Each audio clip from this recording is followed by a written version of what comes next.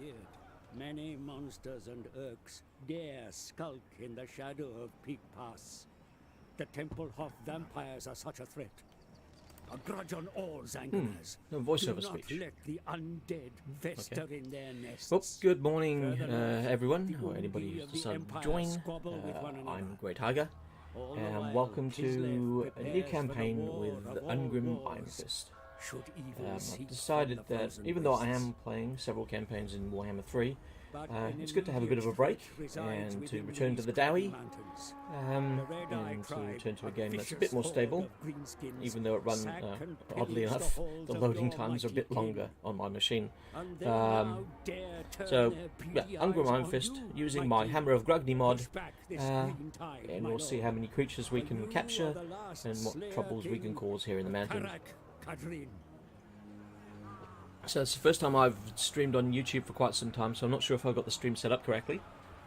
So if anybody is out there listening, can you please just add something in the chat? I just want to make sure that the chat is functioning correctly.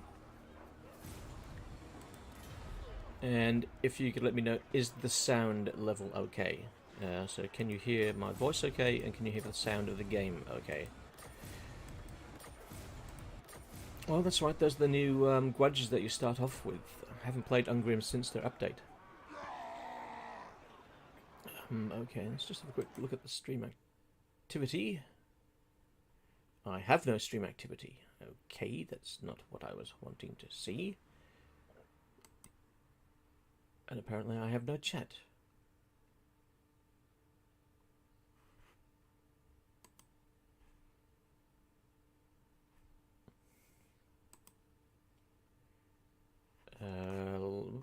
Sorry, bear with me a moment. Just going to test something to see if things are functioning correctly.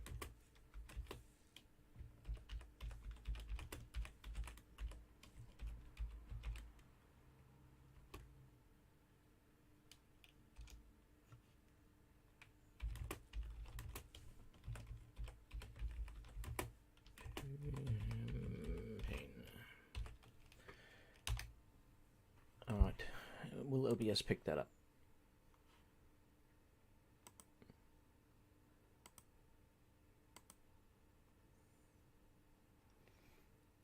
Aha, there we go. We have chat coming through. Okay. So that chat's working. That's promising. Okay, sorry about this. My computer is really chugging along this morning. It doesn't like being woken up this early. Forced to do things this early. Come on, come on. It's thinking. It's thinking.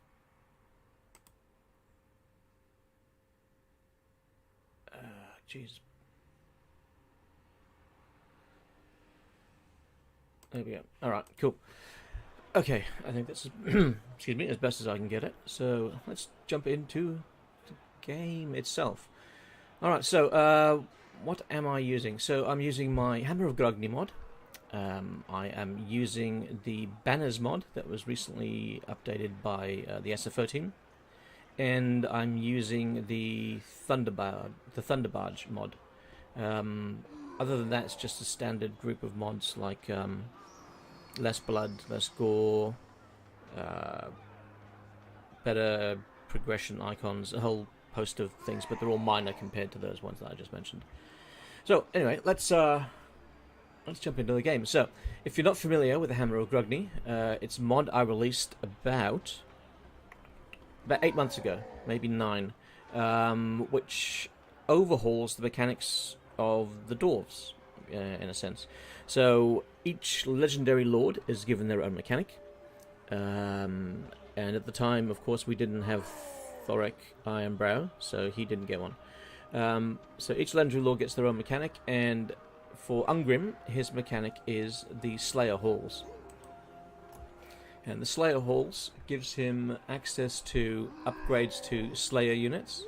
So these are your traditional Slayers, these are your traditional Giant Slayers, and then the mod adds in Axe Throwers and Slayer Harassers, who are guys who've got pistols, just have 1 or 2 shots and are quicker than the average dwarf.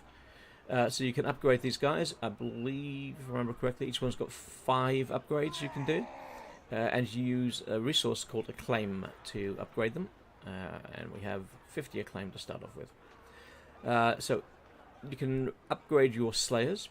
There's also a Beast Hunt mechanic in there.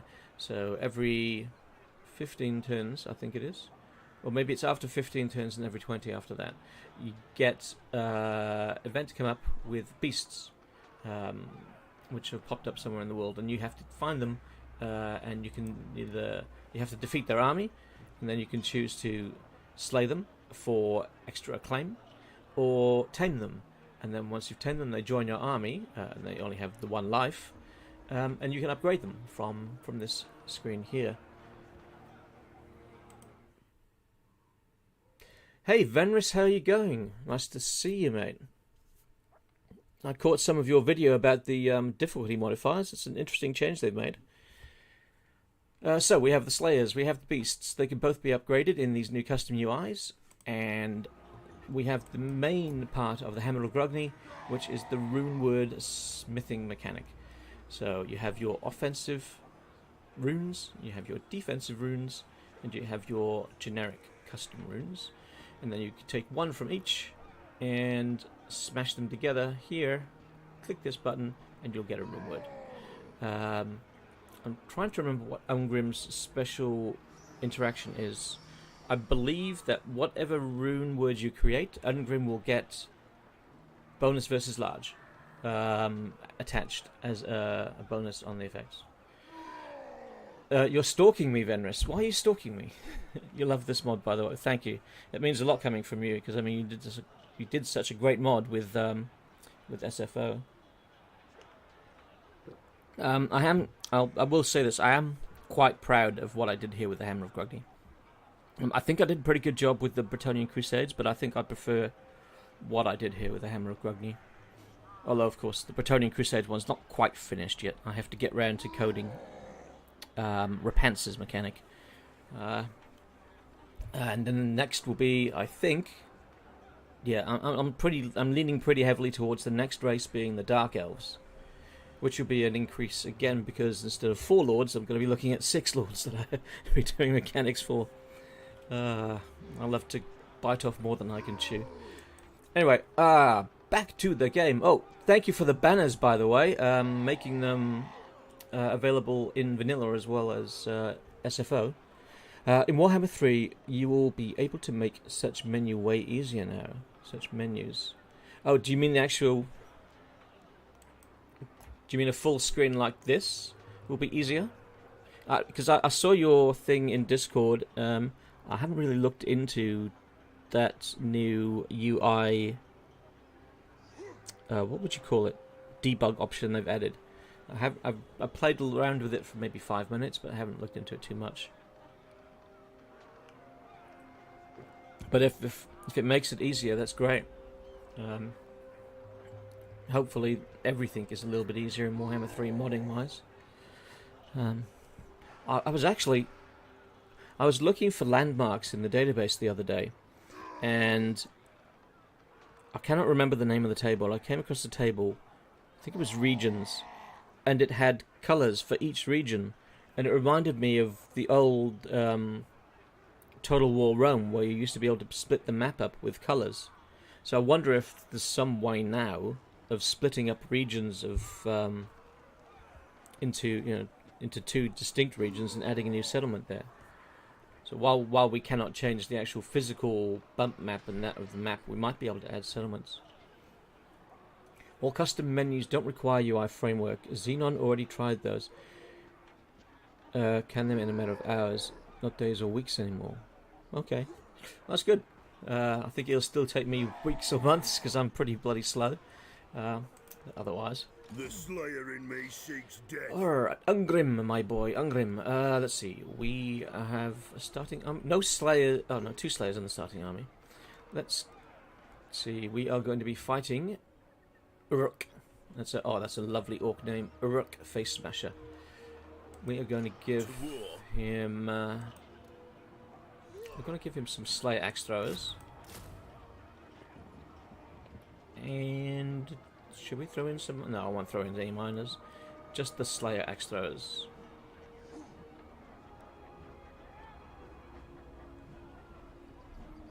Yep. Okay. Blah, blah, blah, blah. I just realised I don't want to do that yet. I want to do that after I fought the battle. Let's fight first. I've been playing Nurgle the past few days, and I thought, oh right, I can instantly recruit them into my army. No. I have to remember I'm not playing Nurgle. Close victory. Okay, well let's fight this. Now, I do apologise. My Warhammer 2 installation is on a normal standard hard drive, so it's not an SSD, so it will be a bit slower for the loading screens. Shaman Rofni, how are you going, mate? Good to see you. Venerus, they changed building slots. Most factions use generic slots. No more start pause needed to make slots for landmarks. Oh, that's great. That's a really nice change. Because I know that anything where you have to do the start pause stuff is a pain in the ass. Not that I've ever tried it myself. I was wise enough to stay away from that, I think. Leave that to the professionals. It seems the modding community is chomping at the bit to get access to the modding workshop, because I've seen so many people popping up with movie mods, which I'm not interested in making one of those. I don't think I have anything to add to the game that's crucial enough that it needs to be a movie mod, and can't wait. Okay. Oh, cool. That's moving a little bit quicker than Warhammer 3. Alright, there's not really going to be much in the way of laying my troops out. I think they're going to come to me. That line of trees is going to prove problematic, I think. Some giant slayers. Where is Ungrim? Out front and centre, Ungrim. And Corallers, you can go over here. Oh, nope, let's make sure everybody's grouped, because we're all going to shift forward a little bit. See if we can get to those trees before they do. Movie mods are problematic, and game don't allow to overwrite data just yet, so can't do much really. Yes, I was thinking about changing one of the scripts in my core data file, but I thought better of it. I was going to change the regularity at which rifts opened from every 30 turns to 50 turns. But then I thought, no, for the time being, I can put up with the 30-turn thing. It's just an extra challenge. Just ignore the rifts and try and kill everybody else before they get to use them. Oh, they're not attacking me. Okay, alright. I'll go to them then. I didn't realise this was a choke point battle.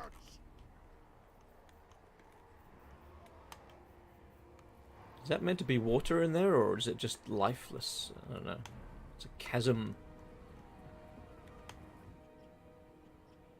Looking around at the hills and things, I think they have made them look better in Warhammer 3. Which is one thing that they've done well is the graphics, the characters especially.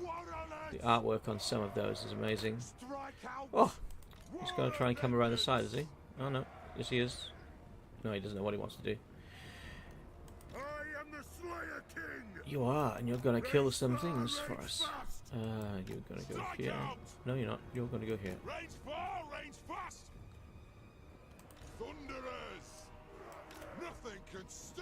Nothing can stop us. Nothing can stop us except a bunch of orcs over there. Einhard. Oh, I'm sorry. I'm probably going to butcher this. Einhardja. Einhardja? Sorry if that's wrong. Yo, big respect for your mods, bro. Respect. Well, thank you. Thank you very much. I try my best with them to provide something that is interesting and enjoyable. And hopefully in Warhammer 3 I'll be able to provide a few more. If I don't get burned out, I guess. But yeah. Eventually the current mods will get ported to Warhammer 3. I don't know if all of them will. I'm not sure if I will port the Skaven mods as they currently stand. So Tretch will be without mechanic once again in Warhammer 3. And I don't know if I'll port... Well, no, I'm not going to port the Lizardman mod, the Medallion of Chakwa, because that one is due a rewrite. So that will get the full treatment like the Dwarves did. Just have to figure out exactly everything I want to put in it. But before Lizardmen get their rework, I think Dark Elves will be the next ones to get some new toys. Although one thing I do plan on doing before the Dark Elves get their new toys is to perhaps create a community-driven mod where people in streams would help me design a mechanic for an existing lord. So we'd go through the lore of the lord and let's see, we'd go through the lore, we'd have a look at possible designs, we'd do a little bit of iteration, and then we'd do the creation itself. I thought it might be something interesting. Any mod working on currently? Yes, I'm working on the last lord mechanic of my Bretonnian Crusades, which is Repents. So she's getting a mechanic which sees her go on a number of different quests in the lands of Araby, looking for relics which were lost during the wars there between Bretonnia and the Nekaharen. Yeah, so I think there's going to be 5 or 6 quests. Each quest will have different dilemmas and some battles interspersed between them. We'll have a custom UI like the current ones, and yeah, be something a little bit different compared to other ones I've done. A bit more narrative driven, I guess. Yay, he's running for his life. Shoot him! Kill him and shoot him! Oh, that's no, that's bad. They should not be engaging them. They are not built for engaging them. Oh, I'm all over the place today. Alright. This is a poor opening battle. I should have done better. So yes, working on Repent's as a mechanic, and I think might be ready at the end of the month, perhaps the beginning of next month. So hopefully they'll be out, and then after that it's probably going to be quiet for a while as I start working on the Dark Elves. Although it depends, I suppose, when Immortal Empires, if that's indeed what it's called, and when that comes out, whether or not I'll work on the Dark Elves first or port my existing stuff first. Okay. How far are they going to run? If I turn around, they're going to start attacking me. I think that was a mistake. I shouldn't have run that far after them. It's idiotic. At least these guys are running away for a reason. Speed. Oh, there we go. I was about to say what I really need is some speed. I mean, I've been playing Nurgle, and my god, are they really slow, but you've got the blob to protect you. There's no blobbing with dwarves. Cannot blob with dwarves. Einharjar. There must be a better way for me to say that. Warhammer 1-2 races lack depth. I love your mods, especially because you give whole faction more depth. Lets you get more immersive into the game.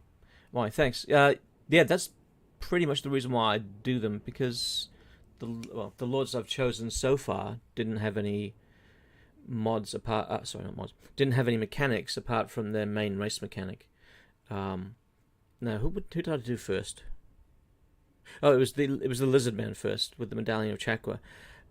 But that mod was really a test to see if my ideas would work, because I had, when I first wanted to do UI mods, I started looking at the the hex files, and I thought, no, I'm not doing that.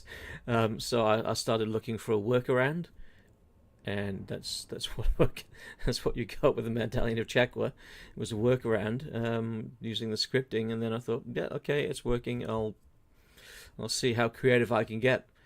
I think with each mod, it's getting a bit more creative. So If you look at the progression, you got the you got the Medallion of Chakwa. Then after that was Chieftain of the Deep Warren, where the UI was a bit more involved. Then after that was the UI for Plagues of the Liber Bubonicus, which again was a little bit more involved. Then there was a bit of a leap because the Dwarfs were a lot more involved, and then there's been another bit of a leap again because the Bretonnian Crusades mod, the the UI in that, the UI in that is a lot more involved. Excuse me. In the Bretonnian Crusades mod, there's 15,000 lines of code, keeping it all together. Right, so the loading screens, as I mentioned a little bit earlier, will be a little bit slower because I'm not running on an SSD with Warhammer 2. I only had room for one game, Warhammer 2 or Warhammer 3, so I took 2 off and put 3 on. Not realizing at the time that Warhammer 3 wasn't going to be in the best of states. Okay, this is going to be a mouthful. I'm sorry if I screw this name up. Sontopoulos Sontas. Love the mods. Love the fact you put so much effort. Thank you. Thank you very much. I certainly try my best. Sontas again, in your submods, love your personality. Hope your channel grows as much as it deserves. Thanks. I've had spurts of growth. When was it? I think when... Actually, it was around the time that the Hammer of Grungni was released. Cody Bonds did a video on it. And around that time, I had a spurt of growth where I was getting... I think it was for about 2 weeks, I was getting about 50 to 60 people a day, which was good for me. And I thought, yay, things are going really well. And then after that, I had a series of videos that did quite well. I had them doing 20 to 30,000 views. And then things died off. So for the longest time, I was literally stuck on 1,863 subscribers. And every now and then it would go up 1 and then down 1, up 1, down 1. And I thought, is this some weird bug? But recently I've been getting a little bit more growth. I've been getting 2 or 3 people a day joining. Which mods do you like or use the most in the workshop? Oh, geez. I have about 110 mods installed. I don't have them all active at the same time, though. So which ones do I like the most? Let me see. I'm going to forget a lot of the names. There's a lawful... Oh, what is it? I'm trying to remember the name. There's one which adds an extra, a whole lot of extra lore to the characters and their interactions on the campaign. I'm afraid I can't remember the name of it. I use that one all of the time. I use SFO a lot, but I tend to turn that on and off, switching between SFO and vanilla. And I don't tend to stream SFO, I just tend to stream vanilla. I use the less blood, less gore, because I believe the default blood is overkill. Mixu's stuff I use fairly often. I've got a whole list, but it's just too many. So in this game right now, I'm using primarily the Hammer of Grungni mod, which of course I did. I'm using the sub mod for that works with the Thunder Barges, because I'm also using the Thunder Barge mod by Chaos Robbie. And there was one other one. Oh, of course, yes, the banners mod. That's just been updated by Venris. Decisive victory. Oh, okay. Income from all buildings plus 10, growth, and public order plus 5. Okie dokie. I think we'll take the growth. Growth is good for dwarvies. I haven't played Ungrim since the update. Since the last DLC. I just played Thoric, so I thought I'd jump back in. Magnificent arm of Borek Beetlebrow. Yeah, we'll take that. Thank you. Don't know why it zoomed all the way back there. Okay, let's give him that armor now, because he was a little bit exposed in the last one. Let's go with that one. Details. armor. Oh, it's already on. Good. Didn't get any ancillaries. Alright, so we've fought him off. We cannot reach him, I don't think, again. So let's hire some Slayers. So we'll go for some Slayer axe throwers. So we should be ready in a turn. And we'll upgrade them. So Slayers, Slayer axe throwers. And what's their first upgrade? So we'll gain +7 melee attack. That's a bit much, I think. I'm going to have to tone some of these down. Recruit regiments of renown. Oh, that's right, cool. We've got everything in that. So we've got that. Oh, I realised what I should have done before I fought that Before I fought that battle, I should have actually used the Hammer of Grungni to give myself a buff. Oh, God. I have no excuse. I'm just not with it this morning. Hero not moved. Come on, mate. What are you doing all the way down there? I should have probably moved you and got you in the army first. Too. It is time. Alright, what do we want to build at Karakadrin? Let's think about... we could go for the Masonry Enclave early. Get some stonemasons out. What's the bonus they're going to give? They're going to get bonus versus large there. I think that's quite a jump up, though, to go for early. Probably want the ability to recruit some ranged. So let's go for the sparring chamber, which will lead to the clan barracks. Yeah, that's what we want. All right. Let's see, technologies. Technologies. Let's go for levy the missile wars, perhaps. Public order, maybe. Is there anything that leads to growth pretty soon? I would like something that's got growth, if I can. Alright, so let's go some stuff that's going to help our economy. Chief Handicare, hey, how you going, mate? Runesmith into army. I think I just put the Runesmith in the army. Yes, I did, but I didn't put him there at the beginning, because I forgot he was there. I also forgot I could have buffed my troops before I fought. So, yeah. This is not how to play. This is... it will probably be in some cases how not to play. Einhar...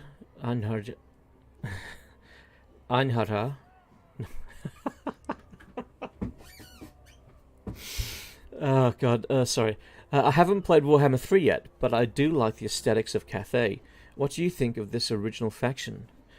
Cathay. I loved the reveal for them, but I'm a little bit underwhelmed by what I've played so far. But to be fair, I've only played about 30 turns into a Cathay campaign, because I'm playing it as a Let's Play on the channel. I think I'm a little bit underwhelmed, because at the moment all I can really afford is Peasants, Spearmen, and the Jade Warriors. So I haven't got to experience any of their good top-tier units. The yin-yang mechanic I like, even though sometimes it can get in the way. Their trade mechanic is absolutely fantastic, and I look forward to somebody porting that over to the High Elves. Or hopefully Creative Assembly will have the common sense to do that themselves. What's the other one they have? Oh, the Wujin Compass. That I don't really think much of that one, to be honest. That's just blur. But yeah, as a whole, I think they're pretty good. I just have to play them a bit more before I can really say for certain. Oh, he's quicker than me. He ran away. Okay, all right. Well, that's fine. We'll recruit some more. Let's get ourselves some miners of blasting charges. And some more frontline troops. So we've got the Slayers for the anti-large. So let's just go there.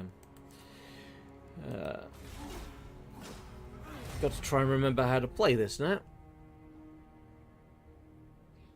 Looking at the mountain range here and then comparing it to the mountain ranges you see in Warhammer 3, I think they've improved the look of mountains. That's a positive. I do worry about how quickly turns will go with Immortal Empires. But, yeah, I guess we'll wait and see. And whenever that comes out. Dwarf Miners. Dwarf Warriors. Okay. Alright, let's see. How long before we have... okay, so... That's going to take us 2 turns, and then we can start to recruit. So we'll get our first archers in 3 turns. We've got 13 at the moment. That's probably as high as I want to go. So we're going to go into their territory and raid a little bit. As we wait for the reinforcements. So let's just step over the line. And then we want the raiding stance. So only 48 gold per turn, but it's better than nothing. And then once we've got some missile troops, we'll go after one of their settlements. Not quite sure which one yet. I have in Warhammer 3, even though I haven't played much Cathay, I have played some of the other races a fair bit. Like I'm currently playing Nurgle for the 3rd time, so I really like Nurgle. He's underpowered for sure.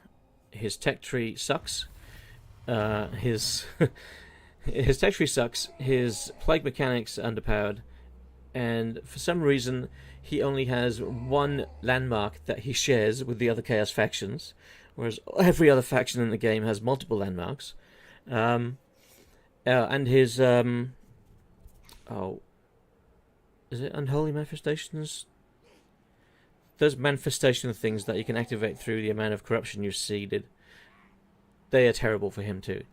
So even though he's got all these poor or underwhelming values, he's actually really great to play with. I really enjoy the blob for him. It's a bit weird. Stories of the Slayer King. So this here is coming up from a lore mod I was talking about, which I cannot remember the name of. I'm sorry. Always eager for battle. Ungrim Ironfist march out of Carrickadrin to see Nashrak Badtooth, crafty orc leader whose rampaging army had eluded Thorgrim Grudgebearer. 3 times Ungrim's throng defeated the Greenskin host, but in each instance the orcs escaped, largely due to the bloody ferocity of Nashrak's hard-fighting mercenary ogre contingent. Soon after the 3rd battle, however, Nashrak had a falling out with his ogre captain, a fearsome brute named Golgfag, defecting to the dwarves. An orc defecting to the dwarves? No way. He and his ogres delivered Nashrak's arm. Oh, he might have been an ogre. Okay, as proof of their loyalty. Oh, the things that go on in this world. Alright, for the tool market, so we're still waiting on those things. Hopefully he comes down after me. Lord not move, that's fine. Maybe we'll use the Hammer of Grungni, though. No, actually I don't think he'll attack this turn. I'd be surprised if he attacks this turn. Einhard, you should make a mod when Mortal Empires comes out for Warhammer 3. Imric Quest to Miao Ying to his faction because he's crazy in love about the dragons. I'm sure somebody's going to make something about that. I don't know. Well, I will eventually make a mod for the High Elves, but they're not on my radar at the moment. They probably won't be for some time. Chief Handker, I used to use your mods quite often, but I stuck with Kazukan Kazakit. Ha! I like that Rangers get MA and MD through a talent, but I don't like the final blue talent, vanilla or modded. Okay. I like that Rangers get melee attack and melee defense through a talent, but I don't like the final blue talent, vanilla or modded. Okay, so by talent, do you mean on the Lord's skill tree? Is that what you mean? Where's the final one for Rangers? Giant Slayers, Rangers, missile strength, missile resistance, reduction time. I'm not quite sure I follow with that last part. Sorry, mate. Our building is prepared. We can now recruit. Of course, we can't recruit because we're not in our territory. Let's stop doing that. Step back over the border. There we go.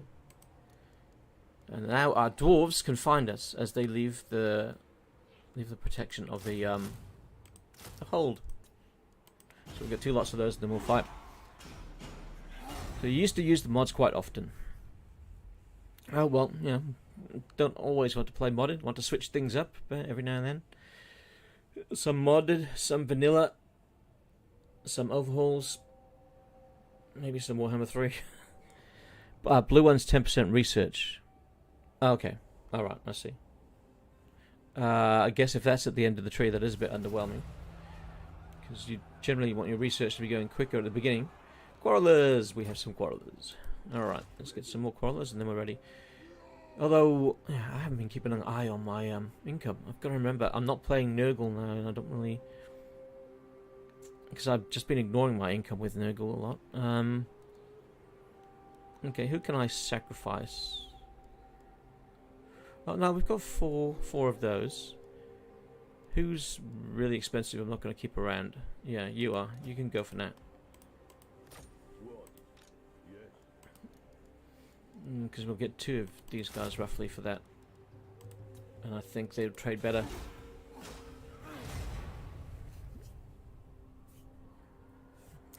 I drank all my coffee. Oh, bugger. All my coffee's gone.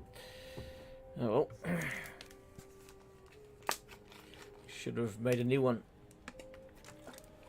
Just before I started streaming.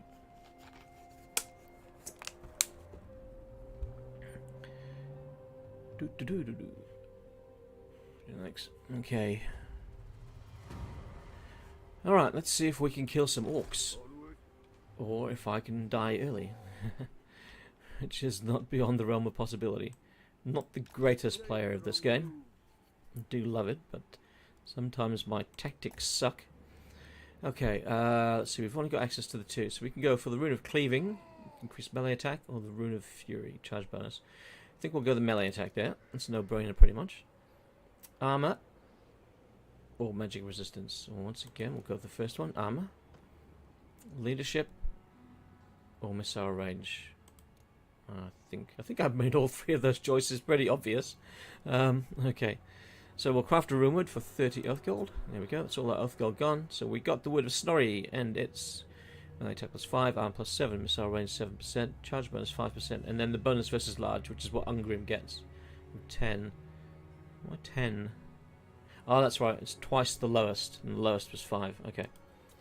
Alright, so there we go. We should be okay, I think, to attack Nashrak's lair. I'm not quite sure what they have at Khazid Urkulaz. Yeah, let's go Nashrak's lair. What's the garrison? 5. Okay, yeah, that's good. That's a small garrison. Have you tried Mixu's Tabletop Lords? The Dragon Slayer hero is quite good. I have tried some of the Lords. I have not played his Dwarven one though. I was using his Lords a lot with his Bretonnian Lords, because with my recent Bretonnia mod, I made it so that it supports all of the Lords in his pack straight away, so you can play as any one of the of Mixu's Bretonnian Lords like Artois, and you'll have access to the Crusades mechanic. And recently I made a change where it ties directly into OVN. So now there are 6 races from OVN that you can crusade against, one of which is Araby. So the guy that's the head of the team for OVN reached out to me and asked, you know, do you think we'd be able to somehow get these 2 to work together? And I was lucky enough that the way I'd put things together just was one afternoon's change, and it's now integrated with OVN and doesn't care if you're running it or not. It just works. Make him take the oath. Man's relations with Zufbar, or forbid him. Shameful display. Make him take the oath. He's got to take that oath for those bad things he did. Whatever they were, because I wasn't paying attention. Rune of Speed. Alright. Let's see. Let's go Ungrim. No, Ungrim. A decisive victory. Okay, well, we've got to fight this. Excuse me. Okay. Alright, so they've got 800 in their allies. I thought the garrison was 5. They must have recruited over the end turn. Some wolf riders, of course. Oh, it's not going to be a settlement battle, of course. back in Warhammer 2. It's going to be an open field. Okay, that's probably going to help us out. Yeah, so I have tried mixed use. I like mixed use. I've used OVN. I really like that too. Play with SFO every now and then, so that's really good too. I haven't tried some of the other overhauls like Radius's mod. Somebody asked me about that a few weeks ago. I forgot to get around to looking at it. But yeah, a whole lot of mods I like to play with. I'm looking forward to when the modding community has the opportunity to start adding mods to the workshop for Warhammer 3, whenever that might be released. I actually asked CA about it and I didn't get a straight answer out of them, so really have no idea when that might be. I just hope it's soon. Let's see.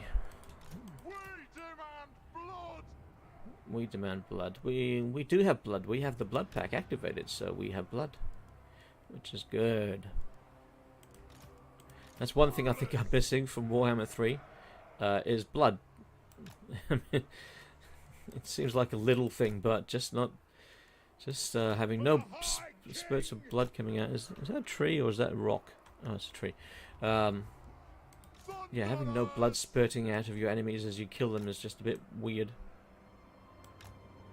I guess not that you'd have the blood spurting out of demons. Let's have the Slayers over here, I guess. I've got that Slayer there. Who am I missing? Oh, well, Ungrim, of course. You can go here, Rune Smithy there. Is that everybody? I think that's everybody. Pardon me. Alright, start battle. Let's go. How are the settlement battles? I feel that's what really is really missing in Warhammer 1 too, besides decent sieges. I like the settlement battles, except for the towers being able to be rebuilt by the AI, so, and actually by the player too. I'd prefer it if the towers and the barricades were only buildable at the beginning of the siege in deployment, and not during the siege itself. I find that a bit gimmicky. But other than that, the changes they made for sieges are really nice. And I'm enjoying them a fair bit. It's nice to be able to attack, these nice to attack settlements instead of fighting open battles all the time. Alright, you can go there, Ungrim. You can shoot into the side. Let's grab you two. You can shoot them. You two shoot them. You two shoot them. There we go. Everybody's involved. Here we go.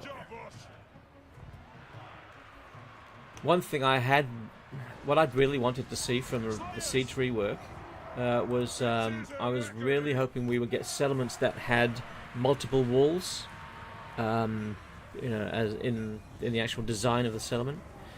Since we didn't see that, which was a shame, I'm just hoping that the GCCM team, when they get hold of these new modding tools for the settlements, will just go to town and give us these huge, beautiful, multi-walled settlements.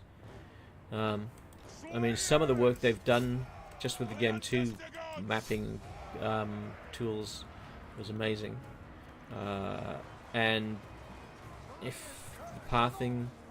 If they get access to better tools to make the pathing work better, then that's going to be a whole level better. I think with Warhammer 3, it's going to be difficult in some cases to distinguish between what's been released by CA and what's been released by modders, because I think the gap is closing in a lot of respects. I mean, the modelers are just doing such incredible stuff. The Thunderbarge mod blew me away. I'm afraid I can't remember the name of the guy that actually made the model. It wasn't Chaos Robbie who made the model. He just ported it into Warhammer. But the guy who made the model, that must have taken an age. A lot of dedication to put that together. A lot of respect for people that can do that sort of thing, the models. Because I suck at that. I once created a little mobile game where I had to create models, and it was a space type shoot 'em up, scroll and shoot 'em up, and I was so pathetic at it. I just ended up just making donuts and squares and rectangles for them. I think I'm about to lose these Slayers. I put myself in a bad position there. Let's get those warriors into it. Alright, let's get you three up there. You three. Group you up. You're doing a pretty decent job. Oh, yeah, again, I've left my Slayers exposed to a longer ranged unit. I have to stop doing that.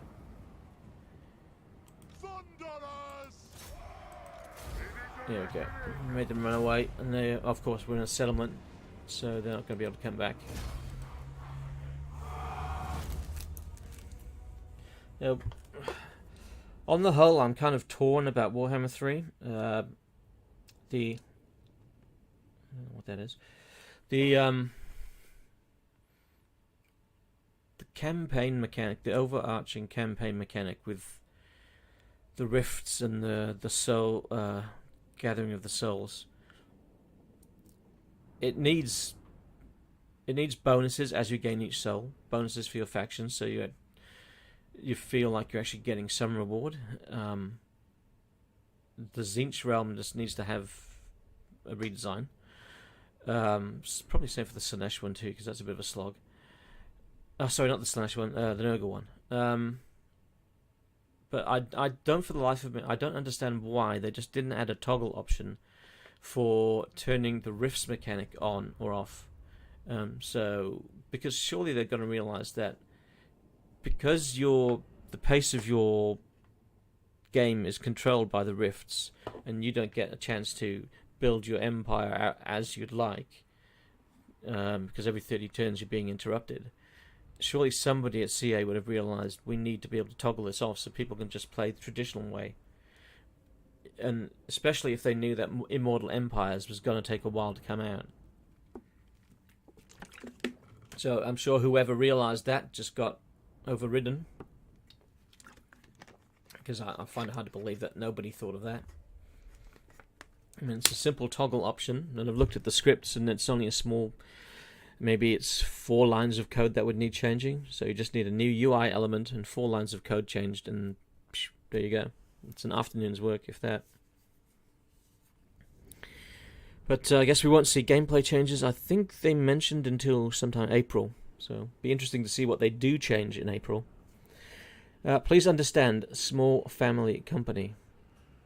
CA, small family company. I don't think they are anymore. Well, they may have been in the beginning, but I think they've got several hundred employees now. They've more than have the resources to handle the changes they need to make the Realms of Chaos slash Souls campaign fun. Now, whether they've got the resources to handle all of the issues that have cropped up after release, that's debatable. I mean, the resources to handle them in a short amount of time. I mean, they'll fix things eventually. Well, I hope they'll fix all things eventually. But, yeah, I think things did not go quite to plan, I think, for them. They were hoping that people were going to love the Realms of Chaos mechanic. And unfortunately, while some people do, I think there are more people that are underwhelmed by it, or in some cases absolutely outright hate it. Like, I think Legend has said that he's going to be stopping streaming because he just can't bear the sodding thing. And part of me understands where he's coming from with that. You know, that if you're playing a game and there's a mechanic that's interrupting your enjoyment every 30 turns, and you're having to change how you play and feel pressured into changing just to cope with that mechanic, I can see how it would get annoying after a while. And he's made a commitment he's not going to return to Warhammer 2.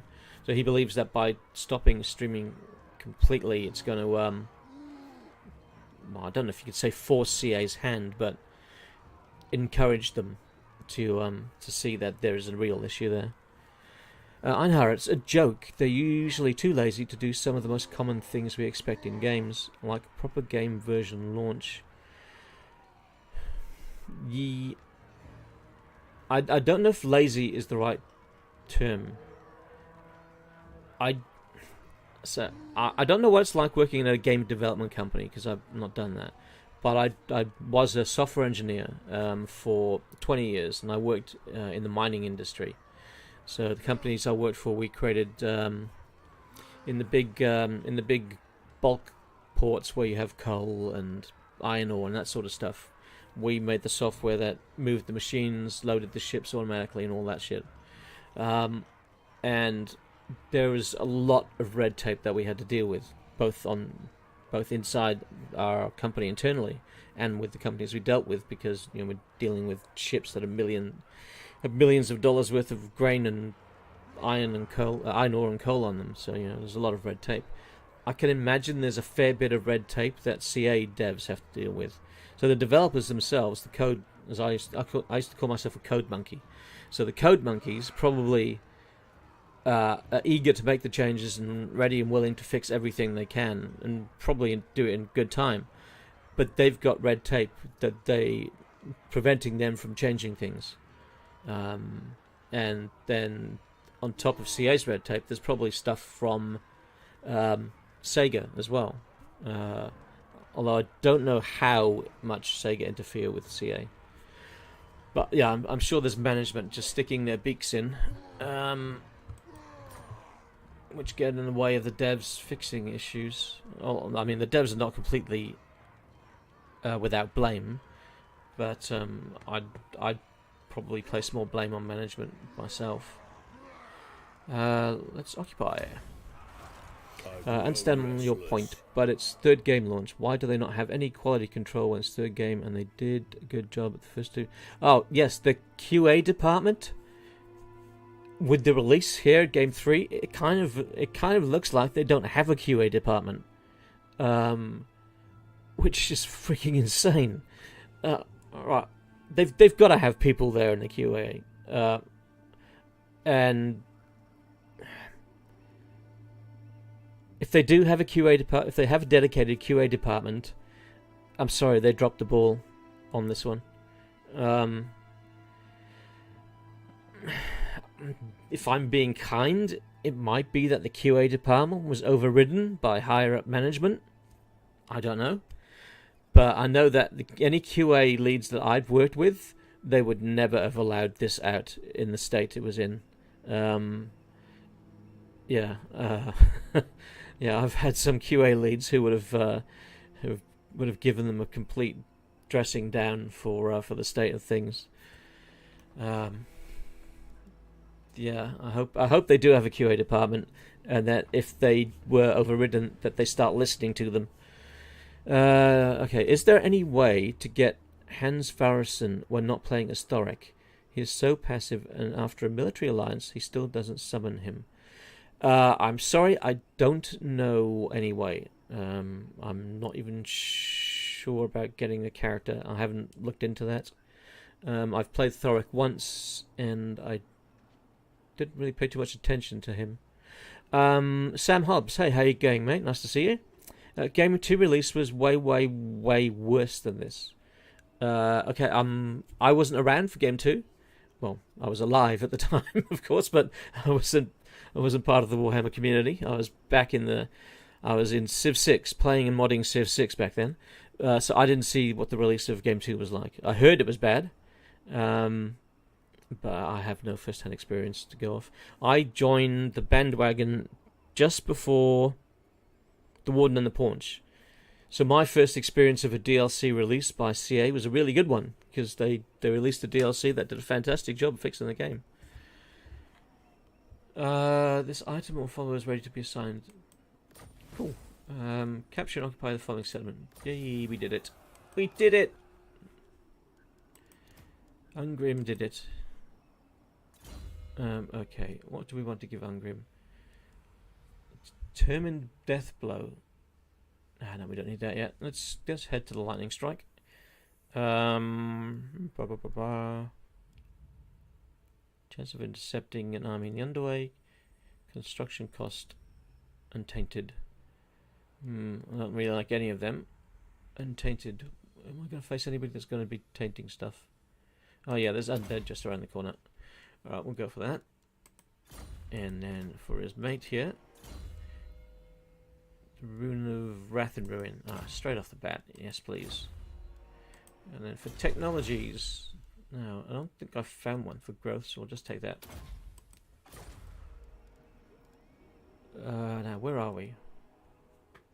For some reason it moved up there. Oh, no, moved down. Can't remember where we are. So we've got plus 76, not much gold. Well, it's going to be a slow start, I think, for money. Let's see. My first Total War game was Empire Total War. I'm playing some time with bugs and crashes to desktop. I swore I'll never buy a CA game again. Let's see. My first Total War game was Medieval 1. Back with the old sprites. The number of hours I spent on that. And the chess pieces moving around the board, around the map. I love that. Yeah, so I played Medieval 1. Then I played Rome. Oh my god, Rome was fantastic. Then I played Medieval 2. Then I played Empire. And that stopped me playing Total War games for several years.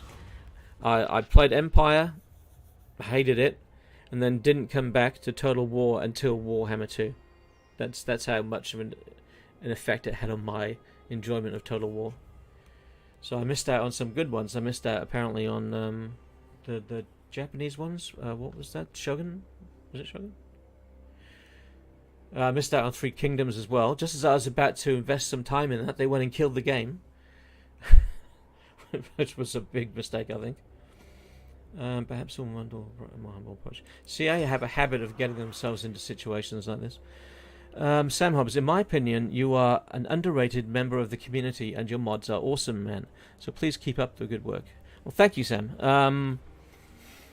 I don't know if I'm well, I wouldn't call myself underrated. I do think... No, I can't say I deserve a bit more growth.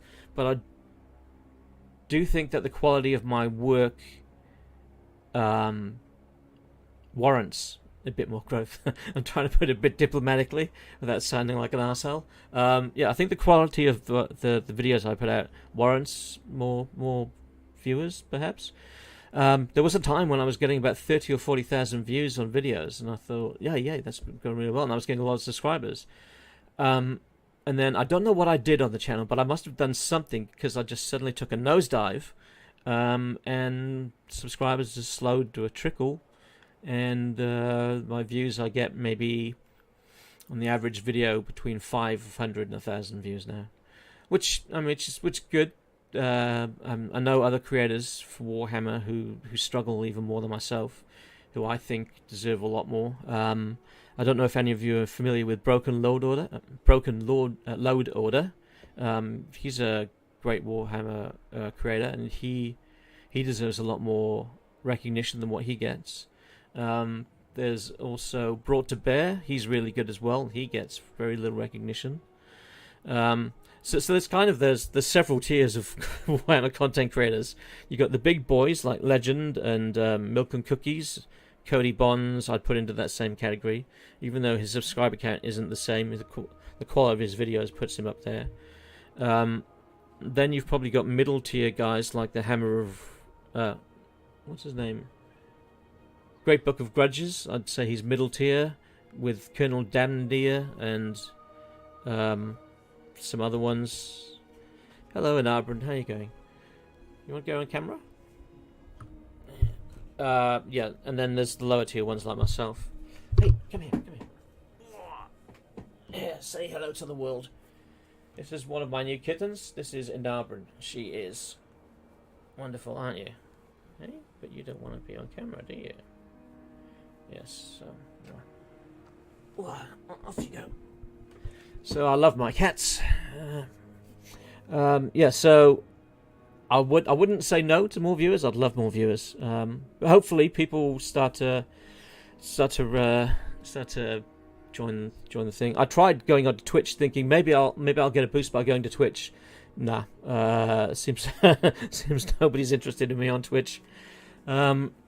Okay, so what did I miss? If so, they're definitely not learning from their mistakes. Yes, CA does seem to struggle with learning from any mistakes they make. I don't know whether that's common to big companies, because one of the companies I worked from was terrible at making the same mistake over and over again, even though we in the dev team would tell them, no, this is wrong, and the QA team would tell them, no, this isn't going to work. The management would still go ahead and say no, and it bit them in the ass more than once. Sam, oh good, yeah, launch was a mess. It straight up did not work for thousands of people. Well, why Warhammer 3 is working for me, I mean, it gets sluggish in places, but then I think perhaps some of my performance issues to do with the fact I'm pushing it higher than I probably should with my computer. Because I've got a really old graphics card. I've only got an i5 processor, and I'm running the thing at 1440p on medium quality settings. So I only get about 33 frames a second, which is fine to my eyes. You know, my old eyes, it seems okay. I'm not sure how it comes across in the streams. It looks okay to me. But yeah, unfortunately I haven't had any outright not working. I've had 1 or 2 crashes, but Warhammer 3 is working for me. And I was worried to begin with that it wouldn't when I got given early access. But for the people where it just won't run at all, I feel for the poor bastards. It's really sucked to buy a game and not be able to play it.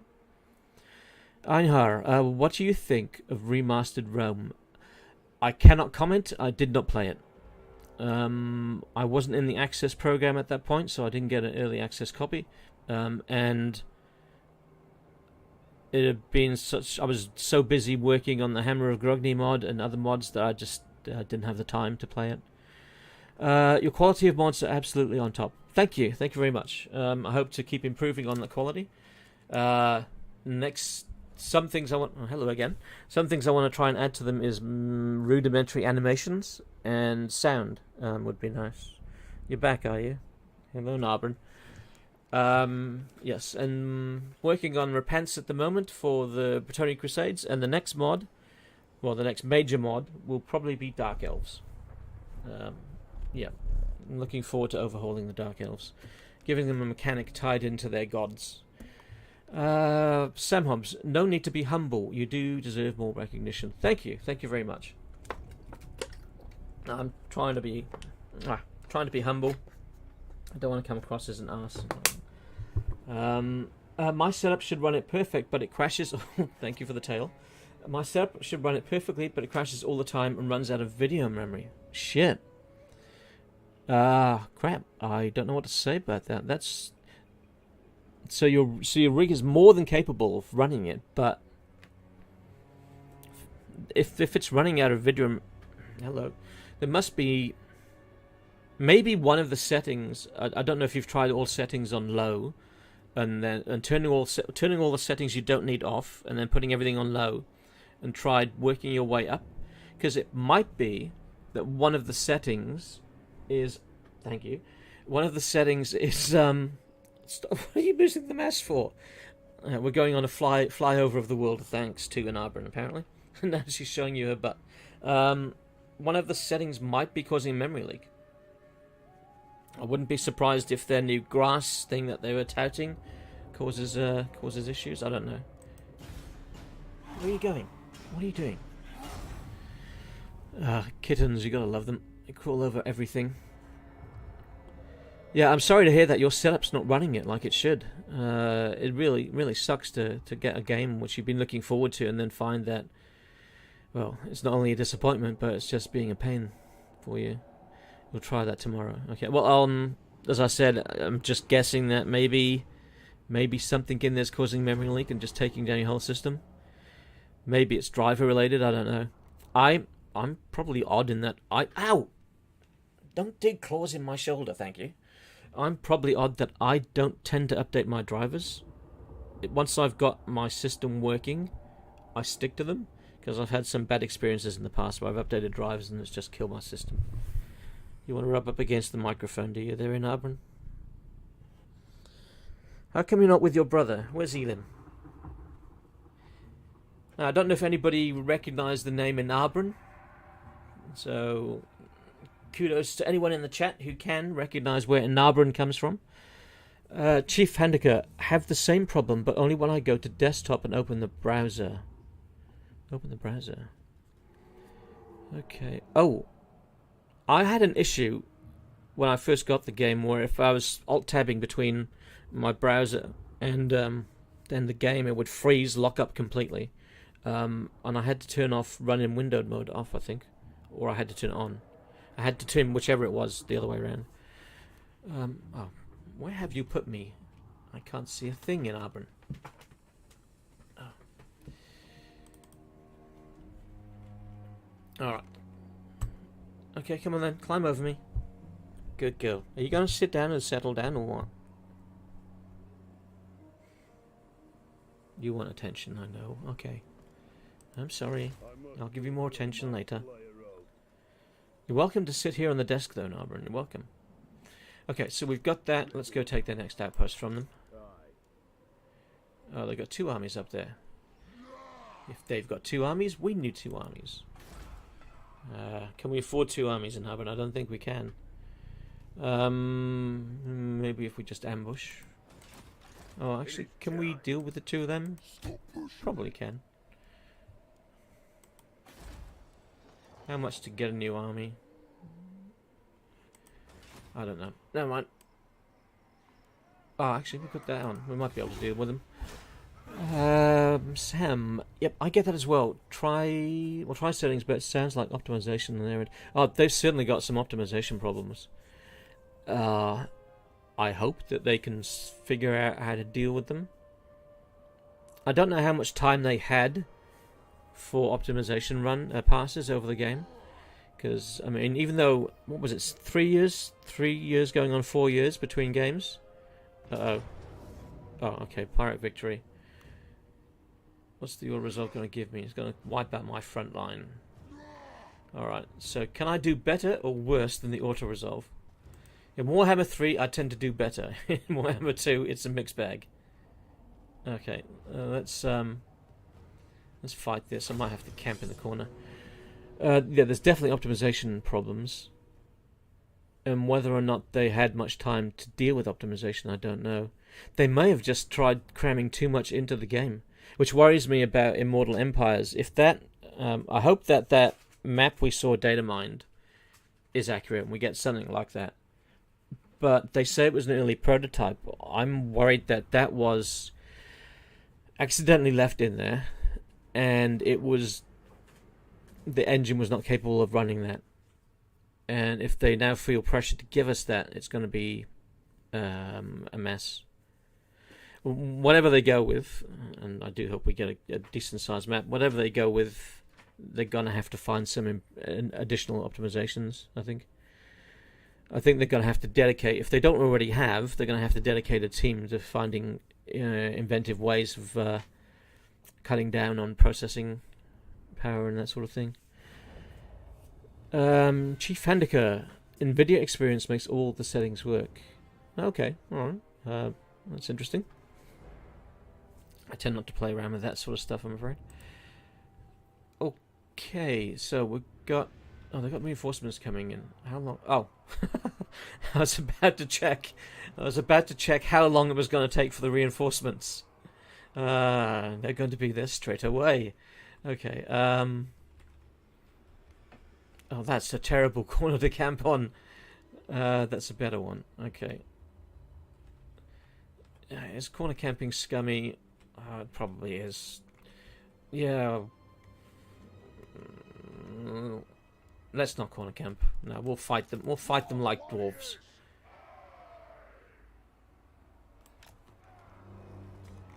Fight like dwarves with honor. Alright, so now we can have these guys up on the hill and shooting over the heads. Slayers, yep. Miners can go there.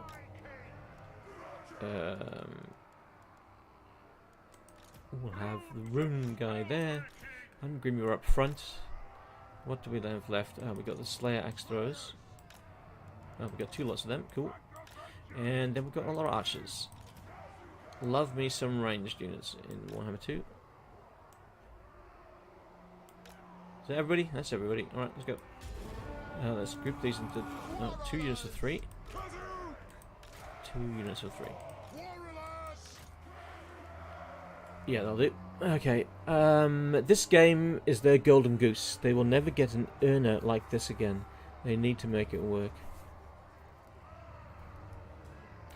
I think you're right. I think eventually they will do Medieval 3, I'm sure. And I'd be very surprised if they don't do something similar to what they've done here with Warhammer, where they try and split it into several parts. Which might go down well or not. Depends on how big each of those parts is. And while I believe Medieval 3 will do well, I don't think it'll do as well as Warhammer has done. The only other IP that they could get hold of that might do as well, you would think, would be Lord of the Rings. But then I really don't know the world of Lord of the Rings that well. I've just really seen the movies. I don't know how many races there are really in that to give it the same sort of scope that we have here. I suppose if they ever tried to do 40k, that might sell better, do better for them. Although I'm not quite sure how you'd go about doing 40k. I know very little about 40k, so I can't really comment on it too much. I just know it exists and that it's got a bigger fan base than fantasy does. And there are some very colourful characters in 40k, both in the setting itself and people who cover it. Like Major Kill, he does some very, very funny videos. Games Workshop has rights to Lord of the Rings already, so some deal could be struck through that avenue. Yeah, that's right. Sorry, I'm hitting the desk there. Games Workshop does have the rights, don't they, for a series of miniatures? Yeah, it'd be interesting to see if they team up against Workshop again for that. Although I think the Tolkien estate would want to get involved directly. Eric Hatton, hi, how you going, mate? Good afternoon. Hope you're doing well. Yeah, I'm doing pretty well. It's 9:13 in the morning for me. I've had one coffee, so I'm half awake. So doing pretty well. Now we have magic. We have magic. Let's give them a volley. Oh, I think I've done that wrong. He's going to walk past that. Oh no, we got him. Alright, Slayers, concentrate your fire on that guy. And then you concentrate your fire on this bunch. You're going to have to fire over here. You're going to have to fire over there. Right, so we've got to get rid of as many of these as we can before the reinforcements arrive. Oh, actually, no, you should turn and face. Turn and face! Turn! Yeah, you're a bit slow there. Alright. Have they fired a shot yet? There's nothing to stop them. They shouldn't be... Yeah, they're not obstructed. Oh, fire if they're archers. Their archers are a good thing for us. Sam, I actually live in CA hometown, and a friend of mine's brother works at CA. It always hints to me that 40,000 is happening. Okay. Well, it could very well be in the works. Or he might be having fun winding you up. If 40,000 does happen, I'd pay interest just to see how they go about doing it. Because, I mean, it's a huge IP, isn't it? I think it even dwarfs the scale of this. No pun intended there with the dwarves. Alright, how are we going? Oh, we're doing alright. Yep, okay.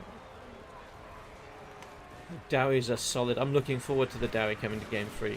And of course, hopefully the fixes first. I think Immortal Empires is going to be a few months away.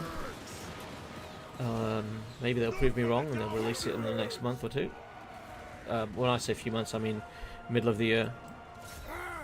Because they've got a lot of stuff to port this time, which they didn't have after the first game. Are you going to finish killing him or not? You've done your job. Alright, the second wave... What are they? Oh, goblins. Yeah, we've got no worries. Let's dump that right in the middle there. Sam, he may just love winding me up, to be honest. Yeah, that's what mates are for. Are they doing 40k in Total War style or just different style overall? I don't know. could be a 40. It could be a Total War style.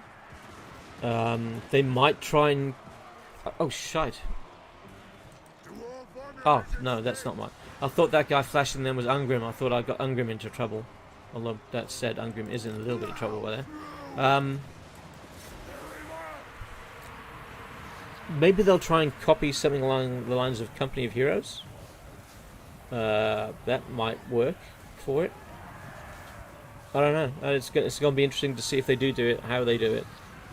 I don't see how 40k in Total War is even possible. Yeah, it is kind of difficult to imagine. Well, at least I find it difficult to imagine. But then perhaps my imagination is not as good as some people's. It happens with age. Like all things, it breaks down. Have they? Oh no, they haven't actually. Oh, I was about to say, have they given up yet? There we go. Alright, so we took a bit of a pounding with our front line. Ungrim has seen better days, but everybody survived. I think. Yeah, looks like everybody lived. Slayers, you don't need to run down there now. You can stay up here. I'll just fire off a few more shots at them as they part. There we go. Alright. The way I see it going is they take a planet like Cadia or Armageddon and throw all the races at it for reasons. That could well be the way it goes. Let's see, how could... They might get... Oh, what's the word I'm looking for? No, not optimistic. They might have a grander scheme that they're not scheme either. They may try to go on a larger scale where they have several planets and you kind of port to them. Maybe a bit like the Empire worked.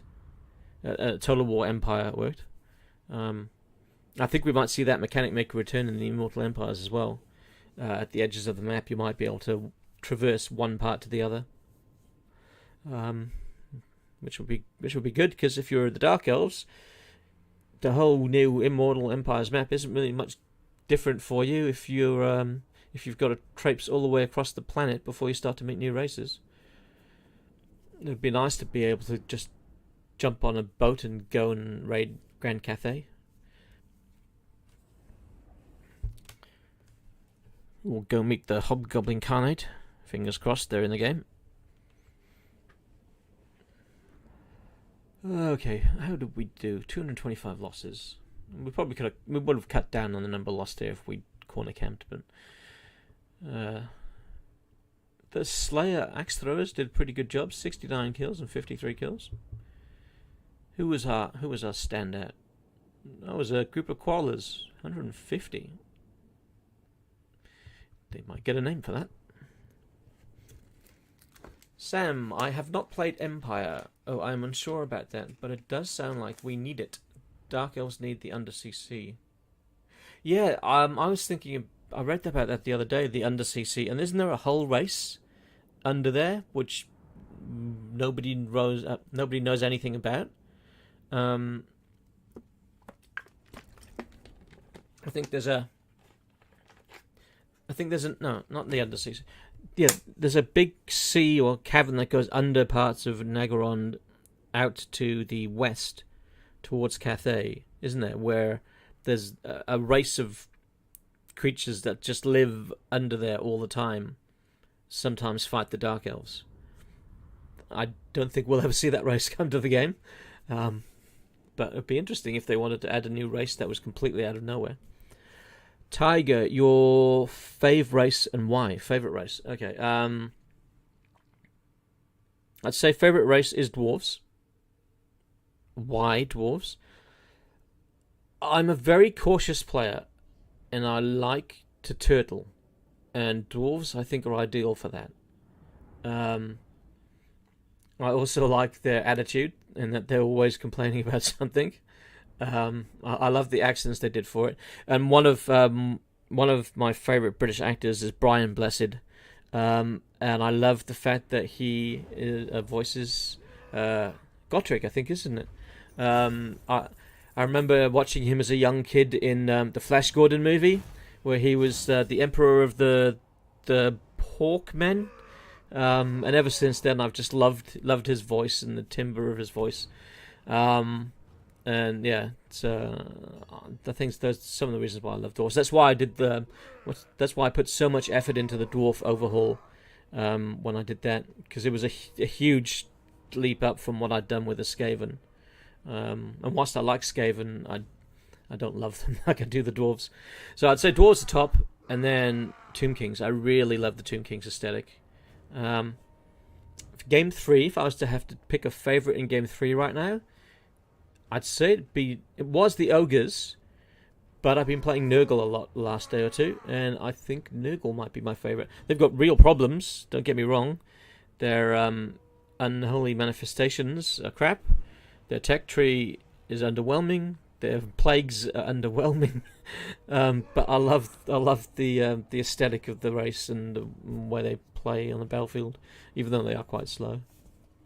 I think you are right. Some Deep Ones type Lovecraft stuff.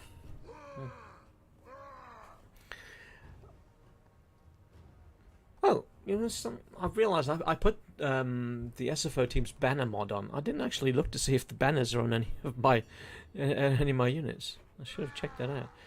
Oh, geez, Ungrim really is on his last legs. He needs to get his... Oh, he's come back for more? Oh, no, he hasn't come back for more. I just got distracted. I'm an idiot. Oh, good, we are in our own lands. Okay. How long before Ungrim's feeling better?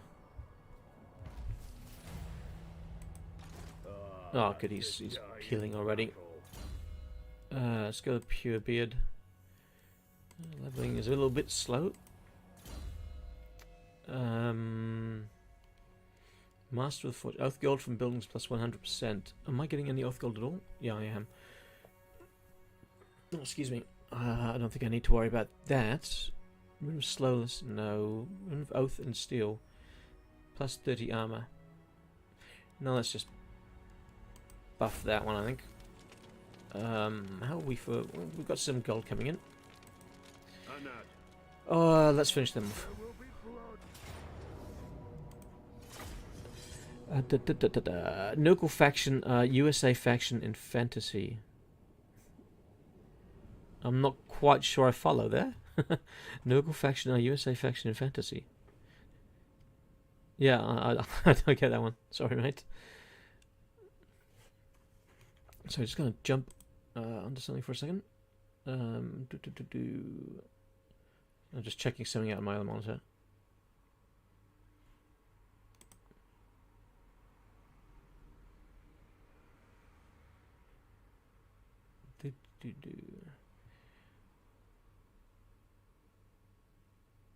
Okay, it's not showing me what's happening with that.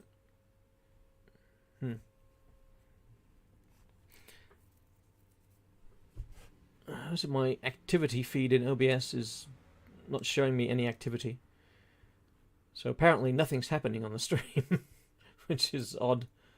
I have no stream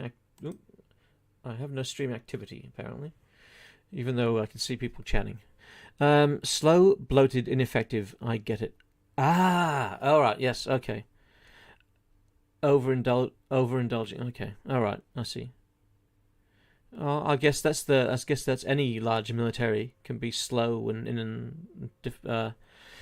slow to adapt and bloated. Yeah, I guess they are bloated. The government size there. All governments want to be. Not a big fan of governments. Any government, to be honest.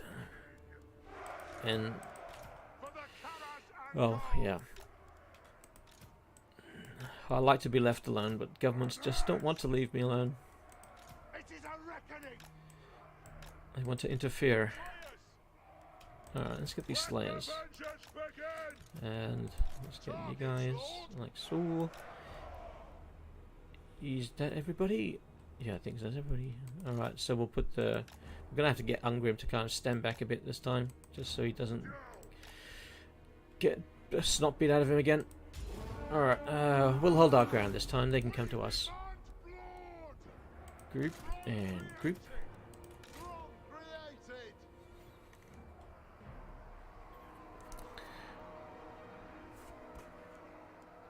Speed them up.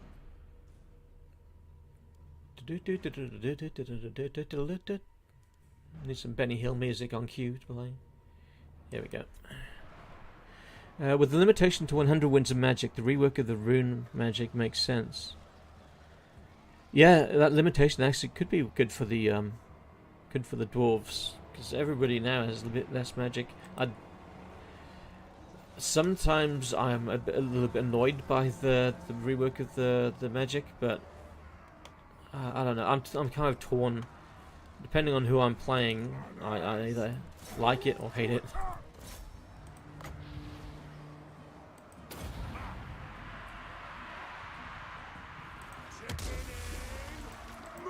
Right, you take aim over there. You can come up behind them.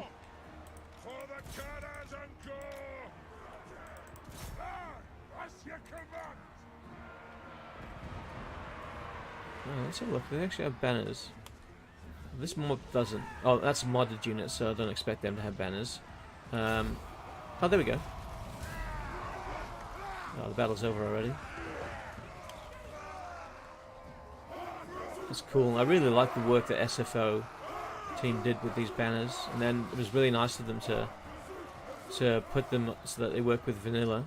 Oh, the Runesmith doesn't have it, and that's so much work to give every different faction and every different regiment in each faction different banner. I thought they were shooting at my slayers for a second. Do they have one? No, they don't. Okay.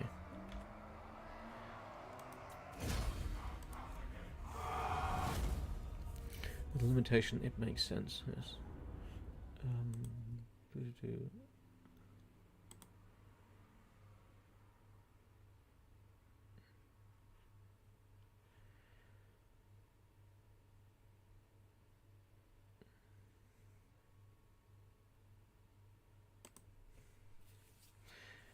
Don't know why, but YouTube's just not updating me with the analytics and tell me what's going on with the stream, which I just find odd. I don't know why. I've been trying to stream on Twitch a bit recently, and at least I can see the analytics on that and see what's happening, but not with YouTube. I guess it doesn't like me. Oh, maybe I'm clicking on the wrong thing. I don't stream enough, I think. I think I need to start streaming more. So I can actually get good at it. Kind of not... Oh, no, there we are. That's better. I can see what's going on now. Ah, okay. It was my OBS isn't tied properly into YouTube for some reason. Okay, alright. Although the chat being all the way over there is a bit tricky. No, need on the left. Oh, jeez. If anybody wants to catch me streaming some more, then... yeah, I can be found on Twitch at Grey Tiger Games. I'm streaming Ogre Kingdoms at the moment there. I'm kind of it's a race against time for me to kill Kairos Fateweaver and to stop Daniel, the Chaos Undivided, from getting their 4th soul. So they're both on 3. The rifts are open. Kairos has gone into a rift to get his 4th, but I'm destroying his settlements. He's got 4 left, I think. So I've got to try and destroy them before he can get out of the rift. And with Daniel, I can't send an army over to him, so I've had to send a Firebelly, who I've called Marco Polo Gatto. He's gone all the way over to his territory, and I'm just closing every rift that pops up in his area, so that he can't get into the rifts. So it's a race against time, really, against Sinch. If I can stop those 2 and wipe them out, then I've got a pretty good chance of actually winning the whole campaign as a domination, which would be really nice. Let's bring OBS back up. Sorry about the slow loading times. My Warhammer 2 is running on just your standard magnetic hard drive. I've only got room on my SSD for 1 game, and I took Warhammer 2 off and put Warhammer 3 on there. barely fitted Warhammer 3 at 120 gig. I had to delete so many things, so many bits of Windows that I didn't need, but were just sitting there. How much lore do I know? Are you a lore master like Nathan or Ryan, or are you a bit more normal level? I am not a lore master. I know bits here and there, but I think for most things, I mean, I try to answer if I can, but with most things, I have to kind of look it up. So I saw Nathan on Benris's podcast stream recently with the Loose Noose Moose Goose, and I was amazed at the stuff he knows just off the top of his head. So yeah, Nathan from the Great Book of Grudges, he's a walking, talking encyclopedia when it comes to Warhammer. Who's the other bloke that's like that? Sotek? Something Sotek. Mine's drawing a blank. Something's... Lore Master Sotek. That's the one. Lore Master of Sotek. He seems quite similar, though I think, based on what I've seen of the two, I think that Nathan knows his stuff better. Because I've seen the Sotek guy have to refer to the books more often. But I'm nowhere near the same level as those guys. I know some things, and I know well enough to know that I don't know everything. Besides, at my age, I forget things quite often. Chief Handicke, compared to the warrior priest of the Empire, underwhelming? I don't really like it too. Long CDs, Rune of Negation, only for one unit. Compared to Warrior Priest of the Empire, it's underwhelming. Oh, okay, all right. I had to jump back one or two then to see what you meant. Sam, oh yeah, I was on about my 6th campaign. Let's take... Wait, still in my province? No, I think we're in their province. I was on my 6th campaign before I found out heroes can close rifts. Yeah, where did I find that out? I think it was still in my first campaign, but I didn't figure it out myself. I think Cody Bonds told me that you could use the heroes to close the rifts, because I was using my lord and thinking, bloody hell, this is a slog, having to use my armies to deal with these and the wars I'm fighting. So I was relieved when I could start to use heroes to do it.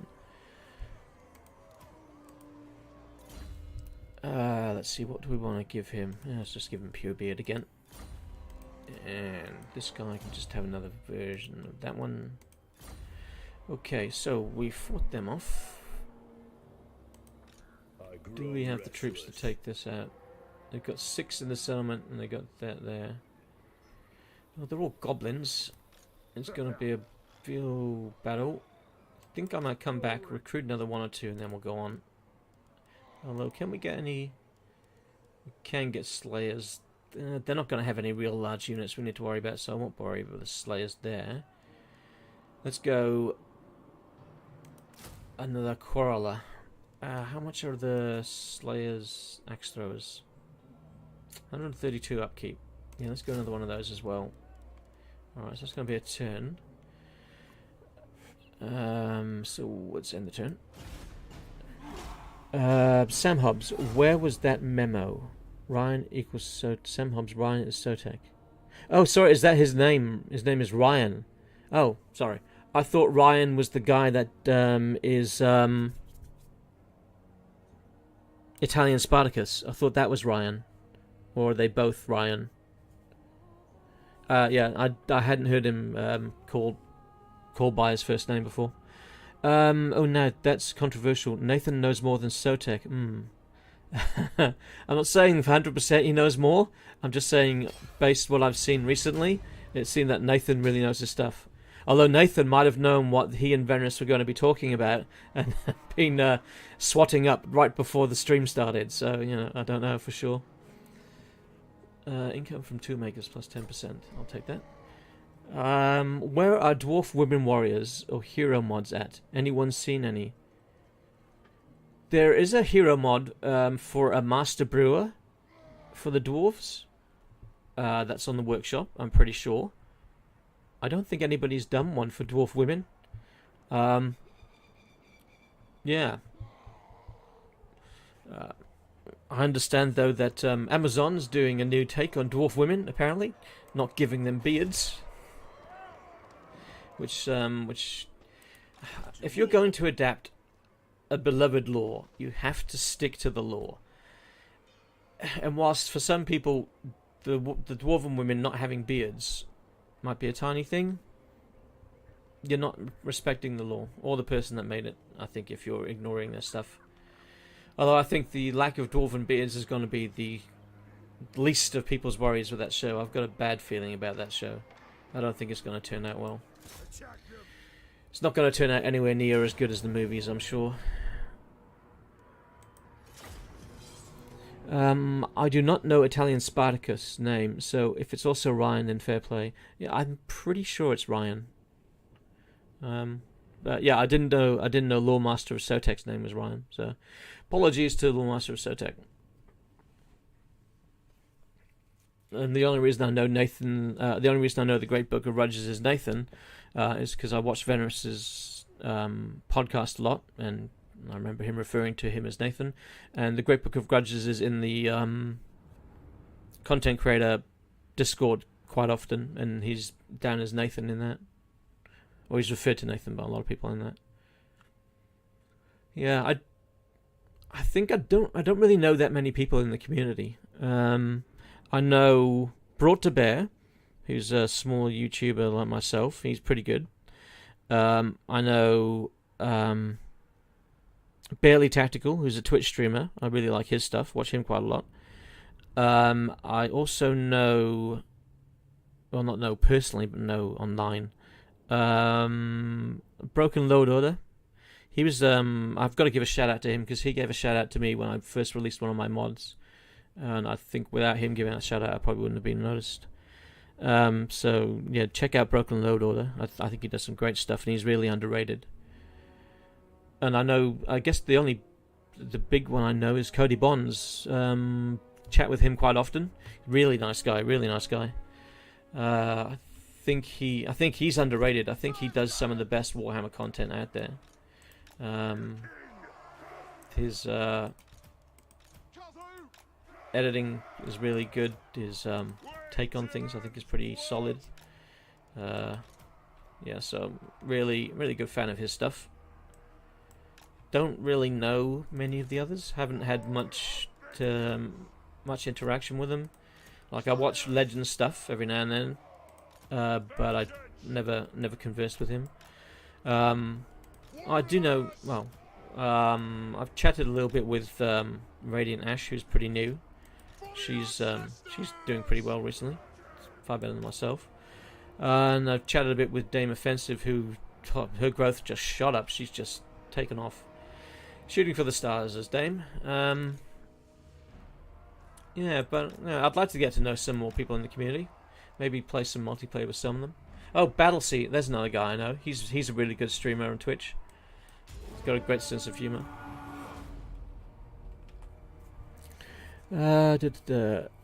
That show is a spit into Tolkien's face. I don't know if it's their... Well, no, I'm not going to say that. I think it's the intention of some of them to disrespect the law. I think it's going to end up shitting on his legacy. Whether intentionally or not, I cannot say 100% for sure. But the way things are panning out, it looks like they don't give a shit about the law, and that's not good. If you're adapting somebody else's work, you have to pay homage to that person's work in every respect. It's like I recently saw Reacher. Now, I never saw the two movies that were made with Tom Cruise because I'm not a big Tom Cruise fan.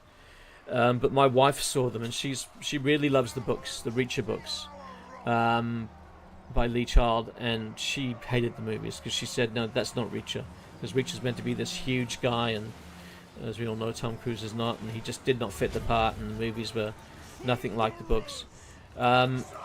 but we recently saw the TV series, and I hadn't read the books or seen anything about Reacher. And based on what my wife was telling me, that was a spot-on adaptation. And it was an absolutely fantastic show. I loved the freaking show. It's actually made me think about going to read the books, which I don't often do. Don't have the time really to read too much. That was a brilliant adaptation, and they showed respect to the books, to the source material. And Peter Jackson, when he did his movies, he showed respect to the source material. And he even did interviews where he said explicitly, we're not going to put our own politics and we're not going to put our own take on things in this. We're going to respect what Tolkien believed in. And I haven't heard them saying that with this. If anything, from what I've heard, because I watch a bit of Nerdrotic. I don't know if you're familiar with Nerdrotic, but I watch some of his stuff, and he's got some pretty good takes, I think, on a lot of things. And from what he's been saying, it seems they are going out of their way in some respects to change things. I think there's a lot of hubris. They think they can do better than Tolkien. They think they can improve on Tolkien. I don't think you can. I mean, as I said, I'm not a Tolkien scholar. I'm not someone who's read the books, basically because I don't read that much. I'm capable of reading, I just don't read that much. But I did enjoy the movies, and I respect lore or canon from different things. I'm a huge Star Trek fan, and I absolutely loved the original series. I loved The Next Generation.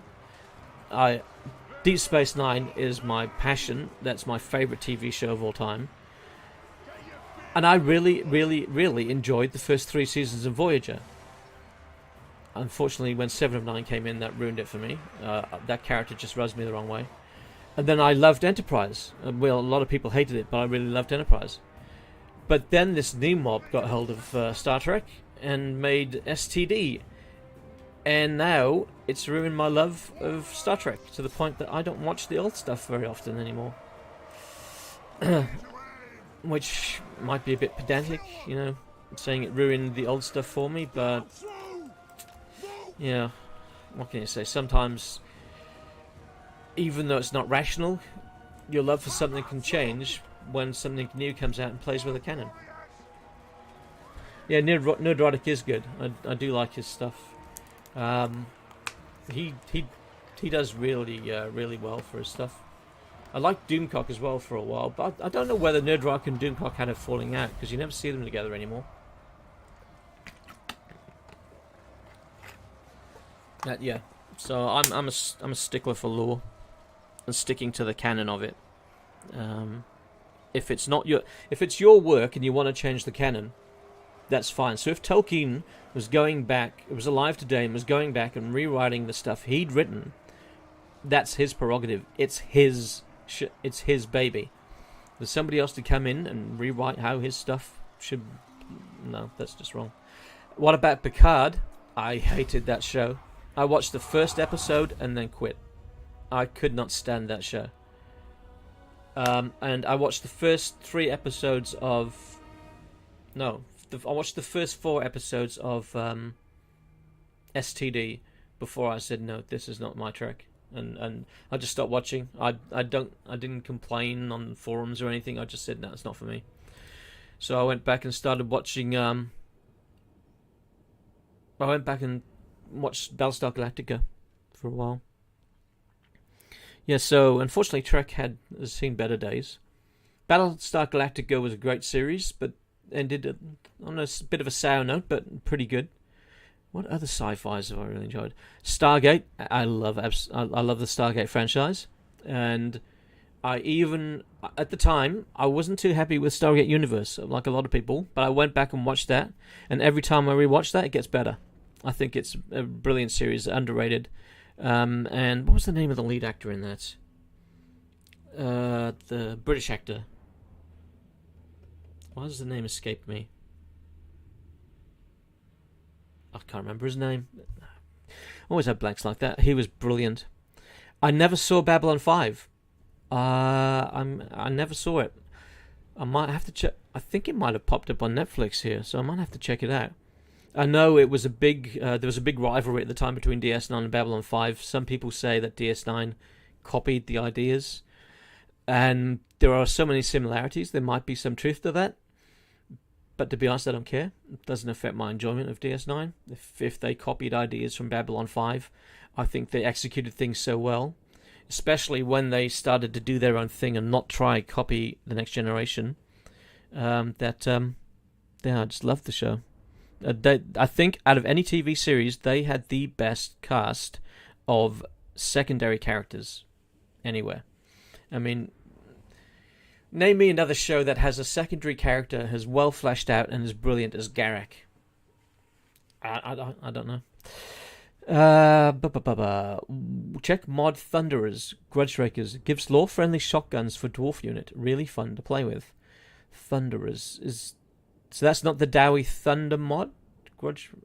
I think I've played that one, the Dowie Thunder mod. I don't have it on at the moment, though. New season starting tomorrow. For Picard... Okay, I didn't even realise that they had done another season. That's how little I cared about it at the moment. I ignored Picard. I went back and watched Stargates, and then The Expanse. I really got into The Expanse. While I say DS9 is my favourite show overall, from start to finish, the first 3 seasons of The Expanse are the best 3 seasons of television, I'd say. The first 3 seasons were just perfect. Season 4 was really good. Season 5 was shit. Season 5, they're way too much attention on one character for the detriment to everybody else.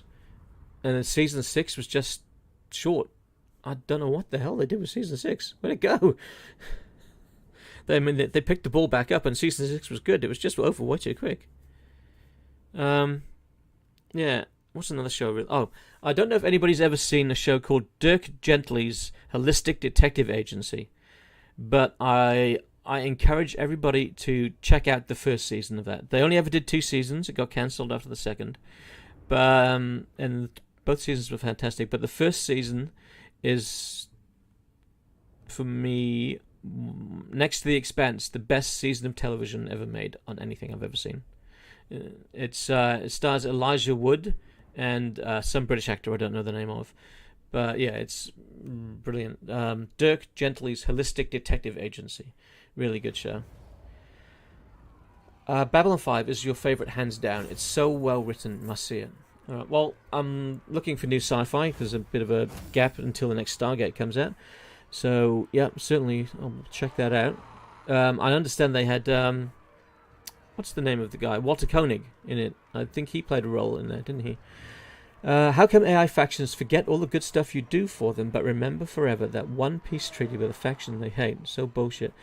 Yes, the AI can be very finicky. Thunderers, Grudgerakers by Con King. Hang on a second. Let me find a pen. I'm not sure if I'm familiar with that one. I'll just write that one down. Thunderers, Grudgerakers. I've always got a notepad handy for jotting down ideas, because I find these days, when I'm playing the game, I can't help but jot down things that I want to mod. Excuse me, or I might be playing and I'll have an idea about a mod. So, Thunderers. Grudgerakers. By Con King. Okay. Con King. Cool. What about Firefly? Oh, brilliant show. Killed Before Its Time. I love the cast of characters, brilliant. Malcolm Reynolds. Actually, not the whole crew, just gelled so quickly. You know, I mean, Joss Whedon has his issues apparently, but one thing you got to say about him, he knows how to make a good TV show. Whilst I wasn't the biggest fan of Buffy, I recognised it was a brilliant show, and Firefly was brilliant. The movie Serenity, I think, is a highly underrated movie. I think it was excellent. Would I want to see Firefly come back? No. I think Firefly is one of those shows that is best left best left like it is, so that you always look back on it fondly, and you'll never go back and go, this, they've ruined it, which tends to be the case with a lot of things these days, unfortunately. They go back and things don't turn out for the best. Yay, we got ourselves another settlement. Look at the speed, the pace at which I'm gathering these settlements. It's unbelievable how quickly I'm doing this. How long have we been up? An hour and 50. An hour and 50 and we've got 2 settlements. This is racing through the game. I hope I'm not boring everybody with my chatter, and sometimes I can get a bit opinionated on things. I drive my wife nuts sometimes. Especially these last 2 years, I've driven her absolutely insane. Construction costs, -2 province capital settlement buildings. Yeah, why not? We'll do that one. Go down the Mason lane. Mason chain. Okay. Ancestral grudge. Yeah, we're fighting greenskins, so we'll go for that one. Upkeep month swipes for slay units. Yes, we got some upkeep reductions. Good. So we're now making money. Alright, so... Oh! Was that the last red eye? So who's got here? Ah, okay, we're going to be fighting... Who is that? Bone Rattlers. We're going to fight the Bone Rattlers soon. Okay. Before we do, let's do a little bit of building up. We want to build that up to tier 3 before we build these up. Oh, it's good that they built the growth buildings for me. Do we want to come in from this direction, or do we want to attack from here? I don't know if we're going to be attacked by the undead anytime soon. I'm probably going to need some catapults to take that out. So let's we'll work our way back down. Down here, we won't pick a fight with anybody down there. Although, oh, what is it? What turn is it? Turn 12. We should be getting the event for the first monster hunt coming up pretty soon. So I might stay around this area. Let's see, what do we want? Oh, growth. That's what I was looking for before. I missed that. I don't know. Commandment available. Let's see, it should be a growth one if I remember correctly. There we go. Settlement upgrade available. Yeah, no, I'm not doing that yet. Thank you.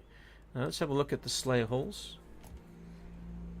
So I don't know if anybody played the Hammer of Grungni mod when it was first released, but the Hammer Ungrim at first didn't have this mechanic. I was just using the green skin scrap mechanic, and I felt that I'd shortchanged him when I did that.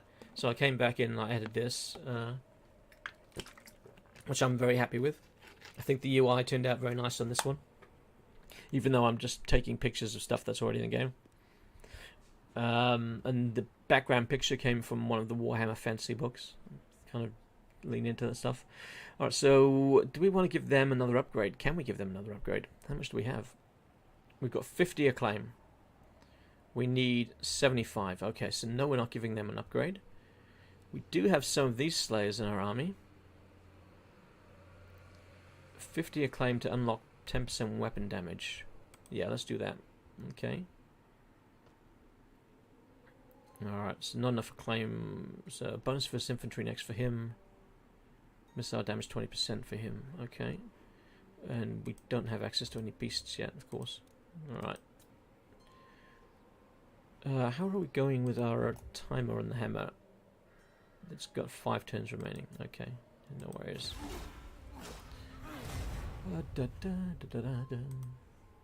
End of turn.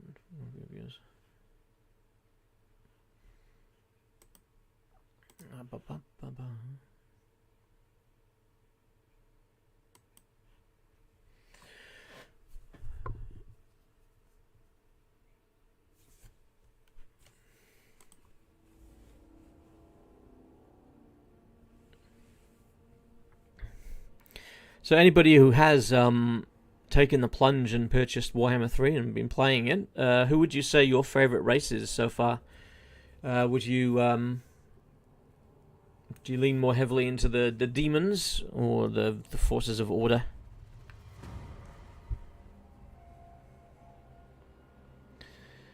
Okay, I think we're going to be waiting another turn, maybe? Maybe we'll move him down. Yeah, let's just walk him down here, and then we can rest for a bit. Pretty sure we're going to see that first event soon. We don't have the upgrade for that yet. How many turns before we do? Turns until surplus 8. Okay. It's a while. A while longer than I'd like, but okay. Maybe we'll just come down and pick that fight with Karak Raziak.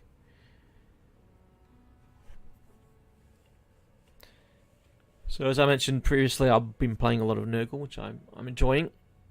He does need work, but he is good fun. I have not played Slanesh yet, so I can't really comment about Slanesh. I have not played Khorne, so I don't know about Khorne either. I'm partway through Tzeentch, 30 turns into a Tzeentch campaign. Lydia Sirwalda, oh my lord, sorry about the second part here. Lydia Sirwada X. I'll just say Lydia if you don't mind. Vun FYI. Vun.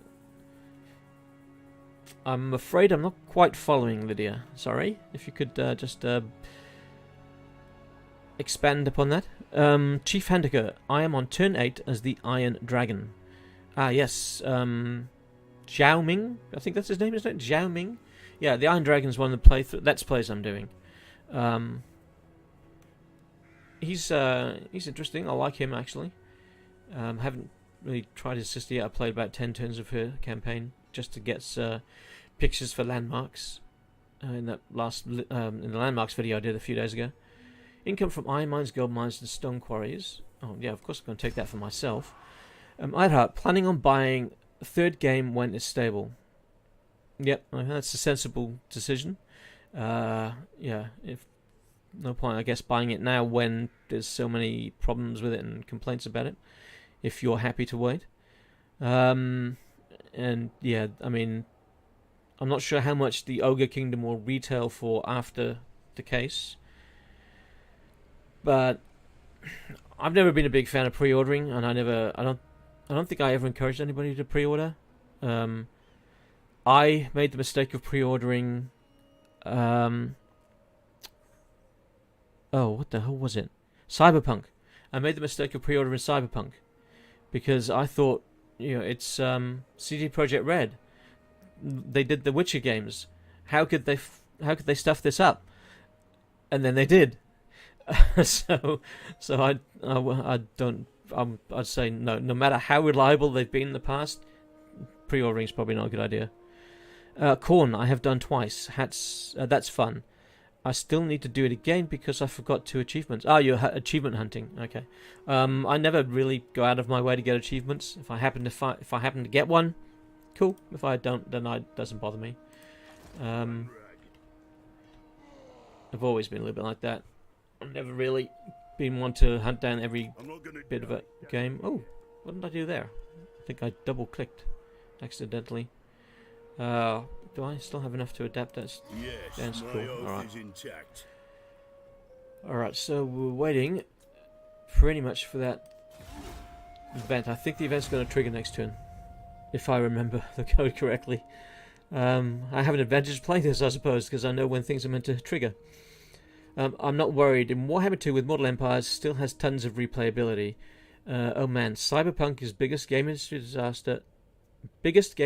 disaster, or at least close to it. What a shit show.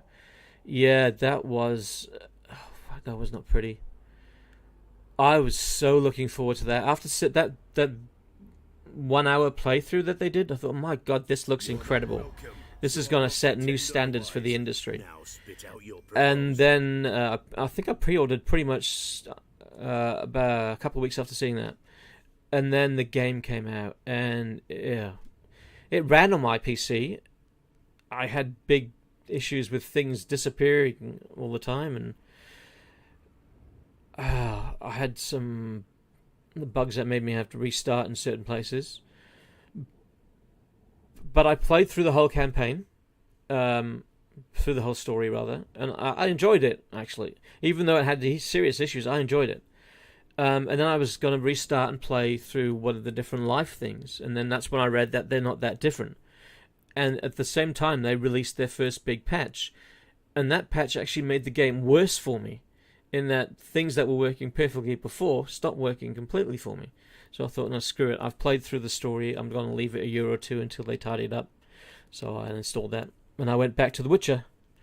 I'm currently playing through The Witcher 2 at the moment, which is pretty good. I like that. The story of that one's pretty good. Cyberpunk is not my shtick, but War Tales looks good. War Tales? That's familiar. I think I have that on my Steam wish list. Actually, yeah, I think I do. I'm gonna have to double check. Non-aggression pact with Lamia. Do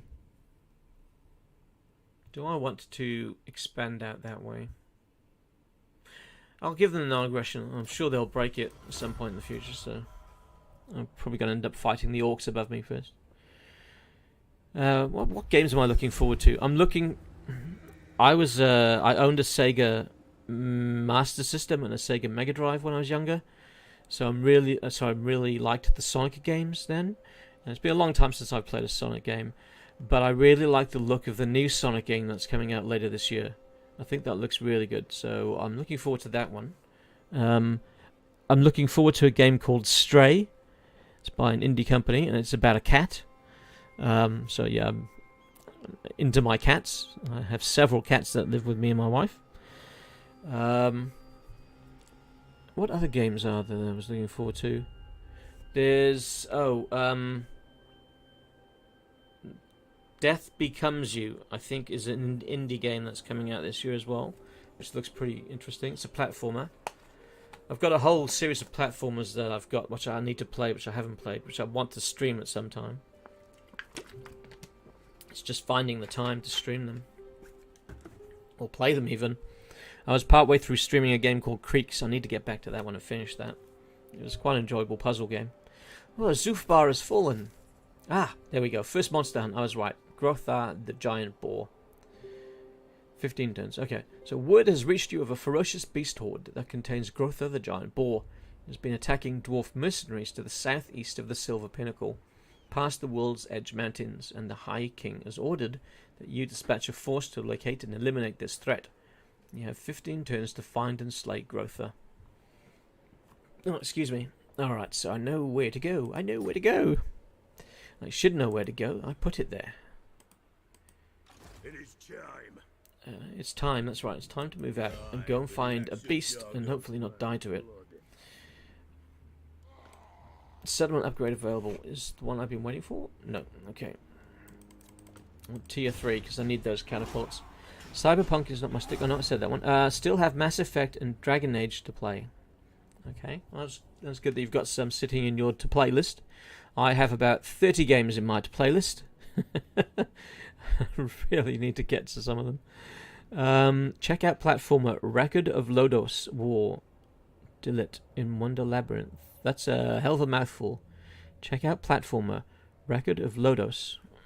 Alright, that's another thing to write down. Sorry, bear with me a sec. Got that pen and pad again. Always handy. I need to make sure I play some of these platformers I've got though before I purchase new ones. Otherwise my list will just continue to grow. But if I'll have a look at it and see if I can throw it on my wish list. That's a very handy feature that Steam have, the wish list. Let's take that and put that go there. Grimgore's Ard Boys and the Bloody Spears. Positive growth. Yay! I got the positive one. I would have been really annoyed if I got the negative one. Alright, so we're trespassing on somebody's property, probably. Yeah, it belongs to the Silver Pinnacle. That's alright. I'll be in and out before they know it.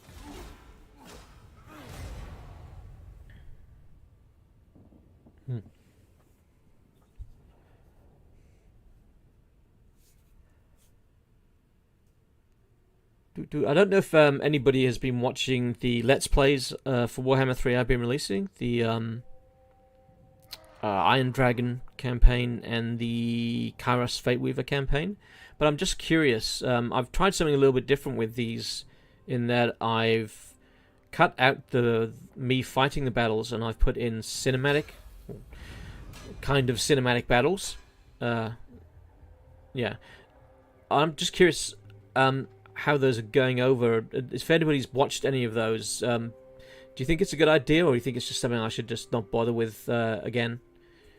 Because I'm finding it hard to determine if they're doing well or not, because I've had some that have had about 300 or 400 views, which is about 8 to 10 times more than I usually get on those Let's Plays, and then other ones which have been around the usual, about 40 views. So if anybody has watched any of them, and just give me just a little bit of feedback on it, that'd be fantastic.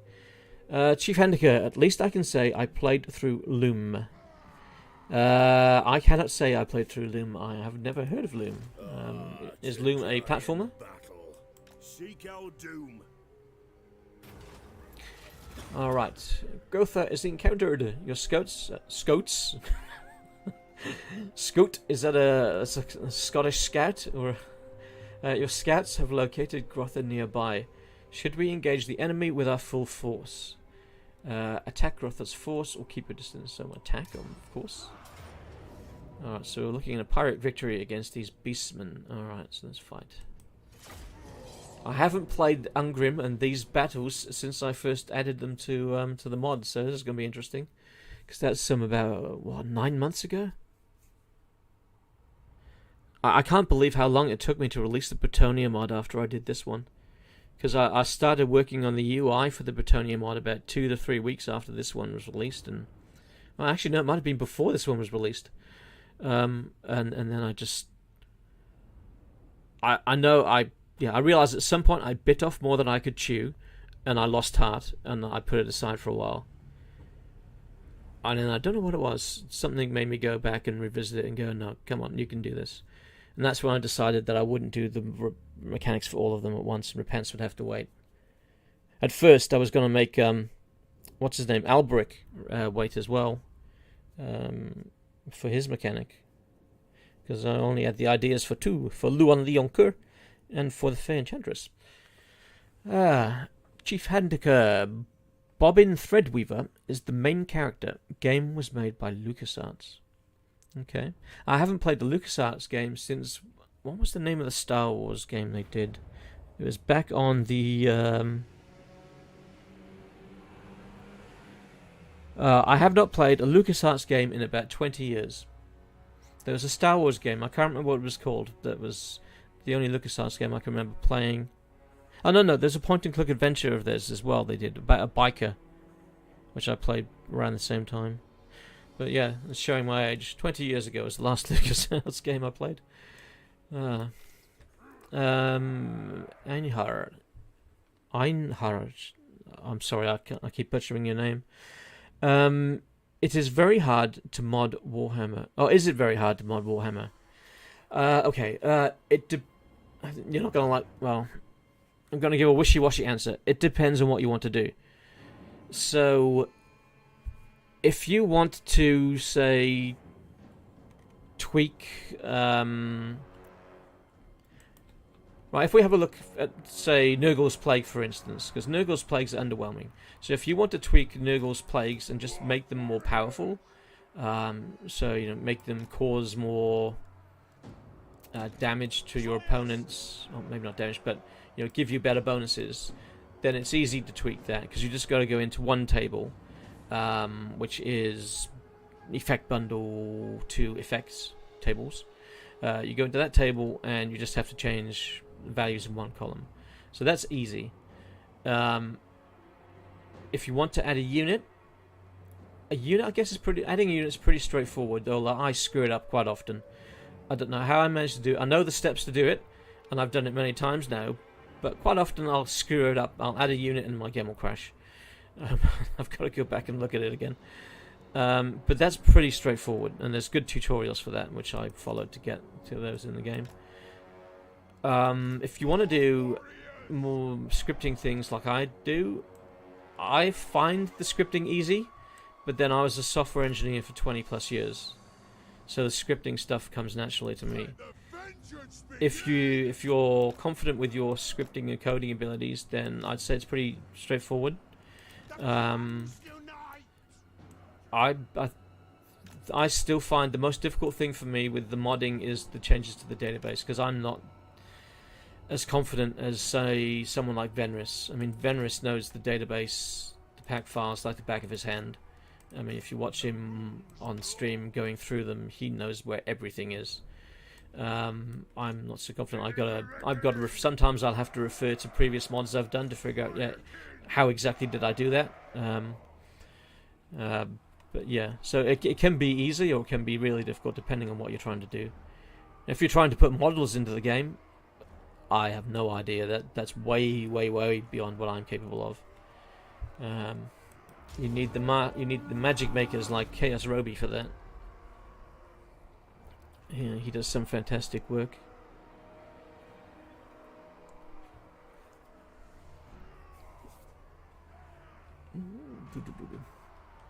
I find the most enjoyable part of the modding that I do is the UI design. Sometimes I just make a UI design and think, then okay, that's what the UI is going to look like. What mechanic will fit that UI? Which is not really the way I should go about doing it. But what have we got here? Let's kill a chaos spawn, I think. No, shoot them, not walk forwards. You're not in Warhammer 3 here. Oh, hang on, that's miners. I thought that was my rifles. Alright, you're gonna have to... Oh no, actually no, I'm actually gonna have to have you fighting.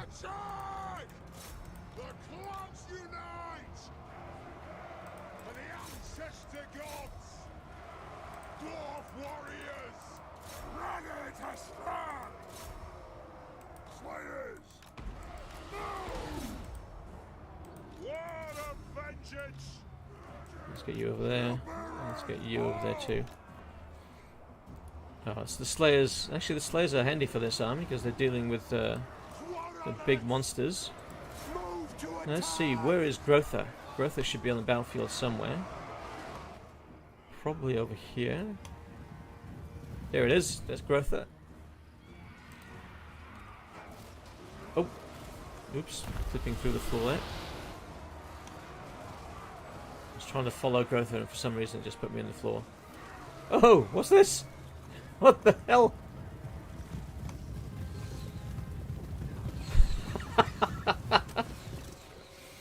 That's talented there. They're skateboarding. This is the Warhammer version of skateboarding, except you use your club.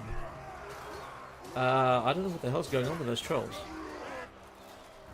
Is that all trolls are doing that? Or is it just that bunch of trolls? That's odd. Why would they be doing that? What trolls are they? Oh, here we go, there's some more. Do I have any mods that affect trolls on at the moment? I don't know. I don't remember my mod breaking trolls. I didn't change any animations for trolls as part of this. Maybe I've got proper stone trolls still on, maybe that's broken, I don't know. Very weird. I might have to check that out later. Alright, so... Well, we didn't really have to do much. We just could have stood there and watched. And there's Grotha beating up my miners. You can come back here. Help out. Alright, so we're good on the right flank. All set. Who are you firing at? Oh, okay. I have no idea who he was shooting at. Ah, Chaos Spawn, right, they won't break, will they? So I'm going to have to go after them myself. I think we lost some, Slayers. Axe thrower Slayers there, by the looks of it. They took a pounding. They did a better job.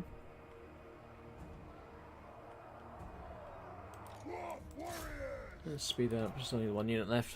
Don't need to worry. Where were we in the chat? Bobbin Threadweaver is the main character. Okay, that's right. That was that Loom game.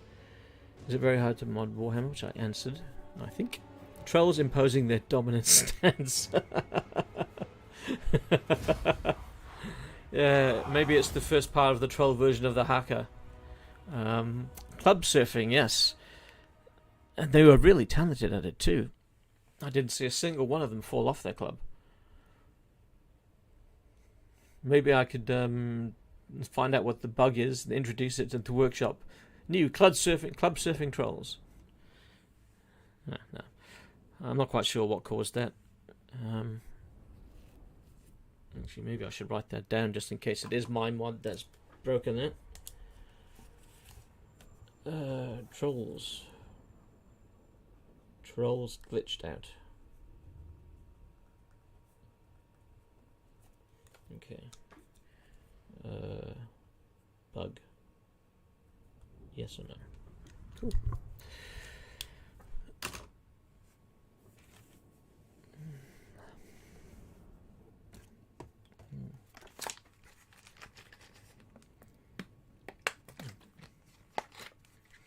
What was I saying before that battle?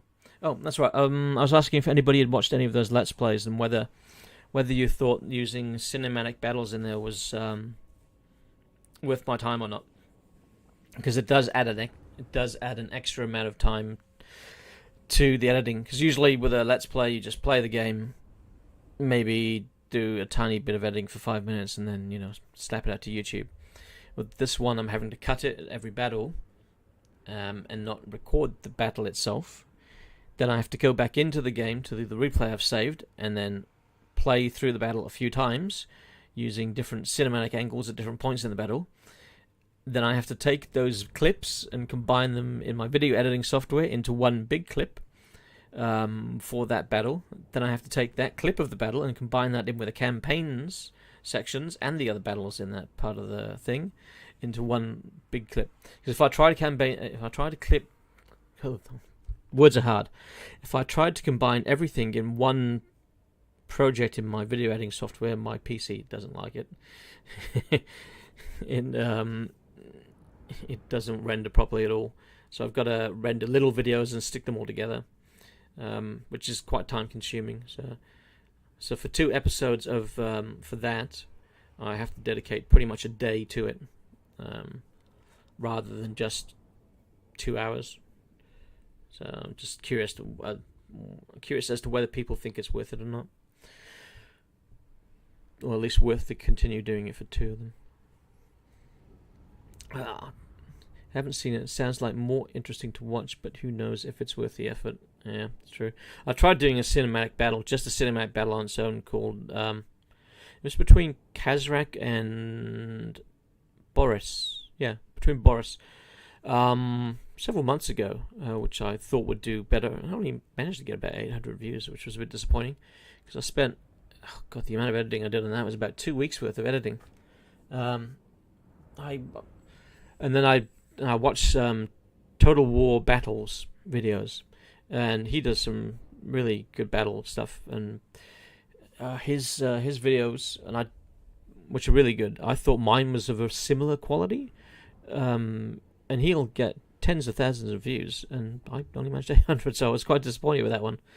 I don't know. I need to pick up my game, I think, on that. I need to pick up my game on a few things. I need to find a niche, perhaps, and I think maybe it could be the modding angle, because while there are, you got a lot of content creators out there for Warhammer, and I think that even though there are some for modding, I don't think there are any big ones who are based more around modding. Maybe apart from Venris. Although Venris tends to be more into the modding than the actual video creation. So I was hoping when Warhammer 3 dropped that we would get access to the mod workshop straight away, and I could start to focus on mods a lot more. And I'm planning on a series where the community would get together and we'd put a mod together ourselves, based on we'd have a vote on a character. We'd then have a look at the lore of that character. We'd figure out some mechanics we could put together that would be manageable for me to code.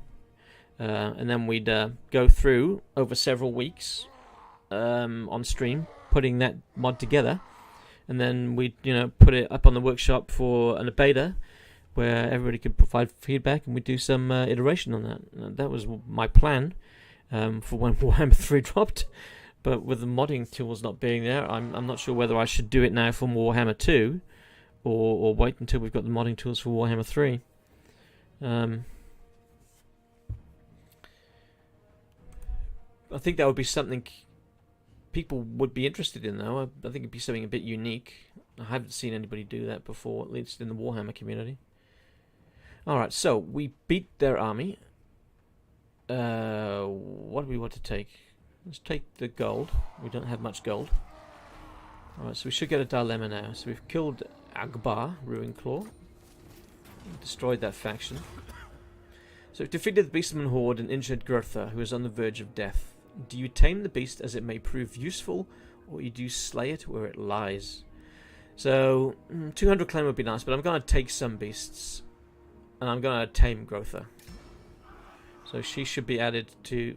Actually, I don't know if Grotha is a he or a she. Should be added to the recruitment pool, which I should have access to when we get back into our lands.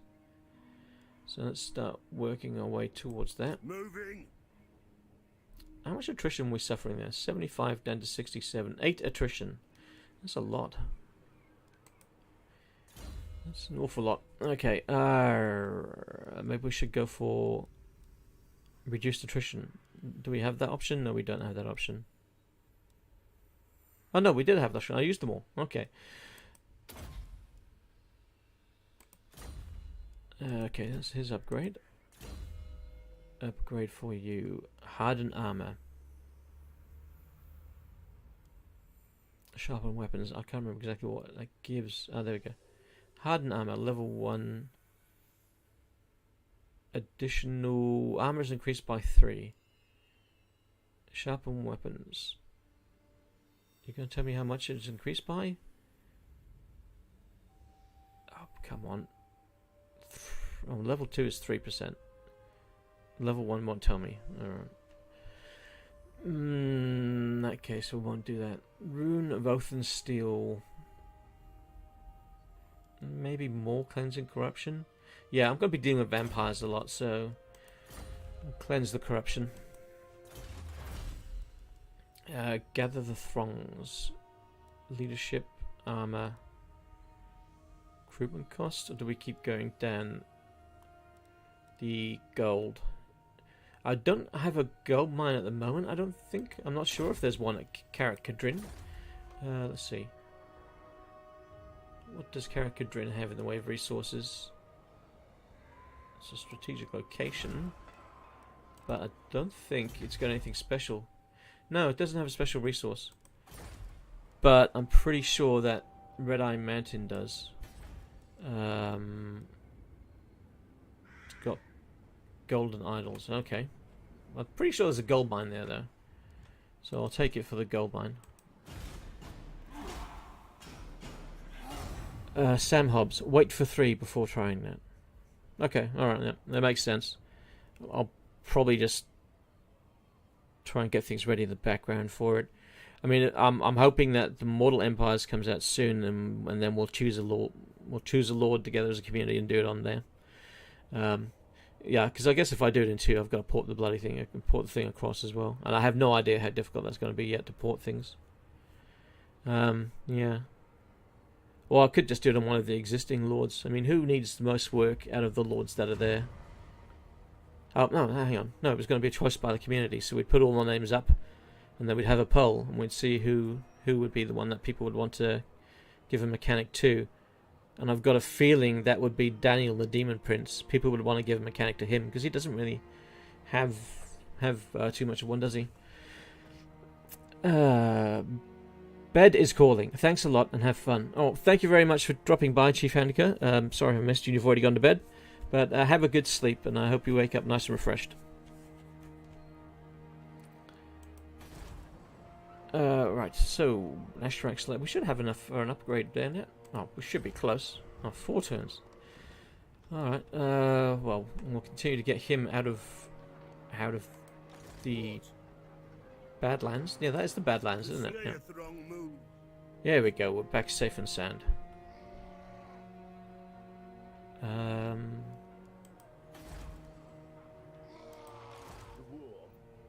We were going to do something with him. What were we going to do? That's right, we're going to look to see if we've got Gotha. Ah, there we go. There's she. She. Why do I keep saying she? I don't know if it's a she or a he. I never gave it a gender. It's curious how it's come in between those two. Alright, so growth. Oh, excuse me for a second. I've just got to answer the door. Hey, Albert. Hey, thank you.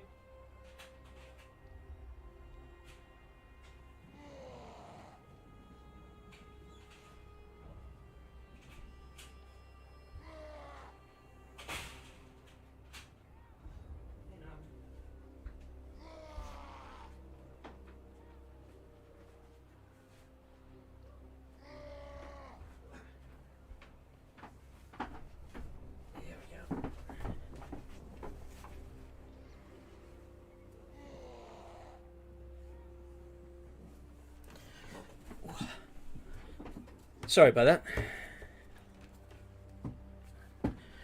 Sorry, I had a delivery for my wife.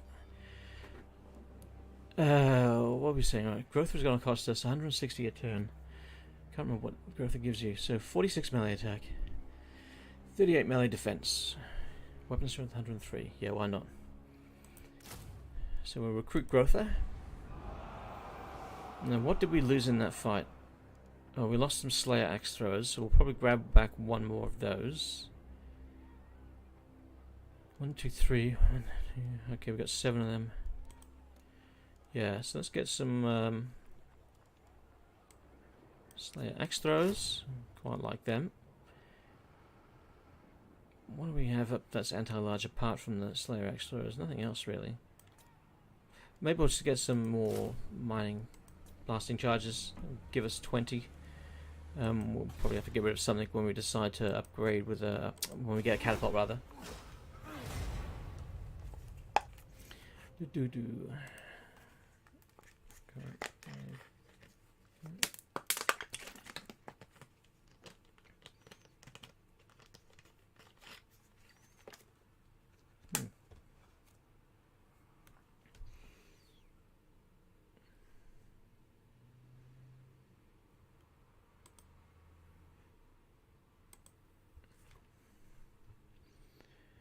Okay, so waiting.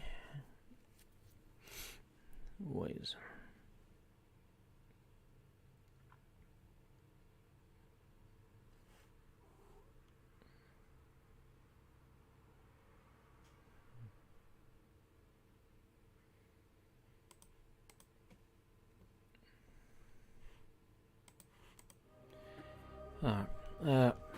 Hey leader, how you going?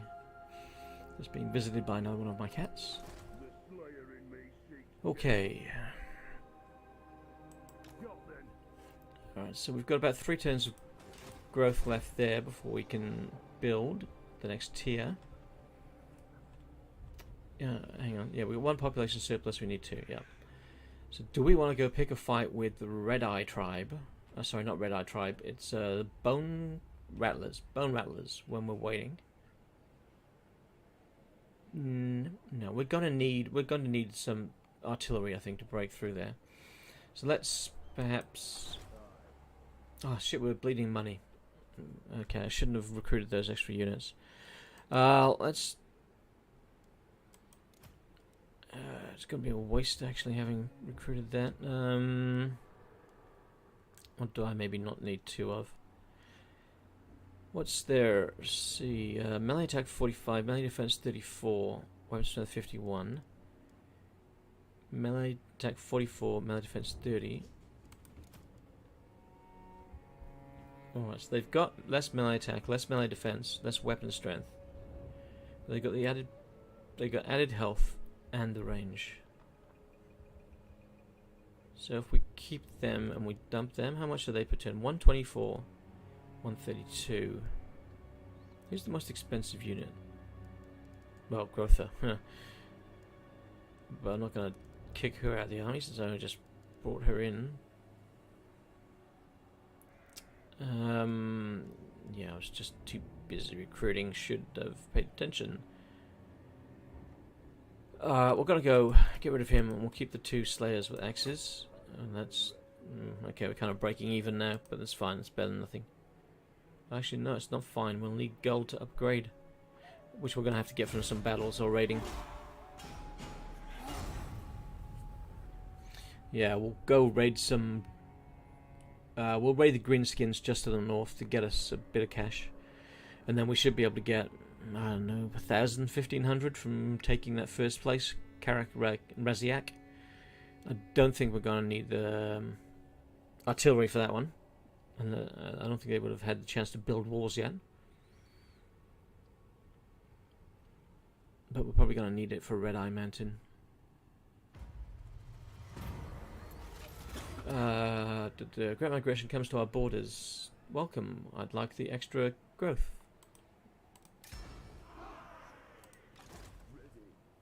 Okay, I'm gonna... Shall we force march? We shouldn't have anybody we're at war with currently, so we shouldn't be anyone that's going to attack us.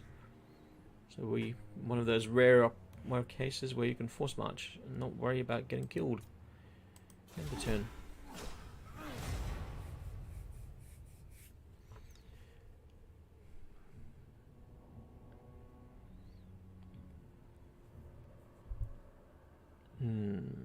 It was nice to see that Karak made it into the Warhammer 3 map in the Realms of Chaos campaign.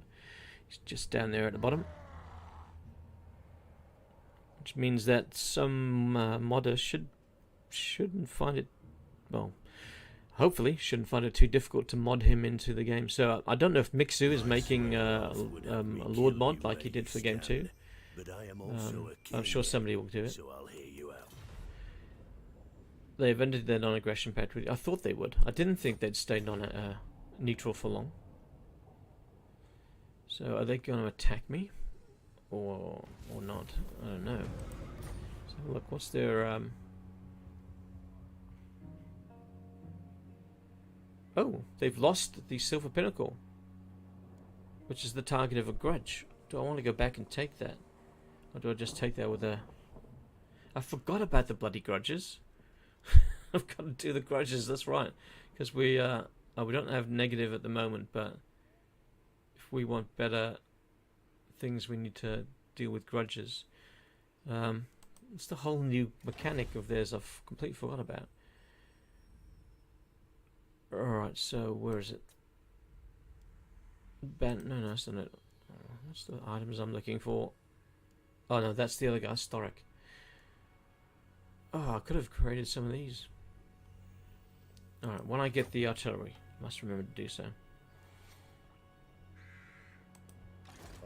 Right, no, probably not a good idea to force march here in case we get declared war upon by the vampires. Just around the corner from us. Alright, let's end that turn.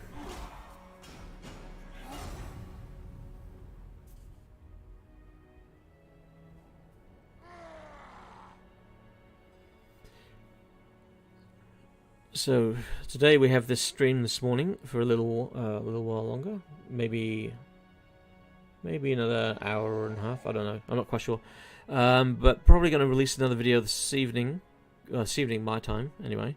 Well, actually no, it's early hours in the morning I released them. Probably another landmarks video, the landmarks of Kislev this time. So I'm working my way through all of the factions with their landmarks. I've got the whole list written out. I just need to find them on the map, which can be a bit tricky in some instances. A wrong put right or a wrong put right. I don't see the point in why CA did this one. I mean, there's a slight difference, is there? No, there's no difference. So I don't know. They thought they were funny. You're from UK or USA? I'm originally from the UK. I was born in Wales, just outside the capital, Cardiff. But I live in Australia. I live in Tasmania, which is the state that's separated from the mainland of Australia. So, yeah. Live quite a way away from either of the places you mentioned. After about an hour of dicking around, my graphics settings seem to be far more stable now. Thanks for the advice. That said, it's bedtime for me, so have a great day. Oh, I'm glad that it's some good's come of it, Sam. I hope that it stays stable and that you can enjoy some Warhammer 3 without it crashing on you all the time. But yeah, have a great night. Hope you have a good sleep, and I'll hopefully see you again sometime. Is that island? Tasmania is an island, yes. So we are... I'm not quite sure how far. We are about 10 hours by sea from the mainland of Australia. So if you look at a map of Australia, you'll see there's a small island just to the south, and that's us. We've got a population of about 500,000 people on the island. So we're pretty sparsely populated, mostly farmland around. One or two larger cities, and by city, the largest city here has got 200,000 people. The next size up has got 100,000, and then after that you're looking at towns that have got about 20,000 people in. So relatively sparsely populated, which is good. It's nice and quiet. It's like how I like it, I guess. I am the Slayer King. Okay, so we should be getting upgrade next turn if I'm right. 2 population surplus. Well, we have the surplus, we don't have the cash. Okay, so now we need the cash. Alright. Alright, let's work our way towards that hold, and we'll attack that, and hopefully that'll give us the money we need. I think I see. Okay, cool. Does it have Aboriginals as well? Yes, there were several Aboriginal peoples here. I'm afraid I cannot tell you the name of the tribe. But yeah, I think there were 3 different Aboriginal peoples here. But yeah.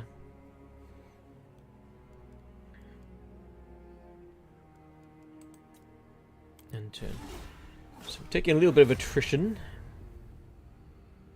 What part of the world are you from, Einhar? Or Einhurha? Is that better? Is Einhurha closer to what it should be? Sorry, I'm terrible with pronunciations of names I haven't come across before.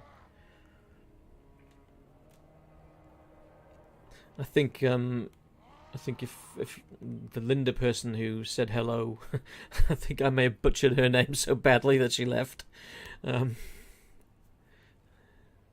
Yeah. Technology researched. Income from iron mines. Okay, cool. Doesn't help me right now because we don't have one. Do we have anything that's going to... Income from iron mines, gold mines, we don't have. Income from salt mines, pottery die makers, we don't have. Recruitment cost isn't going to help. I need upkeep reduction, really. I'm not seeing upkeep reduction on anything that I'm going to get anytime soon. Maybe I'll just go for this, because we are going to try and grab that mine up the top very soon. Onward. There's the... Oh my lord, look at that. He can... If you've got a gimpy leg, Ungrim, you can only move a few meters. Or is that because... Oh, the river. It's the river. Damn, who put the river in the way? Oh, I think I'll go around it, I guess. Aye, I'll move. I'm not sure if it would have properly registered if I tried going over by there. Oh well. Blah blah blah blah. Ein strong. Oh, sorry. Ein strong H, and strong J R, but either way is fine. So strong H, strong J. Einherja. Okay. Einherja. I'm proud Bolt from Lithuania. Okay, Lithuania. Eastern Europe. Okay. My geography is not what it used to be. Trying trying to picture where in Eastern Europe you actually sit.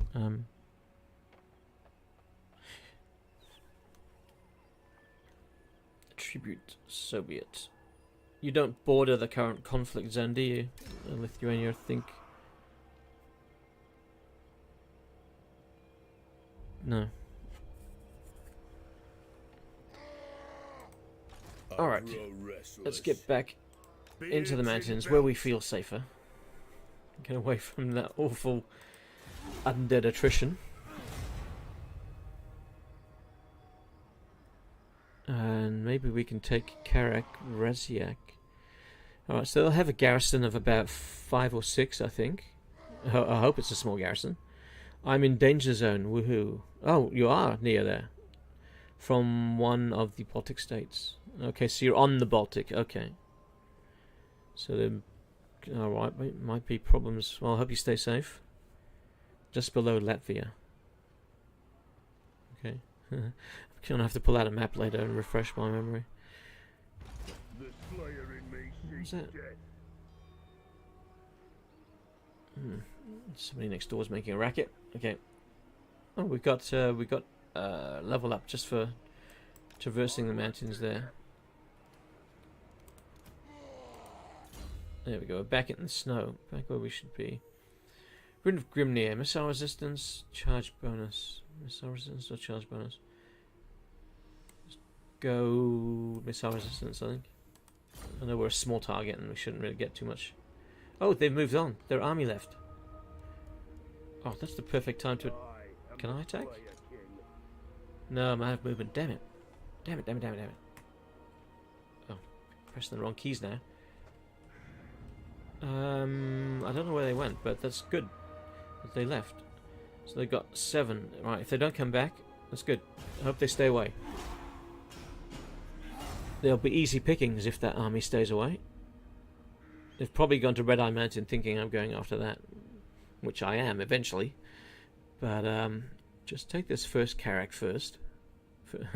First Karak first. Excellent vocabulary. I swear English is my first language. It's safe here. We're getting reinforced with NATO forces every day. I worry for the Ukrainians more than us. Yes, the Ukrainians are in a bit of a bad situation at the moment with Russia's aggression.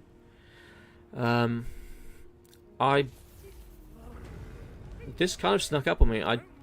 I know there's been problems between Ukraine and those 2 states that want independence for quite some time. And I know the Ukrainians, well actually on both sides there have been atrocities by the Ukrainian Azov battalion, which I know is notorious for being neo-Nazis, and by some of those rebels, freedom fighters, whatever you want to call them in Ludansk. I can't remember the name of the other region, but they both committed atrocities during these past couple of years. And I can understand Putin wanting to recognize the independence of those 2 states. But I cannot for the life of me figure out why the frack he thought it would be a good idea to launch a ground invasion into Ukraine proper. What the hell was he thinking? I just have to hope that NATO stay out of it, because to be completely honest, it's none of NATO's business. Ukraine is not a member of NATO, and if NATO interfere, we're all fucked. Sorry, pardon my French. If NATO interfere, then that's going to trigger a whole lot of defensive treaty pacts. I believe that Russia has a defensive pact with China, and I don't want to think about what would happen then. I mean, I'm really pissed at my country for butting in. We're sending money for weapons to Ukraine, and I think that's wrong. We're not anywhere near the conflict zone. We are not. We have no ties to Ukraine militarily. We should be sending. Medical supplies only. That's all. Should be the extent of our involvement. We should be sending medical supplies, and offering refugee asylum to anybody that wants it. But sending military, no, we should not be doing that. Now, for people who are on the border conflict zones like Poland and other nations, it's a bit more. It's a bit more grey there as to whether or not, although they're members of NATO, so that's a very thin line that they're walking down. I'm just concerned about things spiraling out of control, because we've got some very stupid bloody leaders. I mean, we pay them to do what we tell them to do, and they go and do things which are not what we want, or in our best interests. It's as if they think they're better than us, while actually, no, they're not. They just think that way.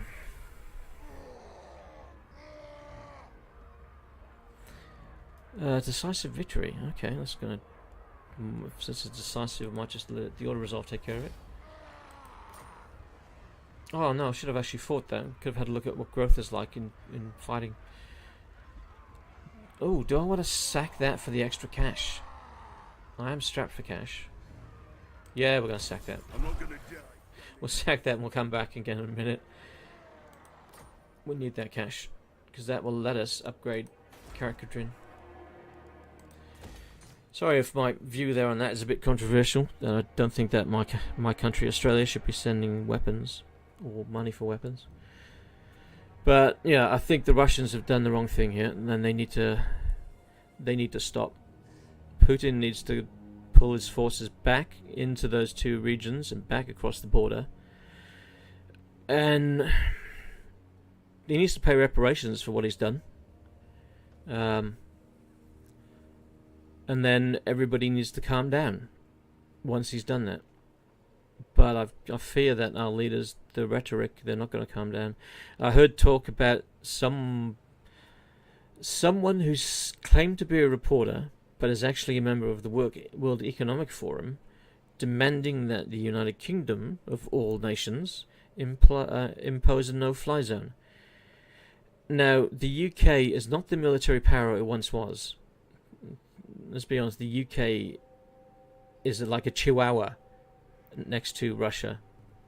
The UK has nukes. That's pretty much the biggest saber they can rattle.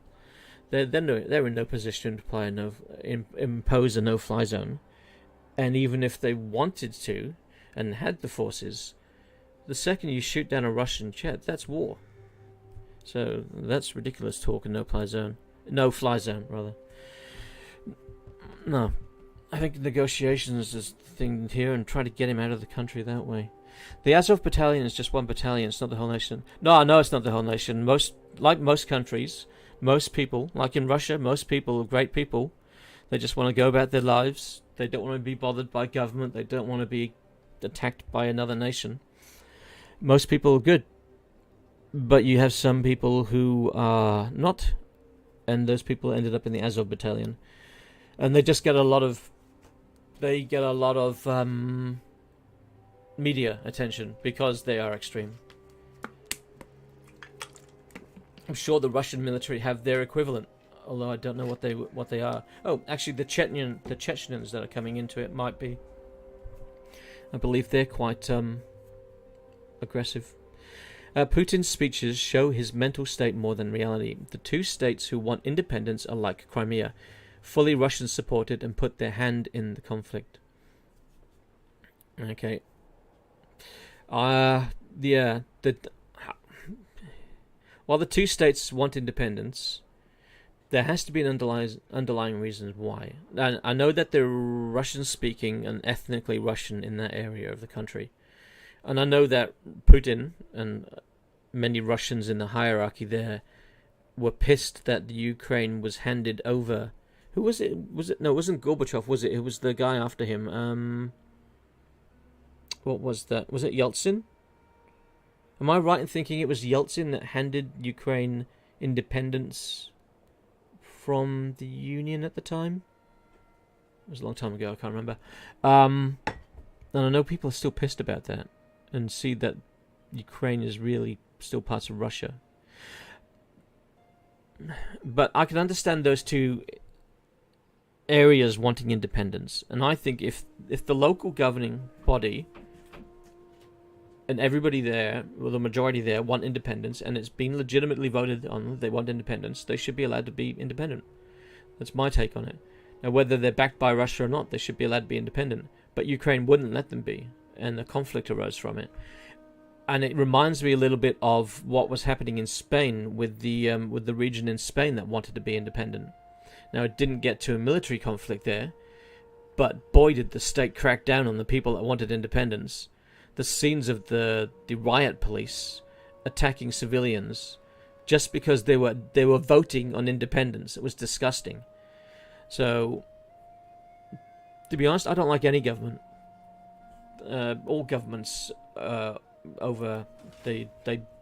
all governments step over their remit.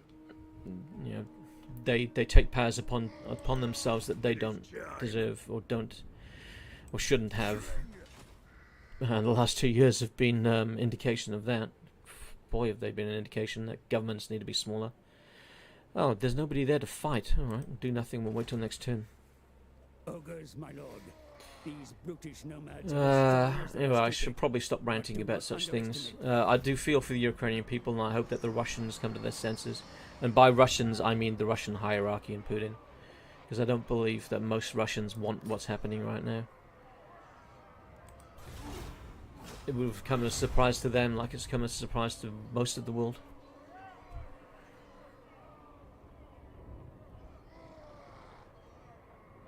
Racially is heavily Russian, but after Russian troops' support, the Ukrainian forces could not retake it. Oh, I see. VYN FYI. Sorry, what's the VYN? Hi Trinity, Charleston, how are you? What's VYN? I'm not quite familiar with that.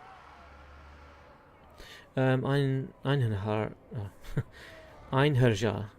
Ukrainians all left those regions back to Ukraine because if they support Ukraine, they get abused and worse. Oh, okay, so the Ukrainians left those two regions that want independence because they're being harassed by the people there. Or by the ethnic Russians. Is that what you're saying there? And if they mention that they support the Ukrainian government back in Kiev, then not only would they be abused, but, well, they might be threatened or violently attacked. Is that what you say? Okay, well, either way, whichever side of the fence you're on there, whether you want independence or you live there and you want to stay with the government, it should never come to violence. Yeah. That part that you're talking about there with conflict between the people who actually live there, that reminds me a bit of what it used to be like back in Northern Ireland, where you had the two opposing camps. You had the one that wanted to be with the crown in the UK, and you had the one that wanted to be independent. And unfortunately, it came to violence there. There, fortunately, it didn't spiral out into a bigger war, but here it has. Yeah. Sometimes you got to wonder about, why can't we just get along? Why can't you just, I can understand when somebody is living under a government that they see treats them as unjustly, or does indeed treat them unjustly. I must fulfill my slayer oath. And then I can understand wanting independence, but I can't understand aggressively attacking and harassing people who have the opposite view to you, who are being peaceful, who are saying, no, I'm happy with the way things are. Fine, you're happy with the way things are. I'm not. I'm going to try and change things. But don't resort to violence. I mean, Christ. Russia could still have been able to take those independent states, and Ukraine would have given it to them. But instead of that, Russia straight up attacked the whole Ukraine. Yeah, I don't understand why the hell he did that. The only thing I can think of is he wants to take up to the river. Apparently, there's a very strategically important river that splits the country two-thirds west and one-third east. And I've heard people talk about he wants to take that river because that would be a strategic defensive point that they could have, and then those two states would live independently, or so independently inside the Russian Federation. How long they would remain independent is anybody's guess. Whether he really truly supports their independence or not, I don't know. Only he knows that. Alright, let's fight the battle. Putin's justifications are complete blabbering of a madman. Nothing he said is truth. Okay, alright. Well, it doesn't mean he's a madman, just means he's a liar. Like a lot of politicians, like a lot of our leaders. Like, can you name me one leader of a big power at the moment that hasn't lied to the people outright? I can't think of one. Biden lies all the time. Boris Johnson, don't think he knows how to tell the truth. Xi Jinping, Christ, I don't know if he's ever told the truth. Scott Morrison here in Australia, he's a lying piece of, he's a filthy piece of lying shit. I'm sorry, my political views are quite strong. I cannot stand the government here and what they have allowed to happen here.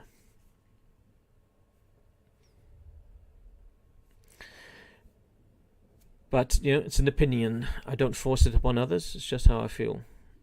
And I would never attack somebody because they have an opposing view. I'd talk to them. I'd put forward my point of view. I'd listen to their point of view. And say, okay, I feel differently. Let's have a beer. That's as far as it goes with me. Yeah. I don't know whether Putin will come to his senses or somebody will, in the government there, will depose him and they'll pull back. I don't know. But the violence has to stop before it gets out of hand. And maybe that's all I should say about it. I probably said more than I should have. Since I'm not in the area, I don't know everything about what's happened there. And I've probably said some shit that, you know, just wholly inaccurate. Yeah, I mentioned earlier in the stream, you know, my opinions sometimes wind my wife up. Yeah, you probably got a taste of it just then. Yeah. Let's get these quarrelers. Is that everybody? Oh no, it's not. We've got so everybody leaves the two lords. One thing I have to say about Warhammer 3 is the new maps. A nice step up, because we don't really get any maps like this where it's just empty for miles to see. Yeah, I'm glad that maps like this are being phased out.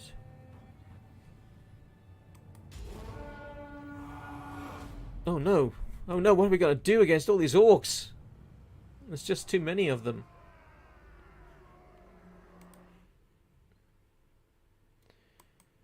Yeah, I've scared some people off with my political views. Apologies to anybody who wound up with that. Yeah, people come to these sorts of things to get away from from reality, so I should put it aside. How long have I been going? Almost 3 hours. So I might actually wrap up pretty soon. Maybe half an hour? Yeah, maybe half an hour.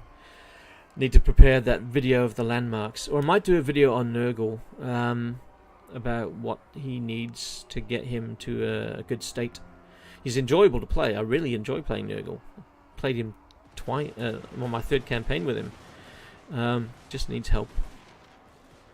He needs a helping hand as poor Kugath. All that time spent in his labs with his plagues. He just didn't take the best plagues with him. He left them in the lab. Alright, so this looks like it's going to be a pretty one-sided affair. We'll just watch the slaughter. I don't think I'm going to have to do anything. I don't think Putin is mad. I think what he said, his justification, is insane madman talk. Ah, okay, I'm with you now. My guess is he 100% wanted to connect Crimea region with those independent regions, which means tons of eastern extraterritorial Ukraine. Yes, it would be easier for them if they do have the Crimea connected to those regions and perhaps even the Russian mainland. Although they did build a bridge, didn't they? A pretty impressive bridge to connect Crimea to the Russian mainland. I have to say that about their engineers there. They did some good work with that bridge.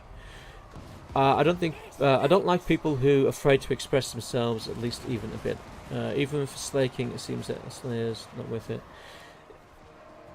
Yeah, sometimes I bite my tongue, sometimes I'll go too far and say stuff I shouldn't. I don't know whether I went too far then. I don't think I did. maybe the bit I went too far on is saying that I think my government was wrong to step in. That we should just be sending medical supplies to people, not weapons.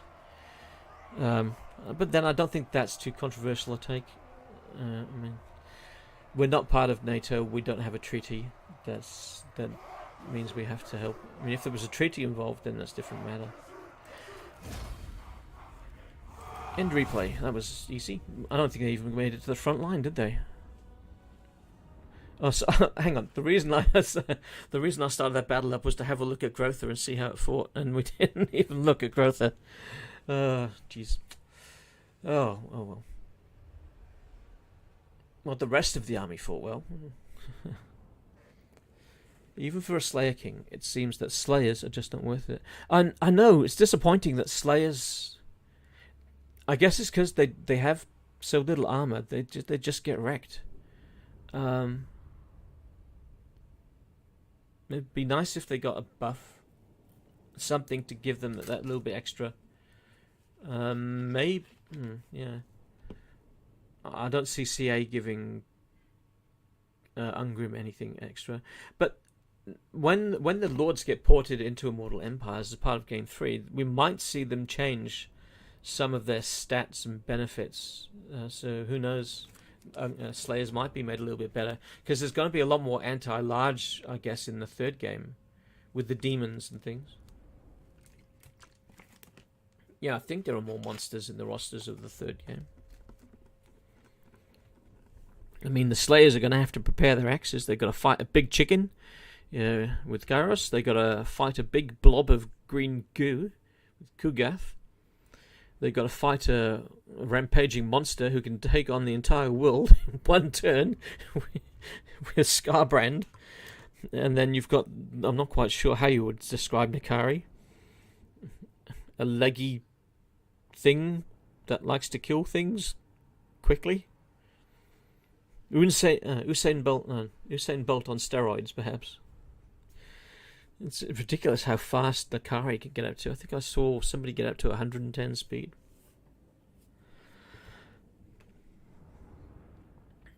Loading screen. Slow to load.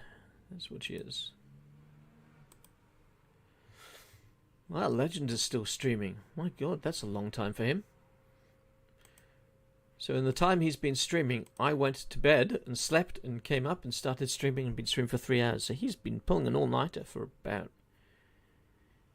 He's been going for about 10 hours now. Jeez. I don't know how he does that. One of these days I might actually try a long stream. Just to see if I can stay awake for 12 hours. The problem is that I can only stream at certain times when my wife is at work. Because the way our computers are set up is we've got all of our computers in the one room. So my wife does her work at her desk, and then my desk is opposite hers, and we've got the screens from the computers in between. Pretty antisocial. And we talk to one another over the screens, but we don't see one another. But if I was streaming all the time, I'd be interrupting her as she works when she comes home, because she's a teacher and she brings a lot of work home. So long streams, I'd only be able to do them if I was streaming through the night when she's sleeping. And yeah, at that point, I need to get some sleep myself. I don't need much sleep. I mean, last night I got 4 hours sleep, but I do need some. The White Lions of Trace are extremely disappointing as well. Yeah, the White Lions do need work, and the what's the name? Yeah, it'd be nice to see them get a buff. Some melee straight up need work. Yeah, some melee need a rework to make them more... Sorry, I should have clicked on there. I think the sound was missing then. Some melee need a rework to make them more viable in Game 3. But cavalry, I think, is the thing that needs real attention at the moment. I don't know why, but for some reason they've really struggled to get cavalry to work well in Warhammer 2. Except for maybe a few exceptions like Bretonnian cavalry. I mean, I've found the Bretonian cavalry works alright, but cavalry for most just doesn't seem right. It's odd, because I don't remember the older games, the older Total Wars, having such big issues with the cavalry. Oh, the cavalry always seemed overpowered, if anything. Alright, so we took that. There's no point sacking it again. There's no point liberating it just to give it back to a green skin, so we'll take it for ourselves. I am the Oh, good, we're getting a little bit out of cash, extra cash out of it. I've forgotten how much you can struggle for money with Ungrim here in the beginning. It's not exactly rolling in the cash. Oh, lightning strike with just the one. I forgot it was just playing too much game 3. I thought it was going to be three tiers of it. Alright, so what have we got? Oh, we still need to put some more in before we get the higher level runes. Dampening. Enemy winds of magic -8. Yeah, that'll do. Alright, so have we built up a Karakridin yet? 3 turns. Okay. What can we build here? Karak Razia. We can go for recruitment. We've got recruitment building Karakridin, which isn't too far, so I don't think we need that. Defense is probably pretty solid. Gold 253 a turn is going to be a lot for us as we currently stand. Oh, we've got more greenskins coming. Who's this? The Skull Takers. Ugrog Teeth Robber. Oh well, hello. As long as you don't declare war on me, you're fine. Oh man, Medieval 2 Cav is sweet. Nectar of Destruction. Yeah, I remember the Cataphracts in Medieval 2. That was a great game for its time. Unmatched for its time. I used to play that so much. I don't know how many hours I had in that in the end. I don't even have the PC I played that on, so I don't think I could tell. Because I didn't buy that on Steam. I bought a physical copy of that. But that was a hell of a game. I actually went back to Medieval 2 recently to think, I'm going to play Medieval 2. It's going to be fun. But while the battles were really enjoyable, I couldn't stand the campaign. It felt really bad. And I felt really bad because of that. I guess tastes change. Move a character to Zufbar. Gain 1500 gold. Okay, alright. Give me a character and I'll move him there. Lamians have been destroyed. Uh-oh, who wiped them out? Prestige grows, my lord. You meant to tell me, mate, not just show me. Chapter Addictive. Did I get some cash then? Oh, I think I did. I think I got a reward. Alright, so they've been wiped out. Is somebody in there? It's gotta be the rats. The rats have come down. So we're going to be fighting Skaven pretty soon, I think. Oh, yeah, I've got to take that one too. I've got to remember, I've got to take these holds because of the grudges. So, Vicious Gobspit. Oh, hang on, he wasn't the leader a second ago. Wasn't it someone else? Could have sworn there was somebody else who was the leader. We'll stay here one more turn, let them get a bit more recuperation, and then maybe we'll venture out. We've got 50...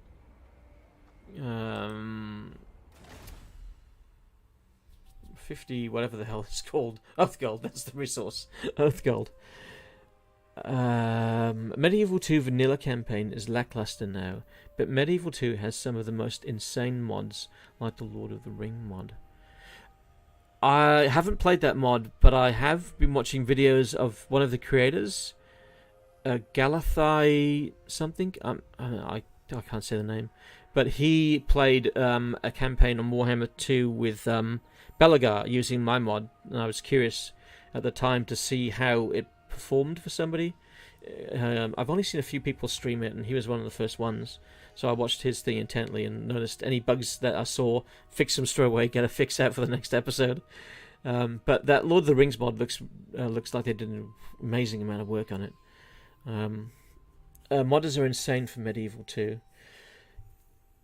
Yeah, the modding communities for all the Total Wars. It's amazing how much talent there is in all of them. At the same for the civilization communities. There's amazing civilization modders. I don't know if you've ever played Civilization 6, but there's a modder called I'm probably going to butcher the name, Sukitrack, who just does phenomenal stuff. So I did create mods for Civ 6 for a while before I came across to Warhammer. I created. I was disappointed when Civ 6 came out that there was only the 3 different types of victory conditions, so I created a victory conditions mod where I added 5 different victory conditions. And I did a few other smaller mods, but that was the main one. But then they did some updates, and one of the updates broke the mod, and I couldn't be bothered fixing it, so I came to Warhammer instead. And I guess I haven't looked back, because I think my mods have gotten a bit more complicated now. I'm hoping that the porting process from 2 to 3 is not going to be something that's going to drive me insane and sort of take away some of my enthusiasm. Settlement upgrade available. That would be one of these places down here, wouldn't it? Let's go this place. Let's go Nashrak's Lair. 1760. Yeah, that's acceptable. Alright, so we're waiting that turn, right, for him to recoup, and then we're going to go in and attack Vicious Gobspit. I know he's neutral, but it's going to give us some extra gold, give us some experience. And we don't have the catapults we're going to need yet for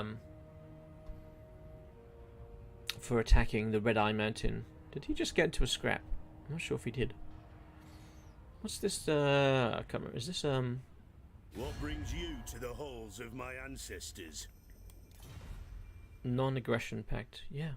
I'm happy with the non-aggression pact with you. What is that?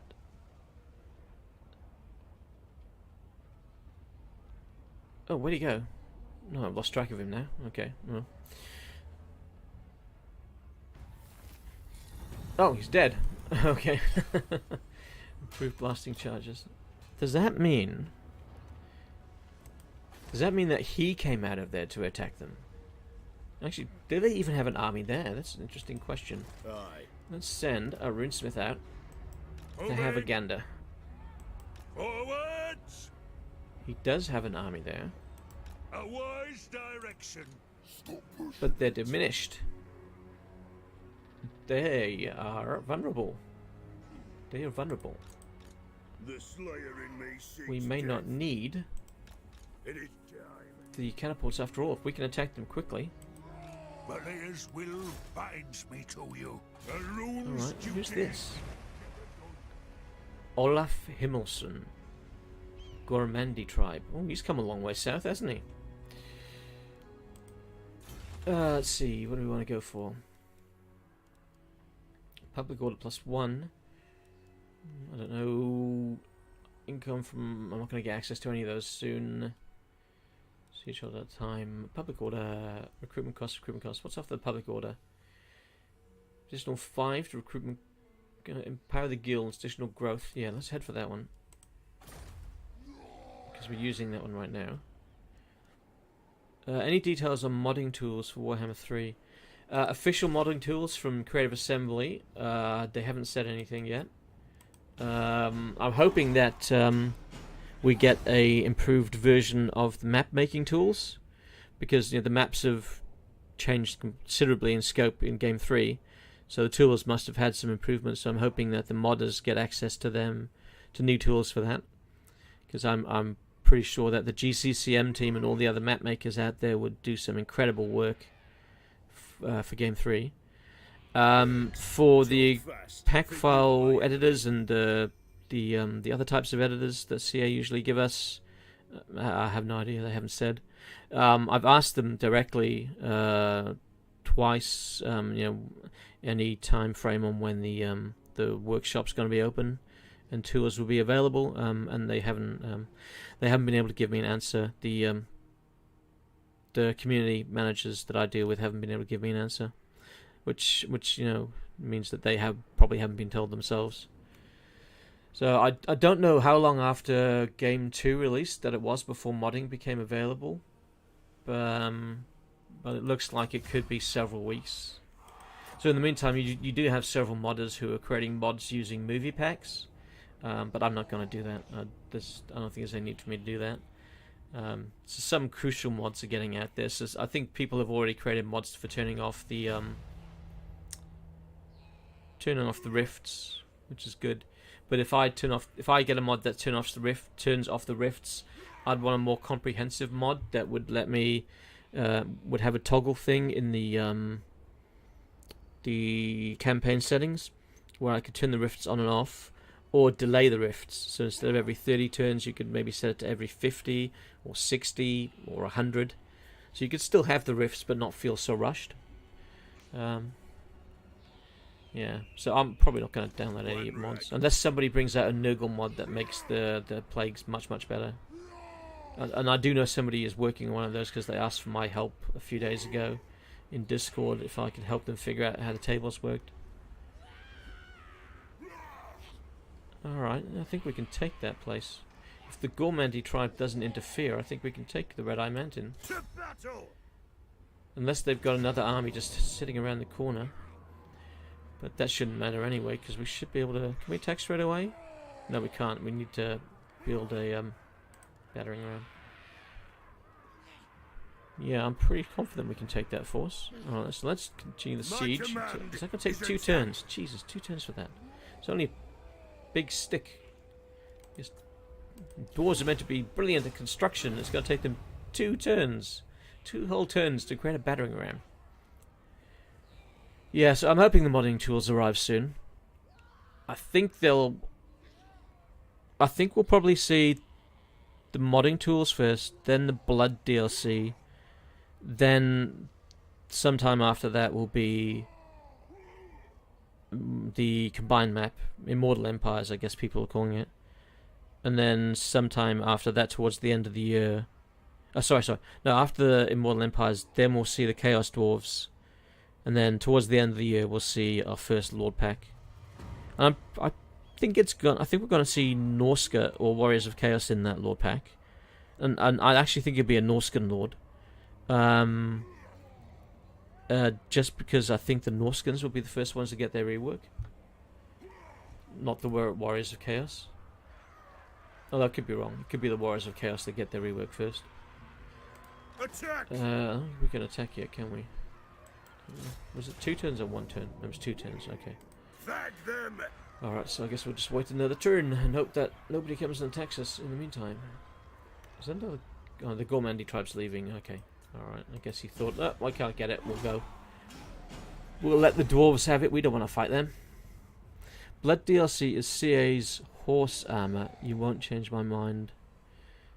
CA's horse armor. The horse armor... Oh, that was a thing for... Was that Skyrim, or was that...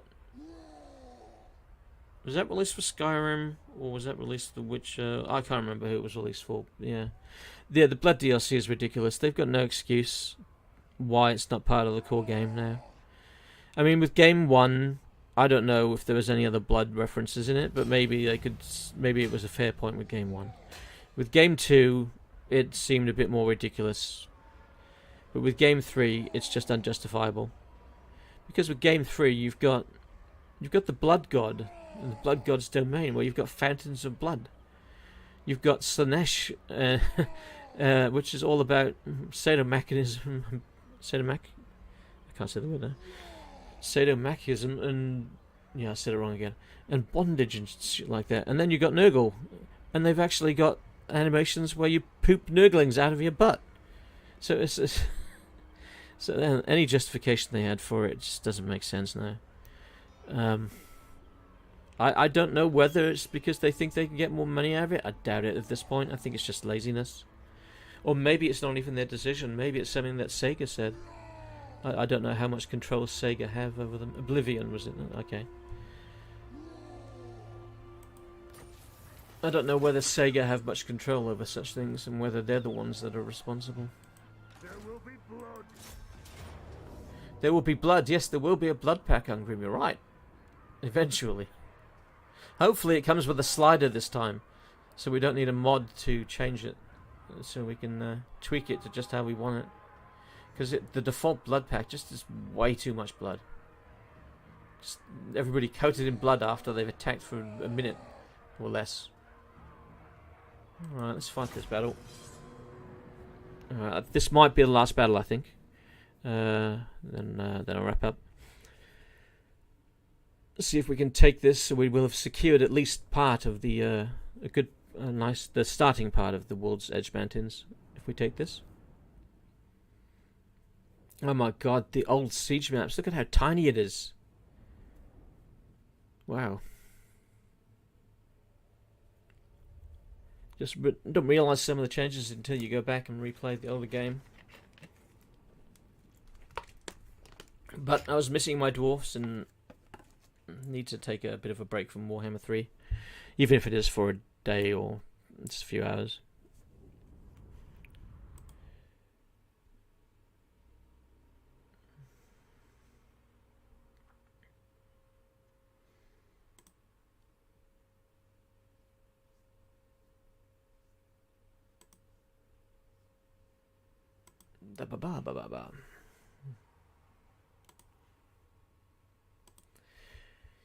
I need to find a better position for mounting my camera. I've got sitting on top of a monitor at the moment. It's looking down at me. Most of the time, you just see the top of my head, I think. Maybe if I chuck it on the... Hang on. Not going to be a pretty view. I'm going to try chucking it on the other monitor. Alright. Nope. You can see my horrible... Just that. Nope. Ah. Yeah, don't do this midstream. Doesn't make sense. Okay, I don't know if that's better or worse. Either way, it's still seeing my ugly mug. So, unfortunately, I haven't figured out how to make the camera zoom on my thing, because I'd like it to zoom in a bit. And I don't have something I can sit it on where it can be closer. Wonder how long they will be supporting Warhammer 3 with patches and DLC. They've hinted that they want to support for years to come. So by that, I think at least as long as Warhammer 2. So maybe 4 years. I was hoping before release that we would maybe get about 6 years worth. But given how quickly the game has bled players, I don't know. I don't know if they're going to look at it and go, can we recover from this? I'm pretty sure once the Immortal Empires is out, if they haven't screwed that up, and once the DLC starts coming out, and if they get some really good DLC out, then people will come back to the game. And whilst all will not be forgiven, I'm sure that people will start to look more favourably on the game once the bugs are fixed and the other races come in. So I'm hoping it for a long time, because my YouTube channel is just based on Warhammer Fantasy and Warhammer Total War. So when this goes, my channel goes, I guess. That's if I'm still interested in doing the channel, I guess, by that time. Never saw myself making a YouTube channel. Just happened one day. I made the mod for the game. I was really enjoying the game. I thought, I'll make a mod. I'll put a mod out there. I thought, oh, maybe I should promote the mod. So I'll make a video. Because I had the YouTube channel just sitting there in the background, which I had it for... I'd made a small video on it for something. I can't remember what it was. I thought, alright, I'll make the video. And then I grew out of there. I think Broken Load Order did a video on one of the mods I released, and he mentioned the site, and a few people came on board, and I thought, yeah, well, I've got some spare time in the evenings. Let's see what we can do with it. Oh, I've left that sitting in the way. Actually, most of these guys are going to be standing back, aren't they? I've got to do the old tower stuff. I've got to get the runesmith, because he's got the magic stuff. So yeah, I didn't intend or expect to be running a YouTube channel. But now that I am, I enjoy it. Don't always enjoy doing the video editing. Sometimes the video editing can be a pain in the butt, but for the most part it's enjoyable. and whilst I don't do much streaming, I do enjoy getting to chat with people when I get the opportunity. I should probably do more of it, to be honest. I'd like to find ways to get more people to come to the streams. Should we get Grotha to break the door down, maybe? Yeah, so hopefully I can grow the channel. It's got some slow growth the past week or two. I mean, I was stuck around 2,200 people for a long time, and then it's slowly trickled up to just over 2,400 at the moment. But I'm not quite sure. There's got to be something about the channel or something about my personality that just rubs a lot of people the wrong way, I think. I'm not quite sure what that is, but maybe I did a video which just pissed people off. If I did, I can't remember which one it was. I was looking the other day and I've done over 200 videos now. That's not something I saw coming. This is going to be a bit tricky because I don't have anything to destroy those bloody towers, so I'm going to have to get those guys off the towers. So we're going to have to actually bring in these guys. I'm gonna lose them, but they're going to have to come in and fight, just so we can take away these towers. Because they're going to prove a problem for us. And these maps were pretty good looking, I still have to say. They look pretty good. Actually, I think the aesthetic of the older maps here for the Dwarves, in some cases, is better. Because the colours seem a bit more washed out in Game 3 for the Dwarven settlements that I've seen. Alright, so we've got this. Can we put this on the walls? I can't remember. I don't think it can. No, it's not. Alright. Well, you're sitting ducks. You can have it.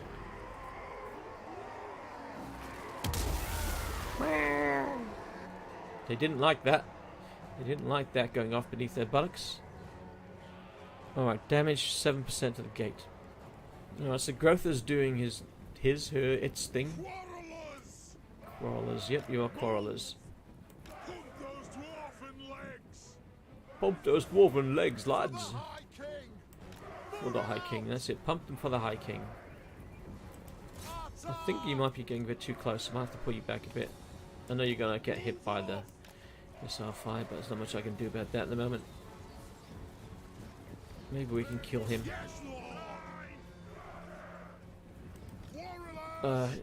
You shouldn't be standing over there. Go over here. Back with your friends. Alright, here we go. Here's the guys that really need to get up on the walls. We may as well just send them all up on the walls.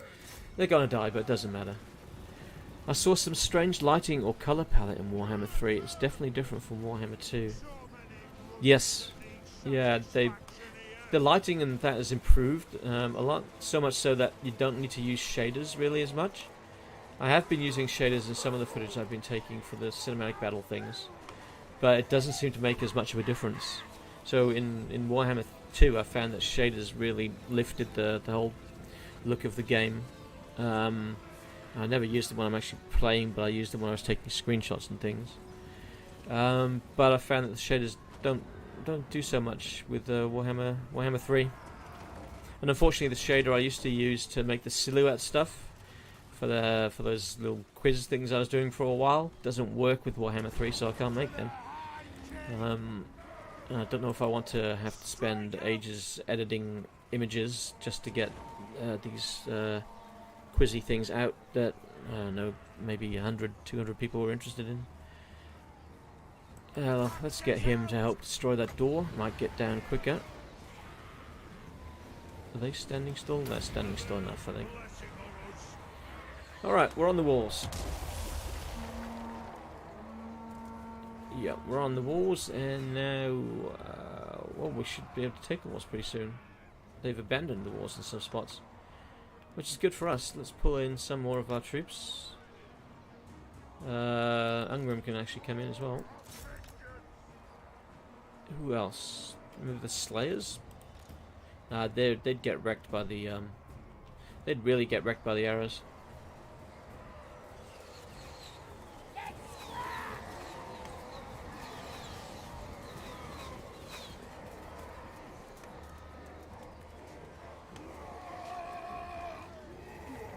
I never understood why the docking point makes them face this way. I know it's so they can shoot backwards into the settlement, but how often do you actually see that happen? I think it would have made much more sense to have it so that a second line of archers could fire. It would have made it more difficult taking the walls, and I think it would have made more sense.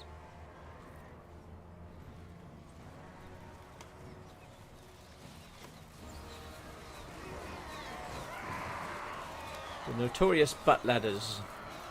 I was kind of hoping that they'd remove these in Game 3. Unfortunately not.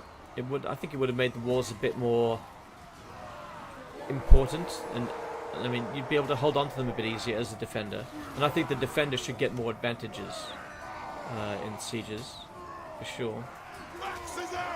I think CA tried to make it balance between being a defender and attacker, and it should be a slog for the attacker.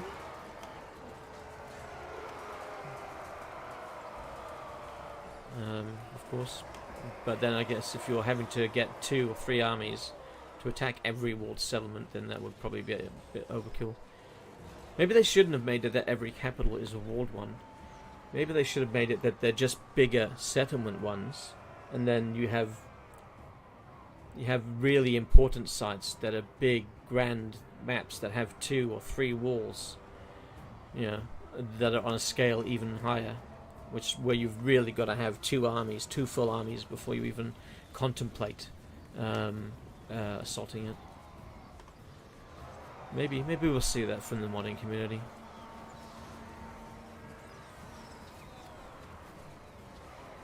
Although I think we will start to see maps being added in for races now. Oh no, not for races. We've always seen that for races. Sorry. Maybe we'll see it for lords too, for new settlements. It's something I suggested in a video last year. I think it makes a bit of sense. They should go all in and that sort of stuff. Please understand small family company. Wink, wink. Okay, yes. Okay. It's a meme, is it? Okay. First time you said that, I misunderstood. Sorry. This time I'm with you now. I'm with you.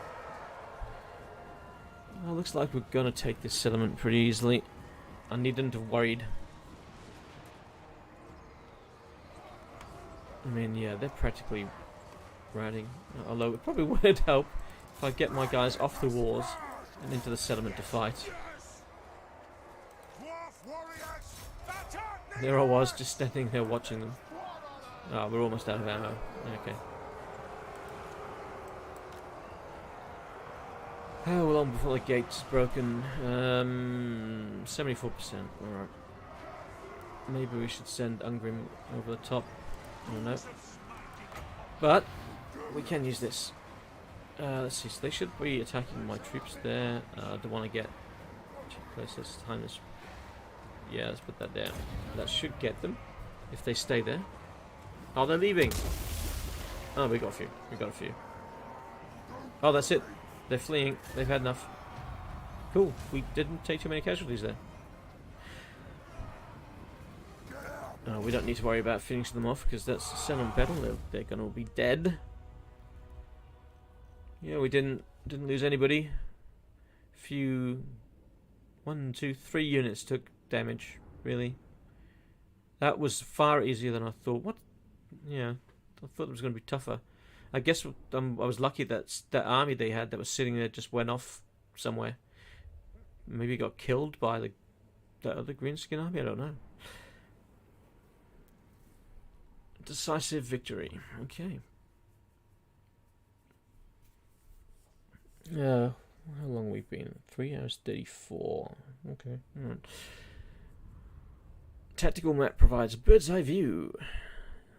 I sometimes use the tactical map. Don't find it do as often. Might have to try using it more often. It could be useful. Remember there was a game, what was the game? Supreme Commander, where it came out with dual monitor support, where one was the standard map and the other was the tactical map. That was really interesting concept. Nothing really much came of it though, I don't think.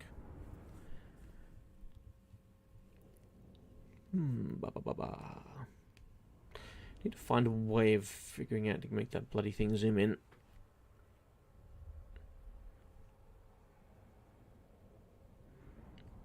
Have a look at that platformer.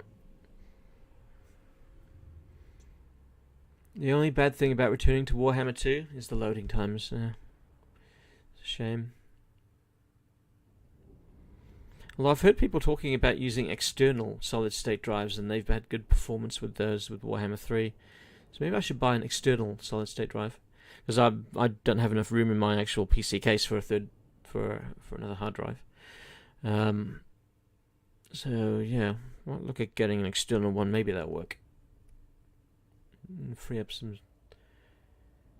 Make this quicker, because I might be returning to Warhammer 2 for a little while yet, with no indication of when we are getting the Immortal Empires.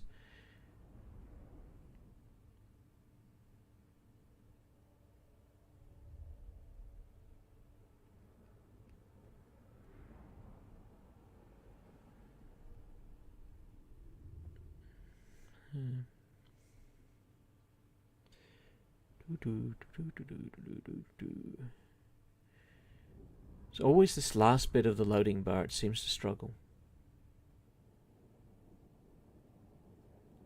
Well, at least it's not one of those Microsoft progress bars where it goes up, then goes backwards, then goes up. They're funny.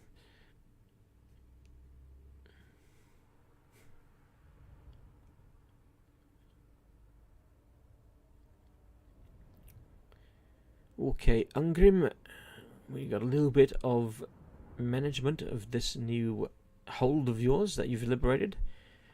What was the name of this hold? It's Carax something. No, it's Red Eye Mountain when the orcs are there, but I'm trying to remember the name.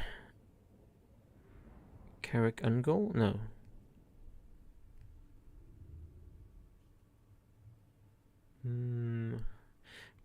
I'll have to rename it to its proper dwarven name. Build ourselves a masonry enclave there. Should we get a bonus from it? I can't remember what the bonus is I gave for this place. It might be melee attack. Get some stonemasons out and about. I do like my stonemasons. Alright, so that went quite well. Third gut stabber didn't really put up much of a fight. So a decisive victory. So we can... excuse me. We can sack that for 5,000. Or not. Right, if we sack it's going to drop a level. Which means we're going to have to pay for it to go up again anyway. And if we keep it the level it's at, we might be able to access the gold mine straight away. I'm pretty sure there's a gold mine there. I hope I'm not remembering that incorrectly. So let's just occupy. So don't know if loot and occupy also causes it to drop a level. I grow restless. Alright, so let's have a look. Red Eye Mountain. Blah, blah, blah. Red Eye Mountain. We obtain complete control of this province. Okay, cool. Capture and occupy. Look in the darkness, Red Eye Mountain. Night goblins made the quarters and halls. Reclaim Carrick Ungor. Ah, I was close. Ungol, I said. No, it's Ungor. Carrick Ungor. So good, we have Carrick Ungor. Let's give it its proper name. Where's the rename thing? There she is. Carrick Ungor.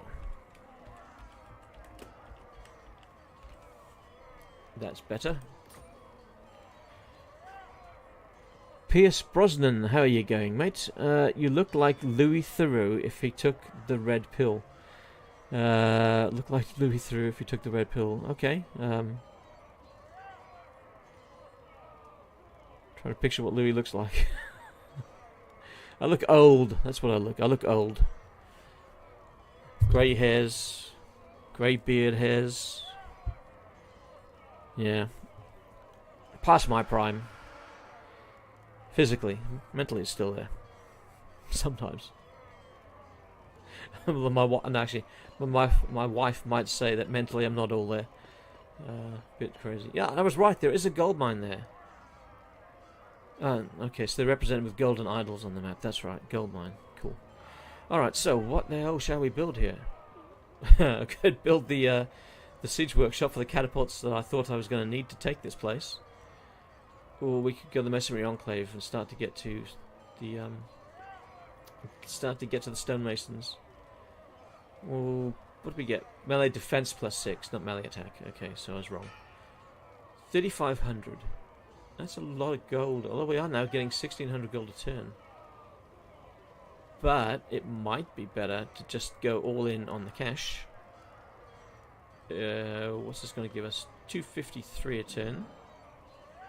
Weak for control. Control's going down. So we need public order. Oh, look at that. I called it control, but it's public order, isn't it, game 2? Yeah, we really kind of need public order. Because it's going down by 4 with him there. Although if we do get a rebellion or two, does that really matter? I mean, we can fight them off with Ungrim here. Ah, that's a good thing. What turn is it? It's turn 32, so we should be seeing in 3 turns, I think, the next beast crop up, which means that I've got to go looking for that beast. So, what's going to be the cheaper course of action? Is it getting this gold and then having to hire a lord, or is it just going for the public order? How much is a lord? 250 upkeep. Then you got the supply lines on top, so I think I'm better off going for the public order here, and then just waiting until we get to tier 3, and then we'll upgrade. Maybe actually, yeah, we won't take the stonemasons here right away. We'll probably wait tier 4 for them. P.S. Brosnan, thanks for making this mod, mate. Big Dowie fan. Oh, my pleasure. I really enjoyed making the mod. I'm glad it went down quite well. Can't remember how many people currently have it, or subscribe to it anyway. I can't say currently use it. I think there's about 24,000 people that subscribe. So it got a good reception. So I think there were a lot of Dowie fans out there that were very happy to see extra stuff come for the Dowie. The Bretonnian one's done fairly well, not as much. But I don't think Bretonnia is as popular. We'll see how they go in the workshop in game 3. Because I'm thinking about, I haven't completely decided, but I'm thinking about combining them into one big mod with the options of turning things on and off, turning the mechanics for each thing on and off. It's a possibility. It would turn into a really big mod, of course, because I'm going to keep adding mechanics for all the different lords, for all the different races that I'm interested in. So I'm thinking that the next race to get the treatment will be the Dark Elves. They I find them a bit lackluster at the moment. What should we give him? Research rate, ambush defense chance, casual replenishment. Does he not have an upkeep reduction? You're kidding me. I could have sworn he had one. Okay, in that case, his blue line probably isn't worth going after anymore. Yeah, alright, let's forget about the blue line. Do we want to go the red line? Extremely daring death blow. Yeah, forget that. Maybe we just make Ungrim a tougher dude. Now, the red line's always good for a few things, like the ranged units and that, so we'll go down that for a little bit. Okay, I was hoping, I wasn't banking on him having that keep reduction, but I was hoping he would have it. My bad. Okay, so Ungrim's going to be sitting here. We've got 100 oath gold. Let's see what we can make. We could probably make some gear. Oh no, actually, I was going to say make some gear for Ungrim, but I need to see what he actually has on him first. The new UI for seeing gear in Game 3 is much better. Really like that. Alright, so we've got some armor, and we've got the Featherfock Talk. Okay, alright. So we need a weapon and we need a talisman. So let's put the talented engineers in the dwarven holds to work. Get ourselves a weapon. What weapon can we build? What's the best we can build? Okay, none of those. Okay, the best we can build is the first three. Weapon strength plus 10. Bonus versus infantry and armor piercing damage. Or bonus versus large. Well, he's already got a good enough bonus versus large, so we won't worry about that. Weapon strength plus 10%. Or armor piercing damage. Let's have a look at his stats. Oh, why am I... Don't go into there, I just need to hover. Right, weapon damage. So he's got 4... Let's see, he's got 130 base damage. So the 10% will make that 143. Which will take us up to 453 if I'm not mistaken. Yeah, he's got a good bonus versus large. Does he not have armor piercing? I think we'll take that one then. I think that might be the most useful for him. Do the armor piercing one. Yeah, okay, so forge that for him. There's our first thing forged, the miner's pickaxe. It's a bit lowly a weapon for our king, but okay. Talisman was the other one. Once again, I don't think we can really make much. No, they're way too expensive. Alright, so we could go for more armor piercing damage and Vanguard deployment, but he's pretty much by himself there, so don't do that one. Ward save, I think we'll give him. Okay, and then let's have a look at runes, because we can now do character runes. We go for melee defense, melee attack and frenzy. Base weapon damage plus 35. So I wonder if that is applied before weapon percentage ones. So that would be a good one, I think. Because that would help be a force multiplier with the weapon we forged. I think we're going to have to stop there. We've got 10 left. How much does it do? 30, I think, for the hammer. We need 30, yeah. Why is that tooltip not working? It's meant to say 30, I'm pretty sure.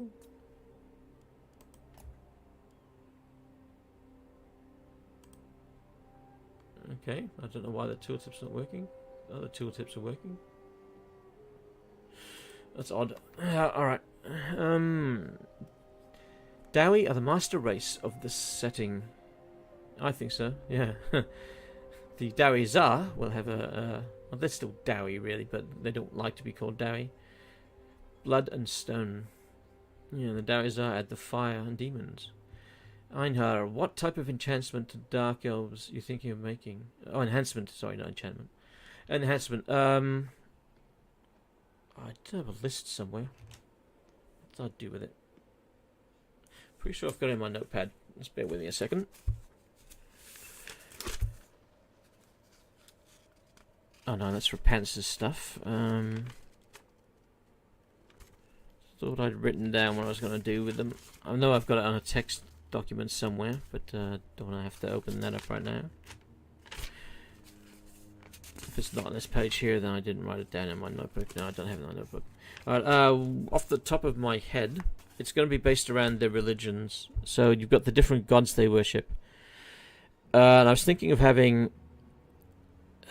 you can earn favor with your gods, and you spend your favor with different gods, and they've each got multiple tiers and have different effects. And as you spend your favor with gods, each of the different lords will have a god that they have a preference for. I'll see if I can try and find the law that might make that appropriate. And as you lean into a god, if you put too much into one god, you'll make the other gods jealous. So then there'd be a mechanic where the other gods would actually try and smite you, or maybe events will pop up because the other gods are pissed off at you. But your god that you're putting all your points into would be really happy. So you'd get better bonuses. And then, I don't know if I can do this, but I was thinking about having a part where the mechanic where the gods might actually then fight one another, and things would happen in the world to you, and the world itself, which might be the hard part, where the actions of the gods fighting one another would materialize. And then every legendary lord would have their own mechanic, which would be based on their lore as much as I could do. And then every legendary lord would have their own interactions with the main mechanic, with the gods. So, who's the one who has the blood? There's one that has that blood ritual. So she'd get bonuses. Her blood ritual would tie into the bonuses of the gods. I can't remember who I was going to give it to. I think it was Malekith.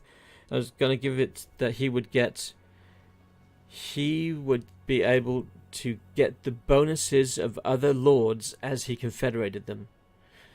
Yeah, so whatever bonuses that they had is in interactions with the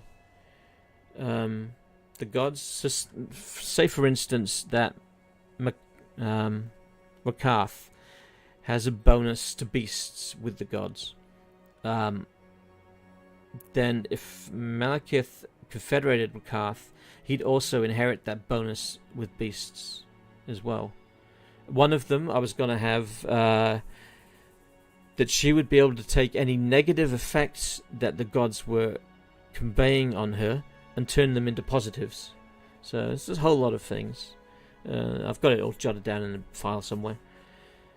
Actually, I think I might have mentioned a number of things in one of the videos. The video where I gave the people voted on whether they wanted the Bretonnian Crusades, the Dark Elves, Lizardmen, or Tomb Kings to get the next mod rework after I'd done the Dowie. Some of the stuff's in that video several months ago, 7 or 8 months ago. What time? Putin was left with no choice. Pierce Brosnan says to Einhar, Putin was left with no choice with Zelensky threatening to join NATO and all his anti-Russian rhetoric. Russia had to invade in self-defense. I don't know if Russia had to invade Ukraine proper. I do believe they had to recognize the independence of those states. I don't know about the full invasion. Because I might be wrong, but I think there was fighting between the states and Ukraine, and all they wanted was their independence. I mean, so I felt like the Ukrainian government acted like assholes then when they declared their independence. I don't know if the whole invasion is warranted. I'm not even sure how the whole invasion is going for either side. You can't really trust anything that's coming out. And I don't trust the mainstream media on anything they say. They've been proven lies time and time again. Favourite Dowie Legendary Lord? Ungrim, funnily enough. I really like Ungrim. I don't know what it is about him. I like his starting position. Some people think I'm crazy. Battlesea said I'm nuts for thinking that I enjoy this starting position. But I like Ungrim. Lore-wise, Belagar is quite a great character. He was all the best and worst traits of the Dowie incarnate. I do like Belagar too. How about mini Dark God invasions as they get so jealous? Just a thought. Invasions. What units do you think the Dark Gods would use? Do you think they would... Maybe it could be other Dark Elves. You get cultists. Maybe you get cultist armies, which are under the influence of the other gods, and they appear in your lands. That's a good idea, Einhar. Hang on a second. I'm gonna have to write that one down. That's why I have the notepad next to me, because ideas. Dark gods. Oh, sorry, dark elves. Dark elves. Gods. When angry. Cause cults. In lands. And may spawn armies.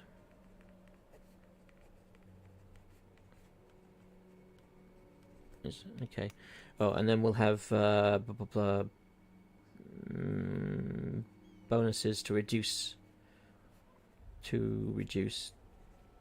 how strong those armies are. Yep. Okay. Cool. blah, blah, blah. Do you think CA will ever make Gotrek and Felix into fully fledged legendary heroes instead of the pitiful state we were given them? That's a tough one. No, I don't think we will. Which is a shame, because I think they deserve better. I don't think we could ever see Gotrek really as a legendary lord, because it's not really his lore. But it'd be nice to be able to hire him have him as a legendary hero a bit more involved. I mean, if there was a lawful way of having him have an army, I wouldn't mind seeing him as a legendary lord, because I really like Brian Blessed's performance of Gotrek, and I'd love to see him have more stuff to do. Search live UA map. It's a good, constantly updating source for checking on the current battle lines of the war. Russia are starting to encircle the eastern half of the country. It doesn't surprise me. I mean, they do have the manpower advantage. Although I don't think they committed anywhere near what they have, to this. I think they've used a small fraction of what they have. Super Dodgy 99. Hi, how you going, mate? I wish the Mortal Empires campaign had variable crises in the late game, like in Stellaris. Oh Christ, the crises in Stellaris. I always get wiped out to the crises in Stellaris, so hopefully if we do see something like that come to Game 3, hopefully I can manage them a bit better. What's the name of that one? Is it the Void? The Void one? They came in my land. I was happy. I was in a war with two different empires in Stellaris, but the war was in my favor. I was pushing them back. I was taking planets and systems, and then the next thing I know, we've got the crises, and I'm wiped out. It's a good game though. I still like it. There was a mod that did some of that. Vermintides, zombie hordes. Okay, yeah, I've heard more people like yourself talking about that. It'd be nice to have a chaos invasion, an undead invasion led by Nagash, a Vermintide, or depending perhaps on where you are. That would be nice to have a bit of variety there. Gotrek and Felix are listed as heroes in the unit browser in Warhammer 3. Alright, so we know they will show up then at some point. There's a whole lot of things cropping up in the files and on the campaign map, alluding to the other games. Alright, so we just made some things for Ungrim. Where is Ungrim? There he is. He's up there. He's hiding up the top. Let's just give him the tools. The toys. Well, I suppose they're tools too. We'll give him the toys we made for him. So he should have a now weapon. Oh, no, let's not apply that weapon yet. Let's click off that. Let's do the character rune first. So his weapon strength, his base weapon strength is 130. So let's have a look. So that should now jump up to 165. It's not going to. I'm going to have to go out and come back in, aren't I? For it to refresh. Or will it be the next turn that will happen? Don't know. Let's find out.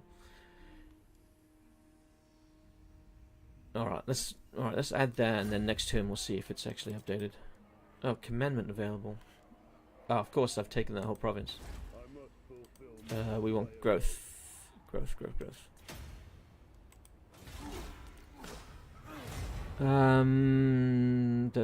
NATO is defensive pact. Nobody in NATO threatened invasion to Russia. Ukrainians have their right to be independent from Russian puppets. Historically, Ukrainians have suffered from Soviets massively. True, NATO's defensive pact in Ukraine is not part of NATO. I think they were thinking about becoming part of NATO, which was against Russia's interests. And whilst I don't know if Ukraine ever promised not to become part of NATO, but I do know that the West promised that NATO would not move an inch further than Eastern Germany, and they lied on that one. So Western nations have a big part to play in this. They're at fault as much as Ukraine and Russia are. At the time, it should have been signed, and they should have stuck to that deal. But yeah, what can you say? Big nations, they want to throw their weight around. It is a massive shame that we can't even keep the most fleshed out characters in the lore. Yes, yeah, I agree with that. Brian Blessed is amazing as Gotrek. I'm not a fan of Age of Sigmar. They did 2 Gotrek Realmslayer audio dramas, fully voiced by Brian Blessed. Really? Oh shit. Audio dramas, Brian Blessed. Sorry, I have to write that down. I really love Brian Blessed's voice work. Audio drama. Brian Blessed. I've loved him since I was a kid when he played the leader of the Hawkmen in the really cheesy Flash Gordon movie. That was a brilliant movie. I loved that movie. Okay, Age of Sigmar, blah blah blah blah. We're listening to. Yeah, I'll see if I can find those. Einhard, NATO want to turn Europe into a police state. Don't know if NATO want to do that. The World Economic Forum want to turn the world into a police state. I do know that. But NATO, I don't know. I do know that NATO is not the nice, kind, fluffy organization they made out to be. I mean, they have been aggressive where they've had no right to be in the past. They want to corner Russia because they're not a communist state anymore. NATO would have moved nukes into Ukraine to threaten them. Yeah, if you look at it from Russia's point of view there, it's kind of like it's on the tip of my tongue. What's the incident that had happened between Russia and the US with the Cuban Missile Crisis? It's kind of like that now, but it's from Russia's point of view. So if Russia had put those missiles in Cuba, the United States would have invaded Cuba. So the United States and Russia are no different in that respect. Yeah, but NATO is no fluffy. They make themselves out to be fluffy and defensive. No, they're arseholes. They've invaded countries before, or been in actions in nations before they had no right being in. Zelensky is a Zionist who does not have the interests of the Ukrainian people at heart. He is forcing civilians to stay and fight, using them as human shields. Yeah, I disagree with that, holding people against their will to fight. Conscription, I don't think conscription is right in any circumstance. If you love your country, you'll stay and fight. If you've got your family and your family is more important to you, and keeping your family safe is your priority, which I think for most of us probably will be, then I'd say, no, you go with your family. You keep your family safe. Government can fuck off. Oh, sorry about my language, but the government can go get fuck themselves. To be honest, if I was in Ukraine and they did that to me, they separated me from my family, gave me a gun and told me to go off and fight, I'd probably go find the leader of the country and shoot him. That would make them happy, wouldn't it? I'd go kill the guy who made me fight.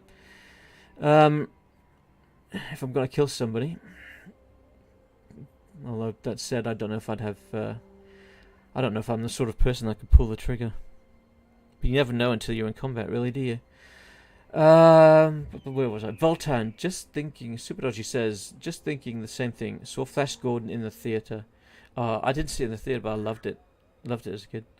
Einhar, Russia itself signed up in protection of Ukraine, whole territory, when Ukraine gave up their nukes. That's true. Russia did say they would not invade. So they've gone back on one of their treaties, which is unusual for Russia, because Russia is usually very dogged about sticking to treaties. But they've probably been so pissed off that the Americans keep breaking them, they thought, why the fuck not? The Americans, there's no repercussions when they do it, we'll do it too. The Russians breaking their own oath. Yeah, I don't like what they've done. At the end of it, everybody has played their hands. Yes, at the end of the day, all governments have... They all work in their own interests, and half the time... Well, I don't know. Most of the time, it's not in the interests of their own people. I mean, I don't think you'll find many Russians that want this war. You won't find any Ukrainians that want the war. Well, not many anyway.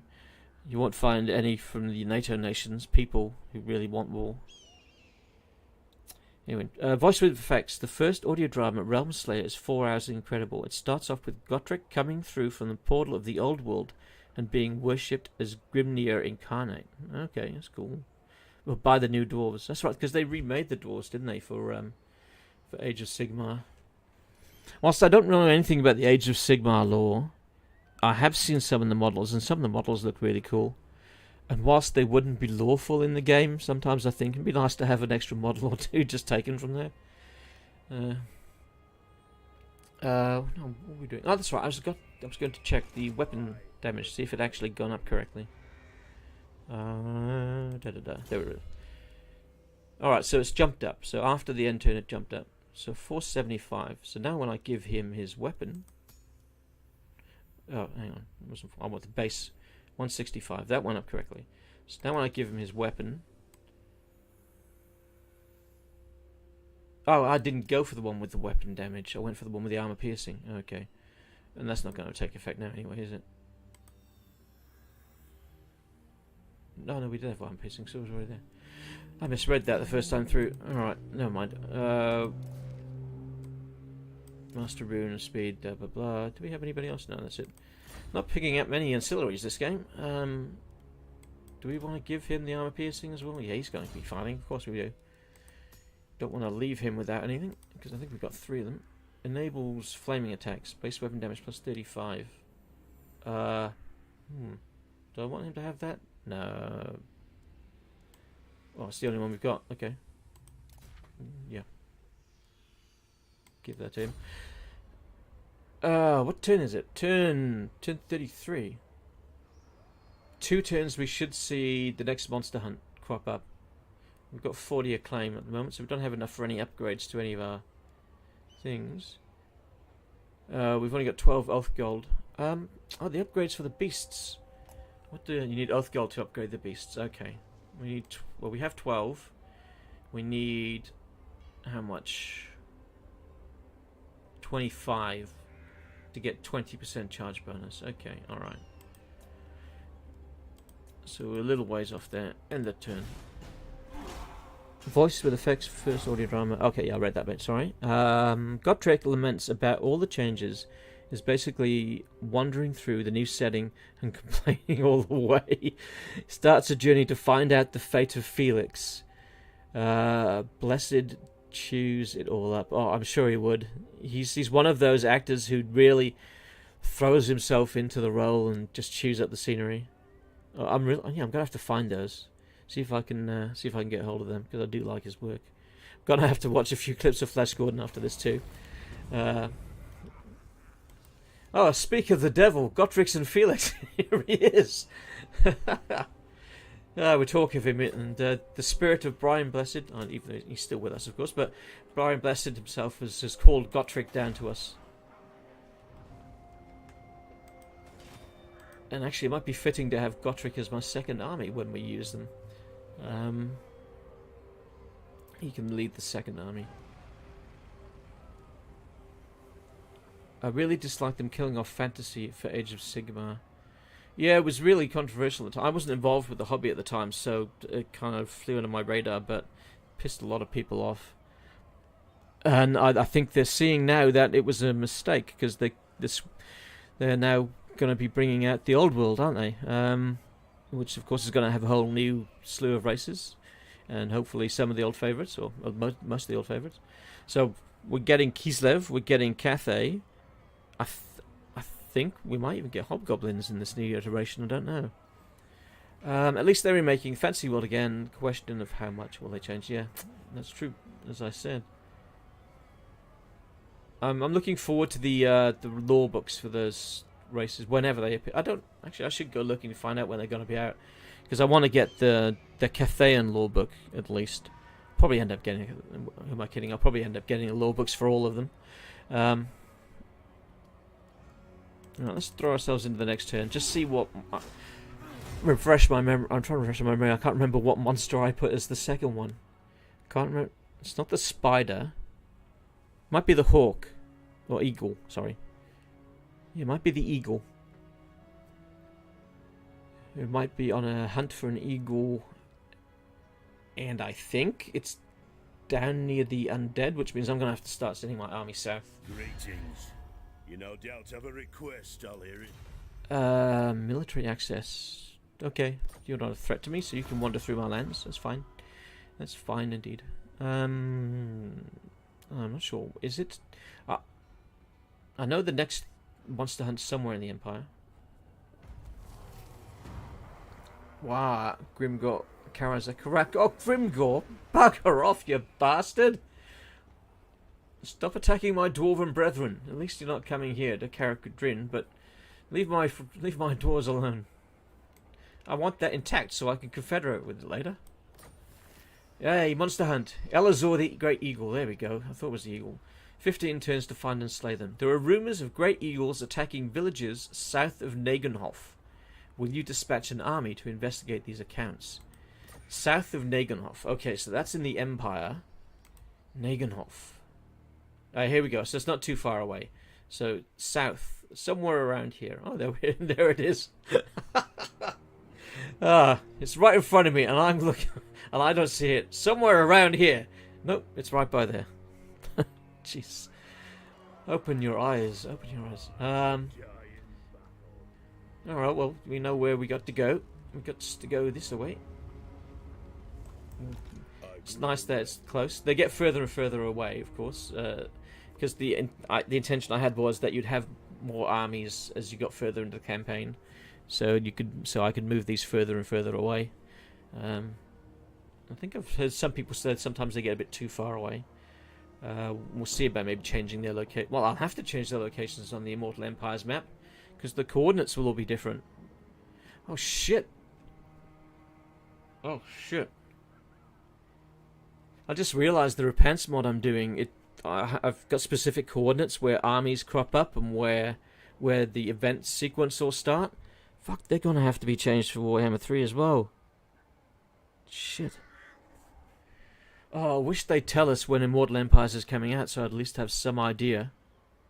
Because if it's going to be out within, say, a month, and I finish wrapping it, and I wrap up Repents' campaign for Game 2 a week before, and then it's out, and I've got to redo them all again, that would be annoying as fuck. Ah, jeez. Settlement upgrade available. I'm going to skip that. Skip. Well, we would chat. It was confusing. Super Dodgy 99. It was really confusing when I walked into my local Games Workshop store, first time in decades, looking for fantasy models, and they put Age of Sigmar in front of me. I have not been into a Games Workshop store in 15, 20... Yeah, about 15 years. I used to have a Bretonnian army, Greenskins army, Undead army. There was somebody else too. Who was the other one?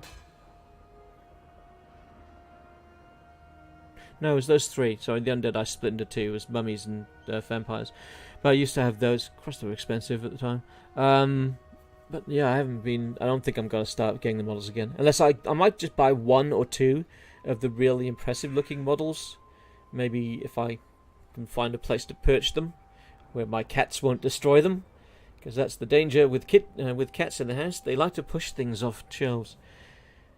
Flash Gordon is just a fun movie, so colourful and epic. A shame the main actor didn't get much after. Yeah, he was pretty... I thought he was pretty good in it. I think a lot of people looked down on the movie. But it was a good, fun movie. They didn't pretend to be anything they weren't. It was just fun. Saw him in a dystopian tow truck Mad Max ripoff the other day. It was so bad. Oh, he showed up in those Ted movies because the characters in the Ted movie really loved the Flash Gordon movie. He showed up in that, and there was a great scene where they got drunk with him. Gotrek runs thumb along the blade of his axe menacingly. Yeah, he's waiting. He's waiting for me to hire him to be one of my lords. Maybe I should give him control of the army to attack this beast. But Ungrim's halfway there now. Scrutinize the guild leaders. Ogre mercenaries left. Oh, is that... I didn't realise they were there. Didn't even realise. Okay, let's just excuse me. How long have we been going? A little over 4 hours. Maybe, alright, I'll fight this battle with the beast and then we'll call it a day. So we'll work our way towards this beast, unlock this beast, and then I'll save it off and we'll pick this up another time. So a bit more corruption cleansing. Oh, it keeps telling me about settlement. What can I upgrade? We can upgrade a Carac Cadrin. Of course. Why didn't I think of that? These have been there for a while. 11,000. I do like my stonemasons. But do I want stonemasons or master engineer this early in the game? I don't know. Because we want to work our way towards the Thunderbarge, because I've activated that mod. It's going to give me public order and growth, so let's grab that. And then this is going to give me cinnabar mining. Okay. And the other one's going to give me 230 a turn as opposed to 100 plus some trade stuff. I'm not really trading much at the moment, so we'll just go this one. Yeah, we'll go that one. Do I want to upgrade that though? 4,000. I'm getting 1,500 a turn. I don't really use longbeards because I prefer to use stonemasons. But having thanes in the army is useful. I guess the question is, what do I want most next? I mean, who am I going to fight? I'm going to be fighting Skaven. Don't need artillery that much for them, because their settlements are pretty easy to take without the artillery, I think. I don't know.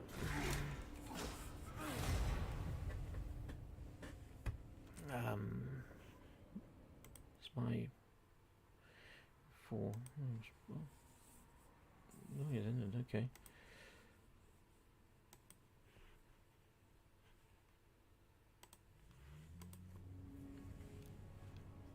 It's funny how easily COVID narrative is forgotten amongst all of this. It's almost as though it wasn't the Black Plague after all. More laws will be snuck through while we are distracted by war. Yeah, that is a concern. Yeah, the mainstream media have forgotten all about it, haven't they? But then I stopped believing what they said a long time ago. Everything they... Well, maybe not everything. Most things they publish is bullshit. Yeah, COVID... Well, I guess in the UK specifically, COVID's over. I mean, the government was embarrassed into having to drop all of the restrictions. And now things have not changed for the worse, so it shows just how much needed those restrictions were at that time. In the very beginning, nobody really knew, except for Fauci, of course. He knew everything about the plague before it came out. He helped create it. But nobody really knew what we were dealing with. So those first 2 weeks, whilst I didn't agree with it, I can understand the government's being that cautious. But 2 years later, still Canada, for fuck's sake. 2 years later, no, there's no call for it. Restrictions are still here in Tasmania. They're easing them slowly.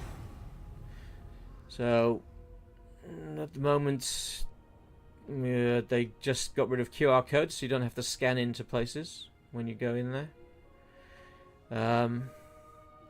Most people here just weren't even bothering to scan in anyway. Face masks is the only major... No, there's 2 major restrictions we still have. Face masks indoors, which is annoying as fuck. And vaccine mandates for some people. So if you want to go to a cinema, you've got to be vaccinated. You want to go into a... They did have it if you wanted to go into a pub, you had to be vaccinated, but I think they dropped that one recently. If you want to fly, you have to be vaccinated, so no cinemas for me at the moment, because I decided not to take that stuff. I didn't need it. I don't think COVID was ever a threat to me. And if I was wrong, if it killed me, well, that's life. Grant the request. Treasury +3, but I get corruption. Yeah, I want the gold. I'm gonna take the corruption. Having seen the corruption in Game 3, I think the little bit of corruption in Game 2 ain't gonna hurt. Alright. I'll move. Hey, what? Hang on, what? What were you walking around? What's there? There's nothing there. The hell? Ungrim, you